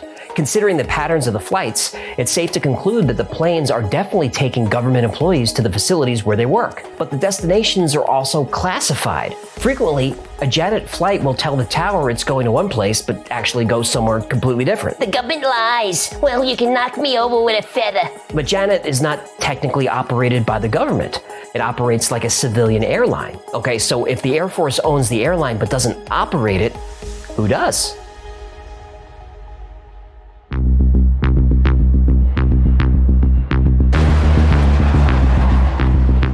So who actually operates Janet Airlines? Well, a little cyber sleuthing gives us more clues.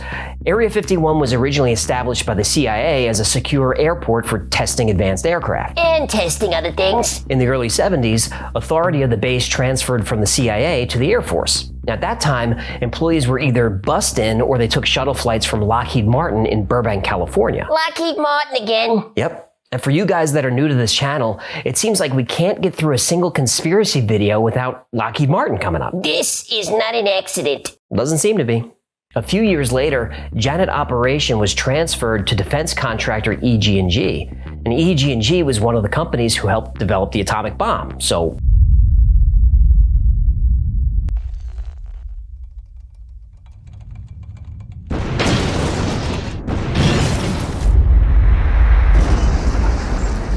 So they were involved in shady stuff.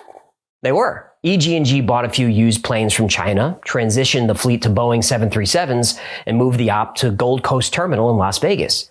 Now, if you Google the location of the Janet Airlines terminal, you get something called the AECOM hangar, which Google describes as a non-governmental organization. Suspicious. I thought so too. So let's backtrack. AECOM hangar used to be called the Gold Coast Terminal.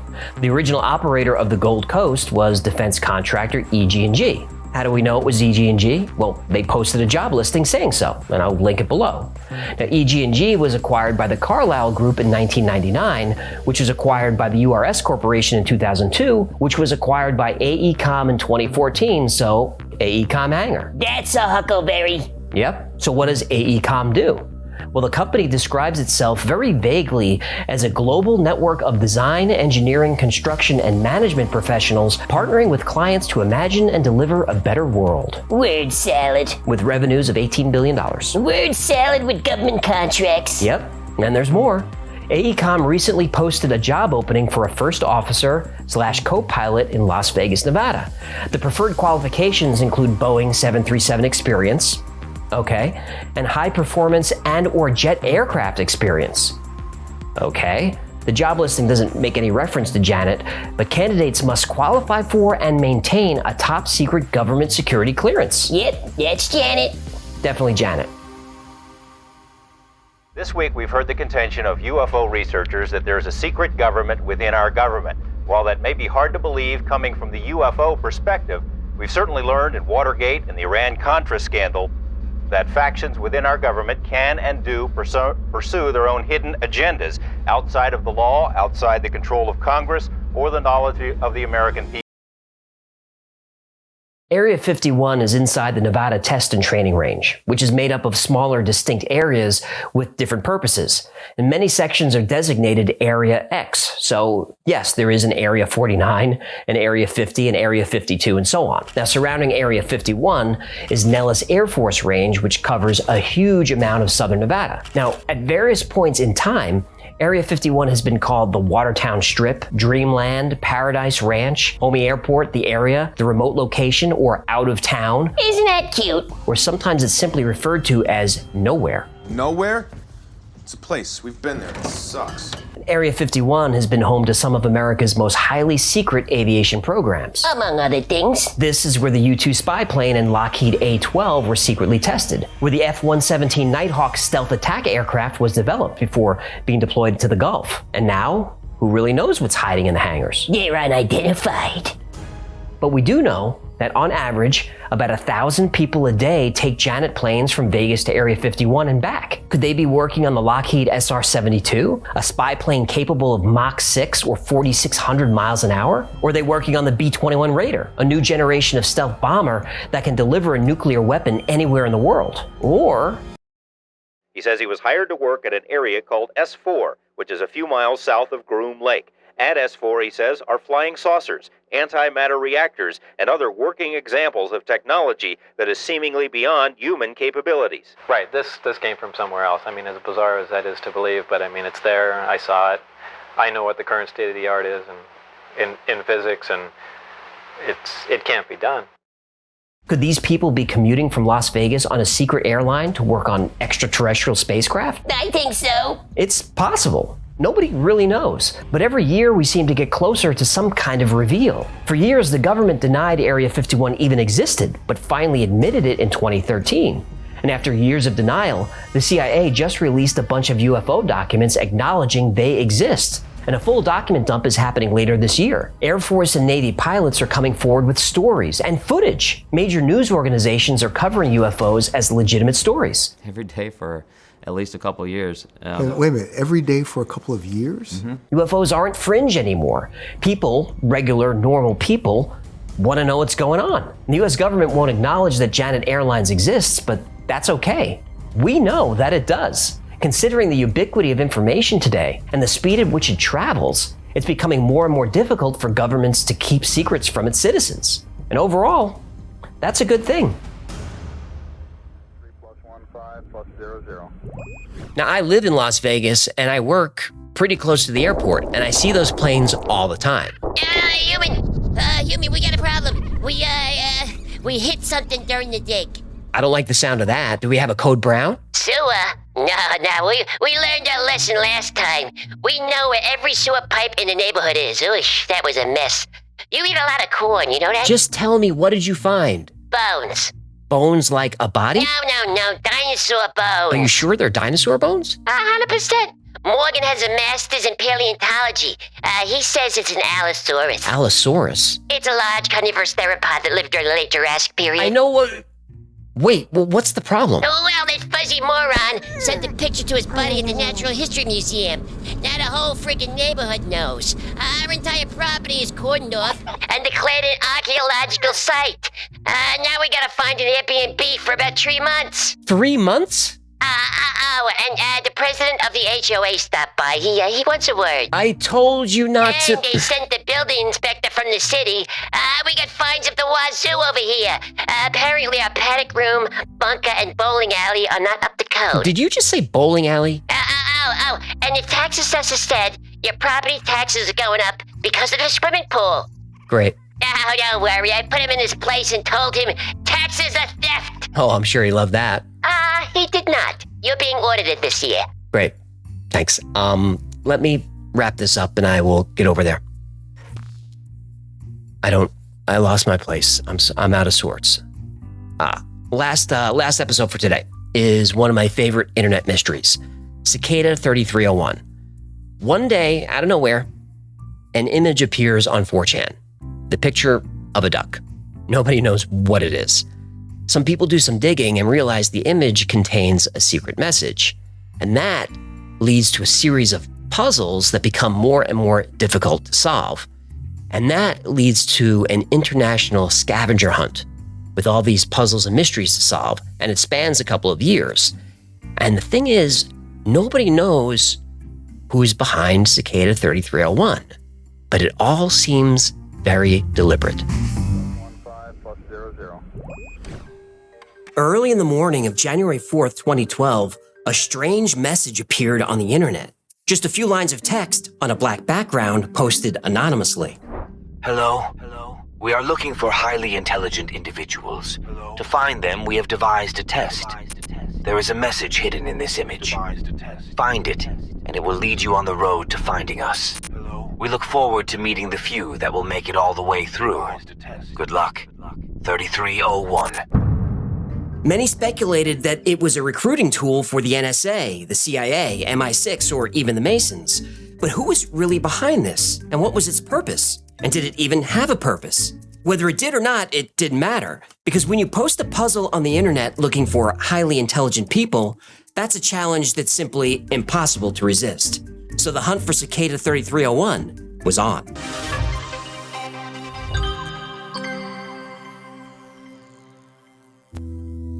On January 4th, 2012, the first puzzle was posted on 4chan by a self-identified group called 3301. The post was simply an image with text. There is a message hidden in this image. Find it, and it will lead you on the road to finding us. The puzzle was open to anyone and everyone. As you solve each clue, you move on to the next level. The image that was posted on 4chan was the first clue. Solvers tried various methods to extract the secret message. Some used Photoshop to view the pixels. They applied different filters and techniques to see what could be hidden in the image. But the solution to the puzzle wasn't visual, it was plain text. When an image is opened in a text editor, it looks like nonsense, strings of characters and symbols. But to a computer, these symbols make sense. It's a binary format representing pixel placement, color information, metadata, and all kinds of other stuff. And when the 3301 image was opened in a text editor, there was a string of characters at the end of the file. Because of the repeating characters and the name Tiberius Claudius Caesar, people quickly and correctly guessed the message was encoded with a Caesar cipher. A Caesar cipher works by shifting the letters of the alphabet a fixed number of places down or up. You choose a shift value, for example, 3, and for each letter in the original text, replace it with the letter that's located 3 positions down. If you reach the end of the alphabet, you wrap around to the beginning. For example, using a shift value of 3, A becomes D, B becomes E, C becomes F, and so on. The Caesar cipher is easy to crack with modern methods and isn't considered secure, but it's historically significant and often used as a basic introduction to cryptography. Such was the case with the first puzzle. When the message was decoded with a shift of 4 places, the result was a URL, which turned out to be another image. Whoops. Just decoys this way. Looks like you can't guess how to get the message out. The participants hit their first wall. Opening this image in a text editor showed nothing. Turned out that the image contained 2 key words that hint at how to get the real message out. The words guess and out. Those keywords indicated you needed to run the image through OutGuess, a small application used for steganography. Throughout this complicated scavenger hunt, OutGuess would become a favorite tool of Cicada 3301. Now, steganography is hiding a message, image, or file within another message, image, or file. Unlike encryption, which scrambles data so that it's unreadable without the correct key, steganography conceals the fact that a secret message exists at all. Imagine you have a digital photo and you want to hide a text message in it. You could subtly change the color values of certain pixels to encode the text. To anyone looking at the image, it appears normal, but someone who knows where and how to look could extract the hidden message. OutGuess revealed a page on Reddit and a different clue, a book cipher. Book ciphers are almost impossible to crack without the book, but 3301 knew how to give us just enough information to keep us hooked, and people were hooked. So when solvers finally made it to Reddit, they realized that Cicada 3301 was just warming up.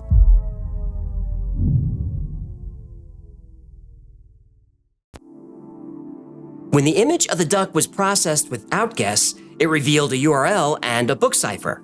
A book cipher is a type of encryption where the key to deciphering the code is a specific text, such as a book or article.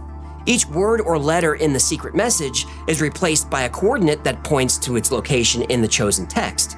For example, if the word apple is found on page 42, line 5, word 3 of the book, you'd replace apple in your message with the coordinates 42, 5, 3. The Beale ciphers are a set of 3 ciphertexts that supposedly reveal the location of $43 million of hidden treasure somewhere in Bedford County, Virginia. They were first published in 1885, and the second text was actually decoded using the Declaration of Independence. The other 2 texts are still a mystery, but over 100 years later, people are still looking. 43 mil keeps you motivated. It does. So to decode 3301's book cipher, we'll need the book, which could be found on Reddit. But when you got to the page on Reddit, it was full of posts with encrypted titles. There was also an odd image in the header. Even the page had a title that looked like random characters. But by now, everyone knew there was nothing random about it. There were also several lines of text and 2 additional images. Using OutGuess on the welcome mat image gives us this. From here on out, we will cryptographically sign all messages with this key. It is available on the MIT key servers. Patience is a virtue. Good luck. 3301. This information was extremely important to the people following the clues. There were a lot of imposters popping up pretending to be Cicada 3301. But because 3301 implemented PGP encryption, new messages could be authenticated. PGP stands for Pretty Good Privacy, and this is an encryption system used for sending emails and sensitive files. How it works is you create 2 keys. One is public, which you share with everyone. The other is private, which only you have.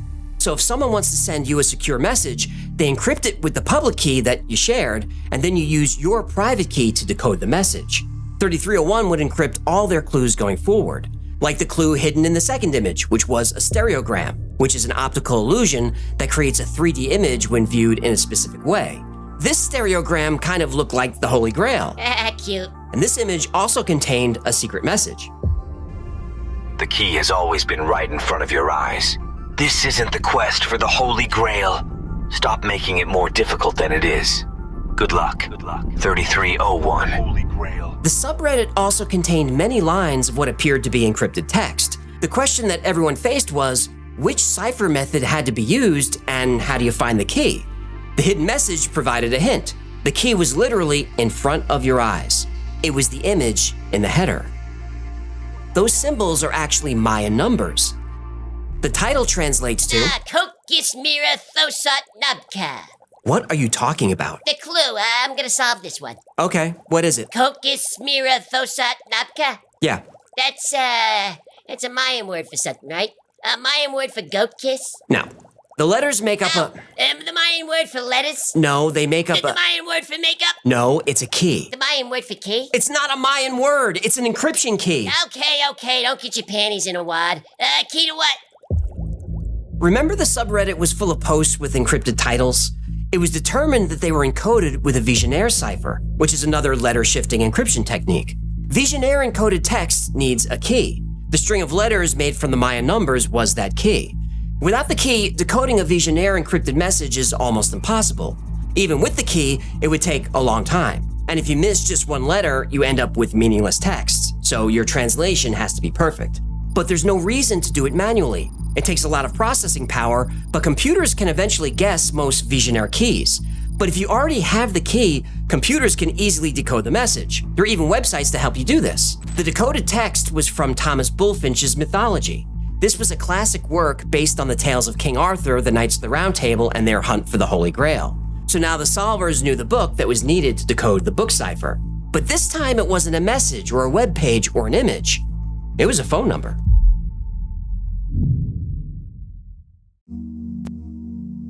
At first, people thought Cicada 3301 was just an online troll pumping out puzzles to waste everyone's time.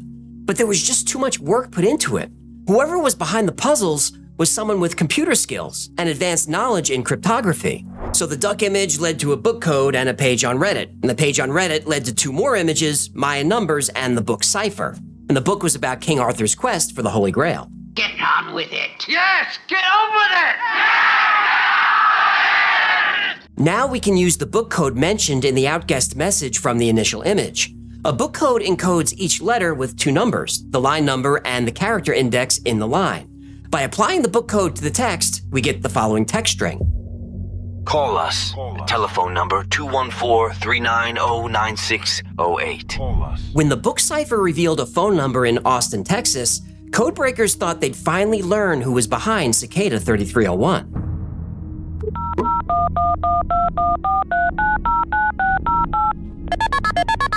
Very good.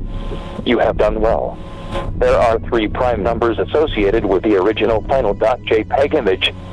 3301 is one of them. You will have to find the other 2.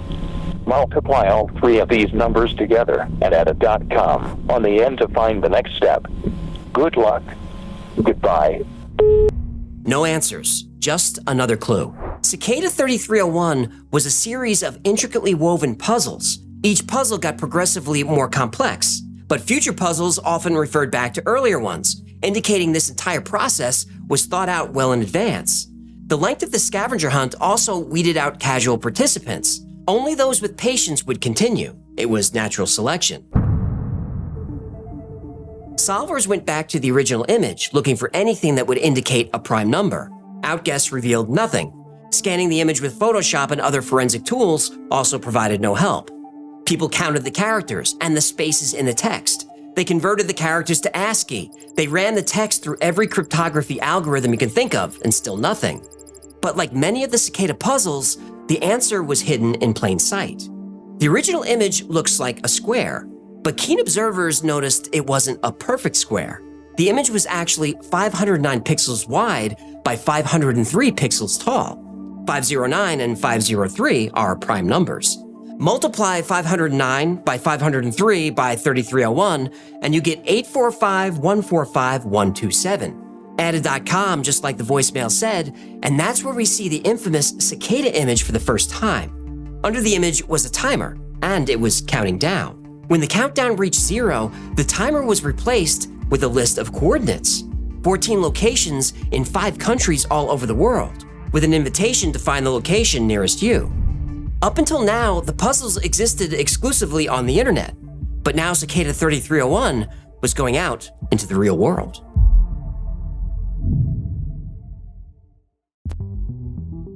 The list of 14 locations around the world indicated that Cicada 3301 was a global organization, or a handful of people with the time and money to create complex puzzles and travel the globe. But by taking the next round of puzzles into the real world, Cicada created another filter. In order to move forward, not only did you have to be excellent at cryptography, you had to have the means to travel to one of the locations provided, and only the most committed could proceed. At each of the coordinates was a poster containing the Cicada image and a QR code. Scanning the QR code resulted in a link to another JPEG file. Like before, running the image through Outguess revealed secret text. A poem of fading death, named for a king, meant to be read only once and vanish. Alas, it could not remain unseen. The image also included a warning. You've shared too much to this point. We want the best, not the followers. Thus, the first few there will receive the prize.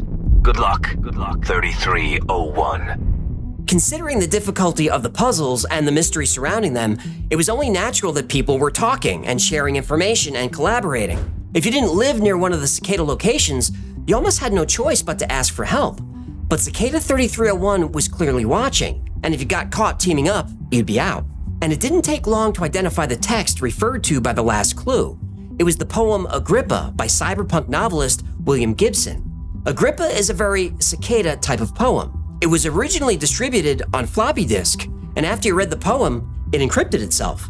Meant to be read only once and vanish. Solving the book code resulted in another URL.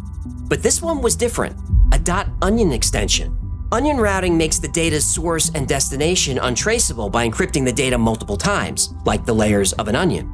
Onion pages aren't accessible with a regular web browser.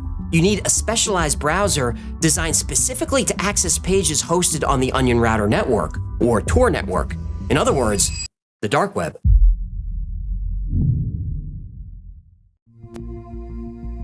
When most people think of the dark web, they imagine a place full of illegal activities, a place where people can buy and sell drugs, weapons, and worse. And it's true, those things exist on the dark web, but that's only a small fraction of what's there. The dark web is actually a part of the deep web, which is all the unindexed parts of the internet, including private databases, email accounts, and subscription services. In fact, most of the data on the internet exists on the deep web. The dark web is specifically the section of the deep web accessible only through specialized tools like the Tor browser, which makes web traffic anonymous. Before it was made public, Tor was used by the US Navy to secure government communications. Later, it became a beacon for privacy advocates and anyone looking to shield their online activity from prying eyes. Not just criminals, though. Journalists use the dark web to communicate with activists in oppressive countries. Whistleblowers have used the dark web to remain anonymous. If you want to remain anonymous and untraceable, you go to the dark web. It's only natural that a group like Cicada 3301 would end up there. So Cicada solvers who made it this far typed the Onion link into their Tor browser and were greeted with the following message. Congratulations. Please create a new email address with a public free web-based service. One you've never used before and enter it below. We recommend you do this while still using Tor for anonymity. We will email you a number within the next few days, in the order in which you arrived at this page. Once you've received it, come back to this page and append a slash, and then the number you received to this URL, 3301. This would be the first time that Cicada would communicate directly with people. Very few made the cut, but those that did received an email a few days later. This message will only be displayed once. Here is a message that has been encrypted with RSA. The encrypted message is a number. Break the decryption key, then come back to this same URL and enter the decrypted message to continue. Each person who has come this far has received a unique message encrypted with a unique key. You are not to collaborate. Sharing your message or key will result in not receiving the next step. Good luck. 3301. Since each participant was assigned a unique number, Cicada 3301 was able to track who was sharing information. If you got caught, you were out. Hello. You have shared your information online. You are now removed from this altogether. Even if you crack the key you've been given, it doesn't matter, because you have demonstrated that you can't be trusted to follow simple instructions anyway. Thank you for your participation to this point. Goodbye, 3301. But those who were able to solve the puzzle and solve it alone received an email. The email contained the following text, along with a piece of music. This song is your own path, another stop on the road toward enlightenment. Follow it and share not.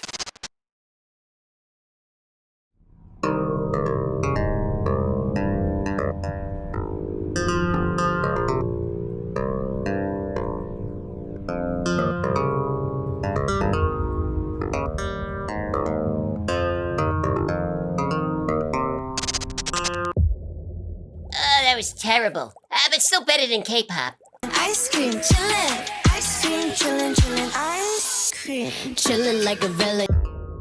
The music was encoded as a MIDI file. MIDI is music expressed as code. It was found that there were 2 tracks that provided 2 different messages. Each message had fewer than 26 combinations of pitch and tone, which hinted that each combination could represent 1 letter. The music was decoded into a cryptogram, which could then be broken. Very good. Very good. You have proven to be most dedicated to come this far to attain enlightenment. Create a GPG key for your email address and upload it to the MIT key servers. Then encrypt the following word list using the Cicada 3301 public key. Sign it with your key. Send the ASCII armored ciphertext to the Gmail address from which you received your numbers. Everyone who received this email was also given a set of 50 unique words. Those words were to be encrypted and emailed back. What happened after that is unknown, but about a month later, the image on the subreddit changed. Hello? Hello? Hello? We have now found the individuals we sought. Thus, our month-long journey ends. For now. Thank you for your dedication and effort. If you were unable to complete the test or did not receive an email, do not despair. There will be more opportunities like this one. Thank you all. 3301. And just as cryptically as the Cicada puzzle started, it finally ended. It was assumed that the mysterious group, whoever they were, finally found the highly intelligent individuals it needed. Cicada 3301 stopped posting messages and was largely forgotten. But a year and a day after the first puzzle was posted, Cicada 3301 was back.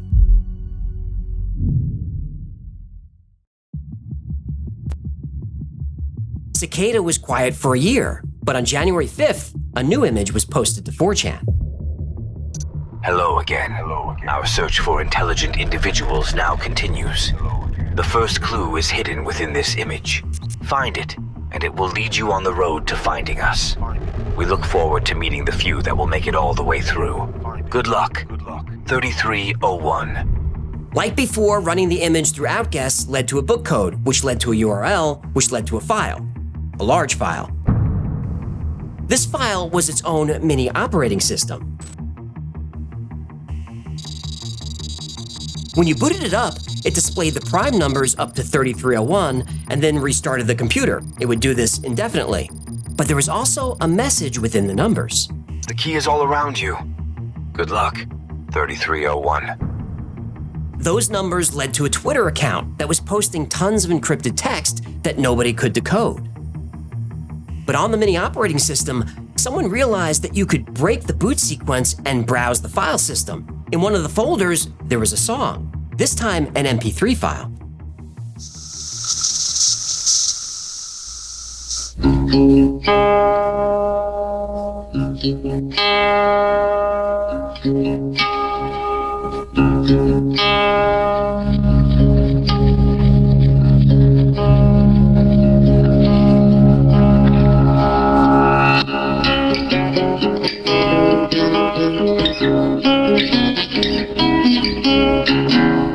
According to the ID tags, the title of the file was The Instar Emergence. Solvers tried all sorts of techniques on this file to search for hidden meanings. They played it backwards. They isolated frequencies. They even ran the sound through spectral analyzers, but they found nothing. There were hidden messages and odd mini-poems all over the place, but nothing seemed connected. Then someone determined that the messages from the Twitter feed were actually lines of binary code, which could be assembled into a file.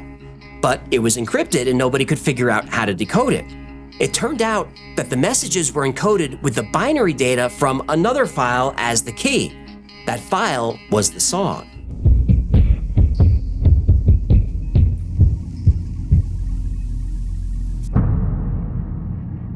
So using the song, the Twitter data was decrypted into an image.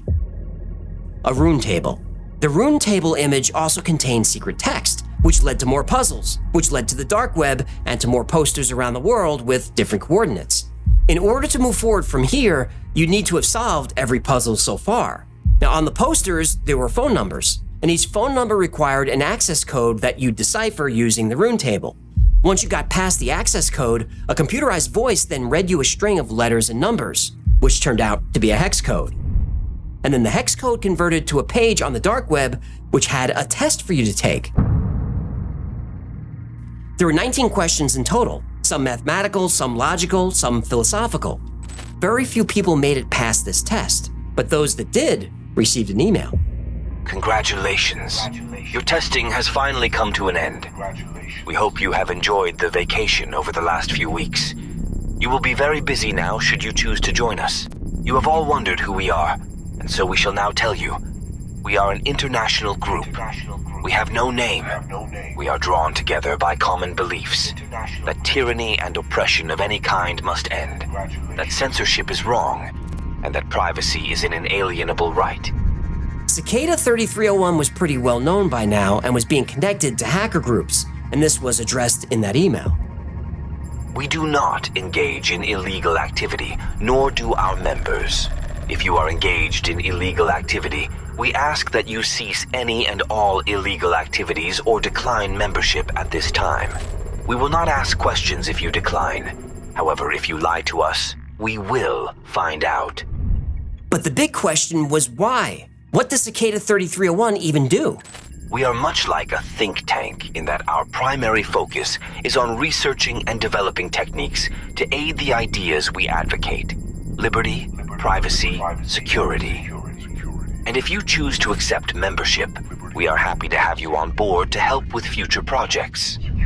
So that was it. Cicada 3301 found a few more recruits and went dark. But the following January, people eagerly waited to see if Cicada would return. And they did not disappoint.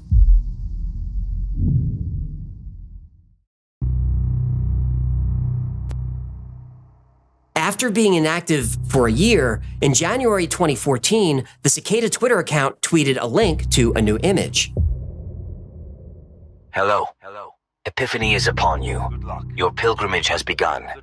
Enlightenment awaits. Good luck. 3301. During the time Cicada was quiet, there were lots of fake puzzles floating around claiming to be from Cicada 3301, and they all turned out to be fakes. But running this new image through Outguess revealed a new message that proved to be authentic. Cicada 3301 was back, and they followed their familiar format.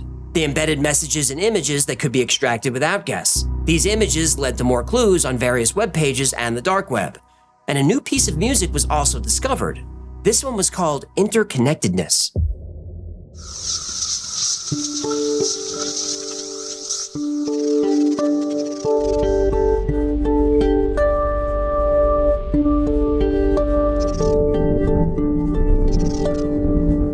Using some familiar techniques, as well as some new ones, Cicada solvers concluded that Cicada was focusing on a single document. It's called the Liber Primus, or First Book. As more puzzles were solved, more pages of Liber Primus were uncovered. The book was written using the runes found in earlier puzzles. But the solution to every puzzle seemed to be a clue to yet another puzzle. People went back to the music file. They found more clues. From image files, they extracted more codes and more puzzles like magic squares and anagrams.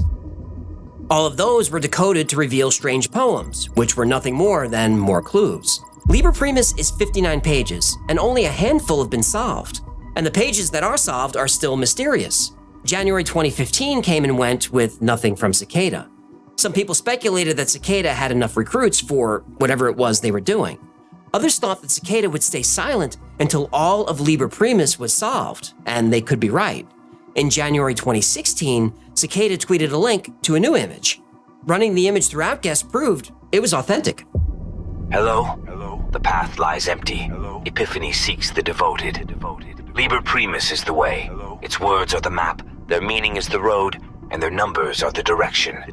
Seek, and you will be found. Good luck. 3301. Beware false paths. Many speculated that their numbers are the direction was the major clue, but still no progress was made. In 2017, a user stumbled across a message from Cicada in Google's cached pages that nobody had noticed. Beware false paths. Always verify PGP signature. 3301. And that was the last anyone heard from Cicada 3301. It's been a few years with no solution to Liber Primus and no further contact from Cicada. This was disappointing to a lot of people. After all this, over several years, we were still no closer to finding out who Cicada 3301 was or what they did. But Liber Primus was the third quest. The first two were solved. And the people who solved them? They started talking.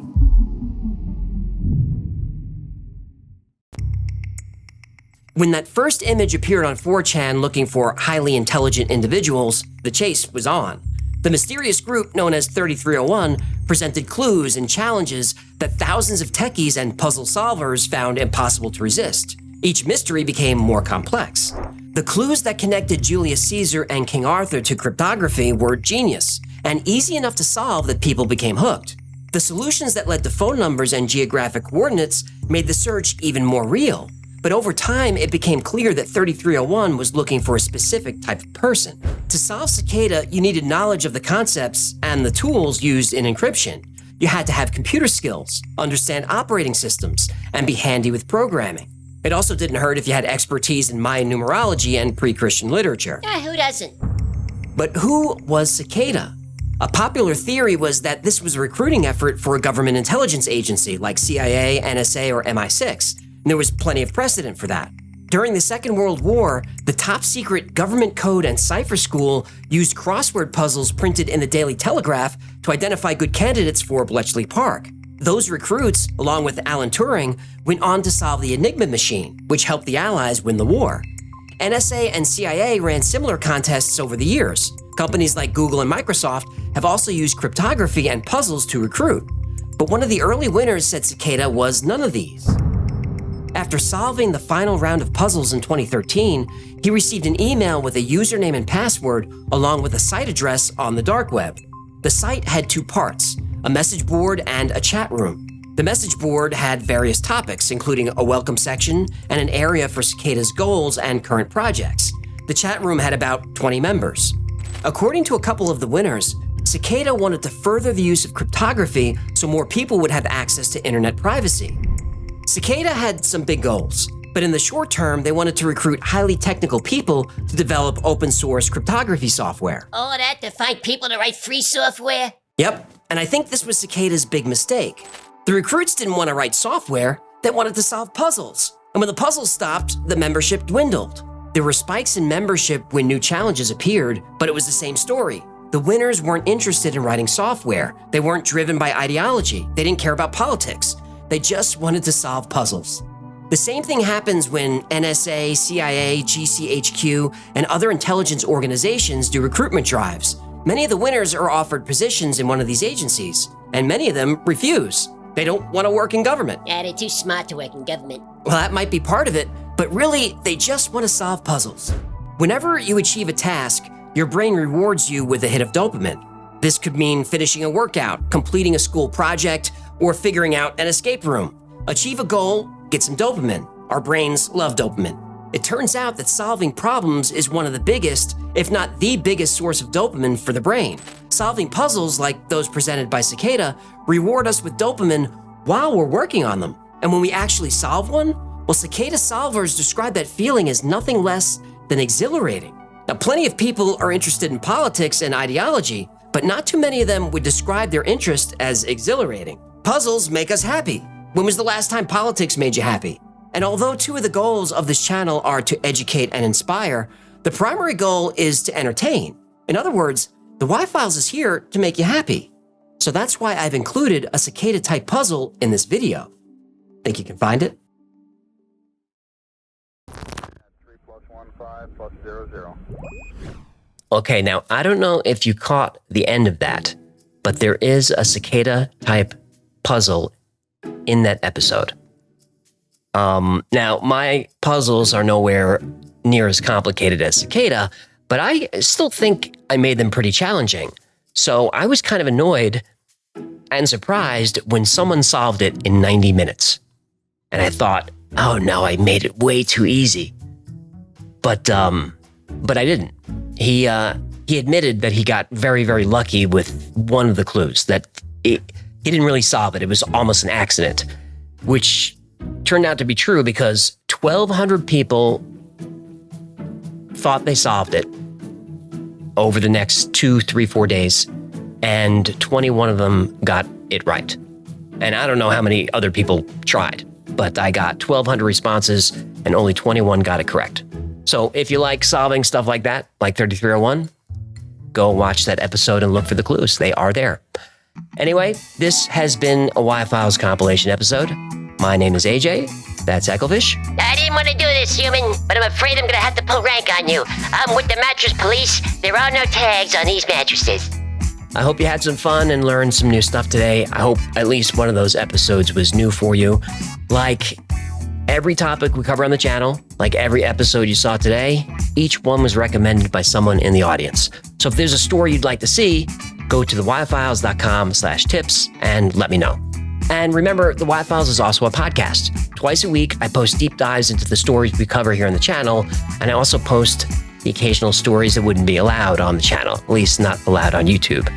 I don't even really want to say, well, they're called unredacted, and I cover things like the World War II guy, the bad guy from World War II, how he possibly escaped and lived. That's a good episode. I did one on Aleister Crowley. Can't cover that on YouTube. Definitely not for the kids, but stuff like that is up there. So it's called The Y-Files Operation Podcast, and it's available everywhere. Now, when our schedule is all mixed up like this and you're missing The Y-Files, you can always check out our Discord server. We've got over 60,000 people on there. So 24/7, there's someone on there talking about all the crazy stuff we talk about here on the channel. And it's a community that's really become like a part of my family. It's a lot of fun. It's a very supportive community, and it's free to join. So check it out. And special thanks to our amazing Patreon members who make all this possible and who allow me to take breaks like this. I could not do this channel without you. I could not take these breaks without your support and without your trust. And I appreciate you. And the thing I'm most proud of is the community that we've built. Our patrons have built. It's really mostly you. I'm just the guy who talks to the fish. You guys are amazing. And if you're not part of our community and you'd like to join a very supportive group of amazing people, consider becoming a member on Patreon. For as little as $3 a month, you get perks like episodes early with no commercials, access to merch that only members get. You get special access on Discord, access to certain channels that are only available to members. Plus on Discord, you get 2 live streams every week just for members. And those are unique. Those are a lot of fun. That's my webcam is on like this. I'm here like this. Plus you get to meet everybody else on the Y-Files team. So Gino, Jen, Victoria, Hybrid is on there, Mischief, everybody you get to talk to, and you can put your camera on, hop up on stage and interact with us, ask a question, make fun of Gino's hair, talk about Victoria's feet, whatever you want to do. But don't talk about my wife's feet. I mean, I kind of want to. I kind of want to tell you about them, but she would kill me. I'm already pushing my luck with her with this episode. Fortunately, she never watches this far, so I'm probably safe. Anyway, I think that's the best perk there is for being a Patreon member, other live streams. But another great way to support the channel is just grab something from the Y-Files store. Grab a Heckler's t-shirt, or one of these coffee mugs for fisting or drinking or whatever you like to do with your leisure time. Or grab something with my face on it, or a deck of cards, or one of these squeezy animal Hecklefish talking toy fishes. That's going to do it. Until next time, be safe, be kind. Know that you are appreciated, because you are.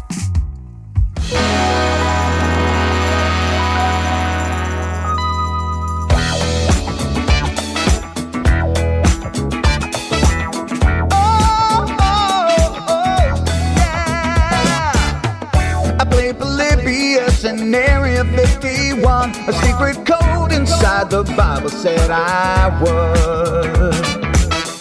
I love my UFOs and paranormal fun, as well as music, so I'm singing it like I should.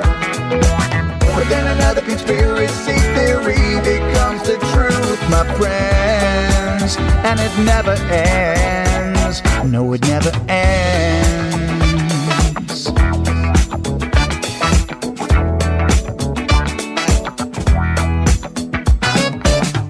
I feel the crap cat and I got stuck inside Mel's hole with MK Ultra. I'm being only too aware.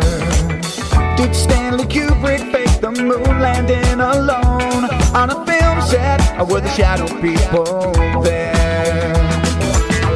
The Roswell aliens just fought the smiling man, I'm told, and his name was Cold. And I can't believe I'm dancing with the fish. Hecklefish on Thursday nights, Wednesday J2, and Wi-Fi's helping me all through the night. All I ever wanted was to just hear the truth, so the Wi-Fi's on repeat all through the night.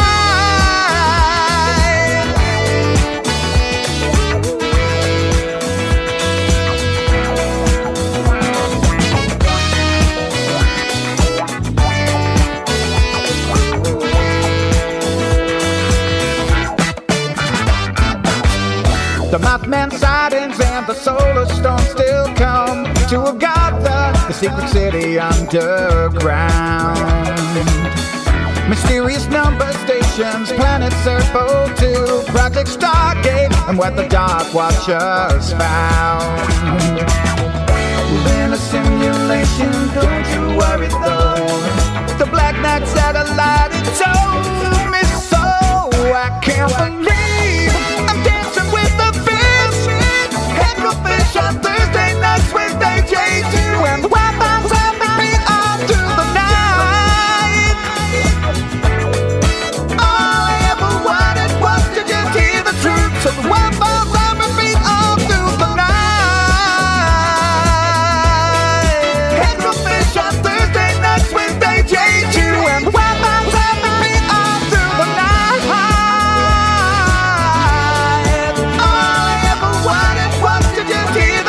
So the Wi-Fi's on repeat all through the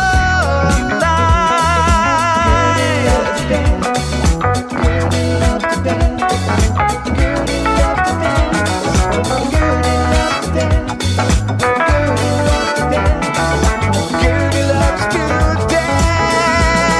Yeah, Gertie loves to dance on the dance floor because she is a camel, and camels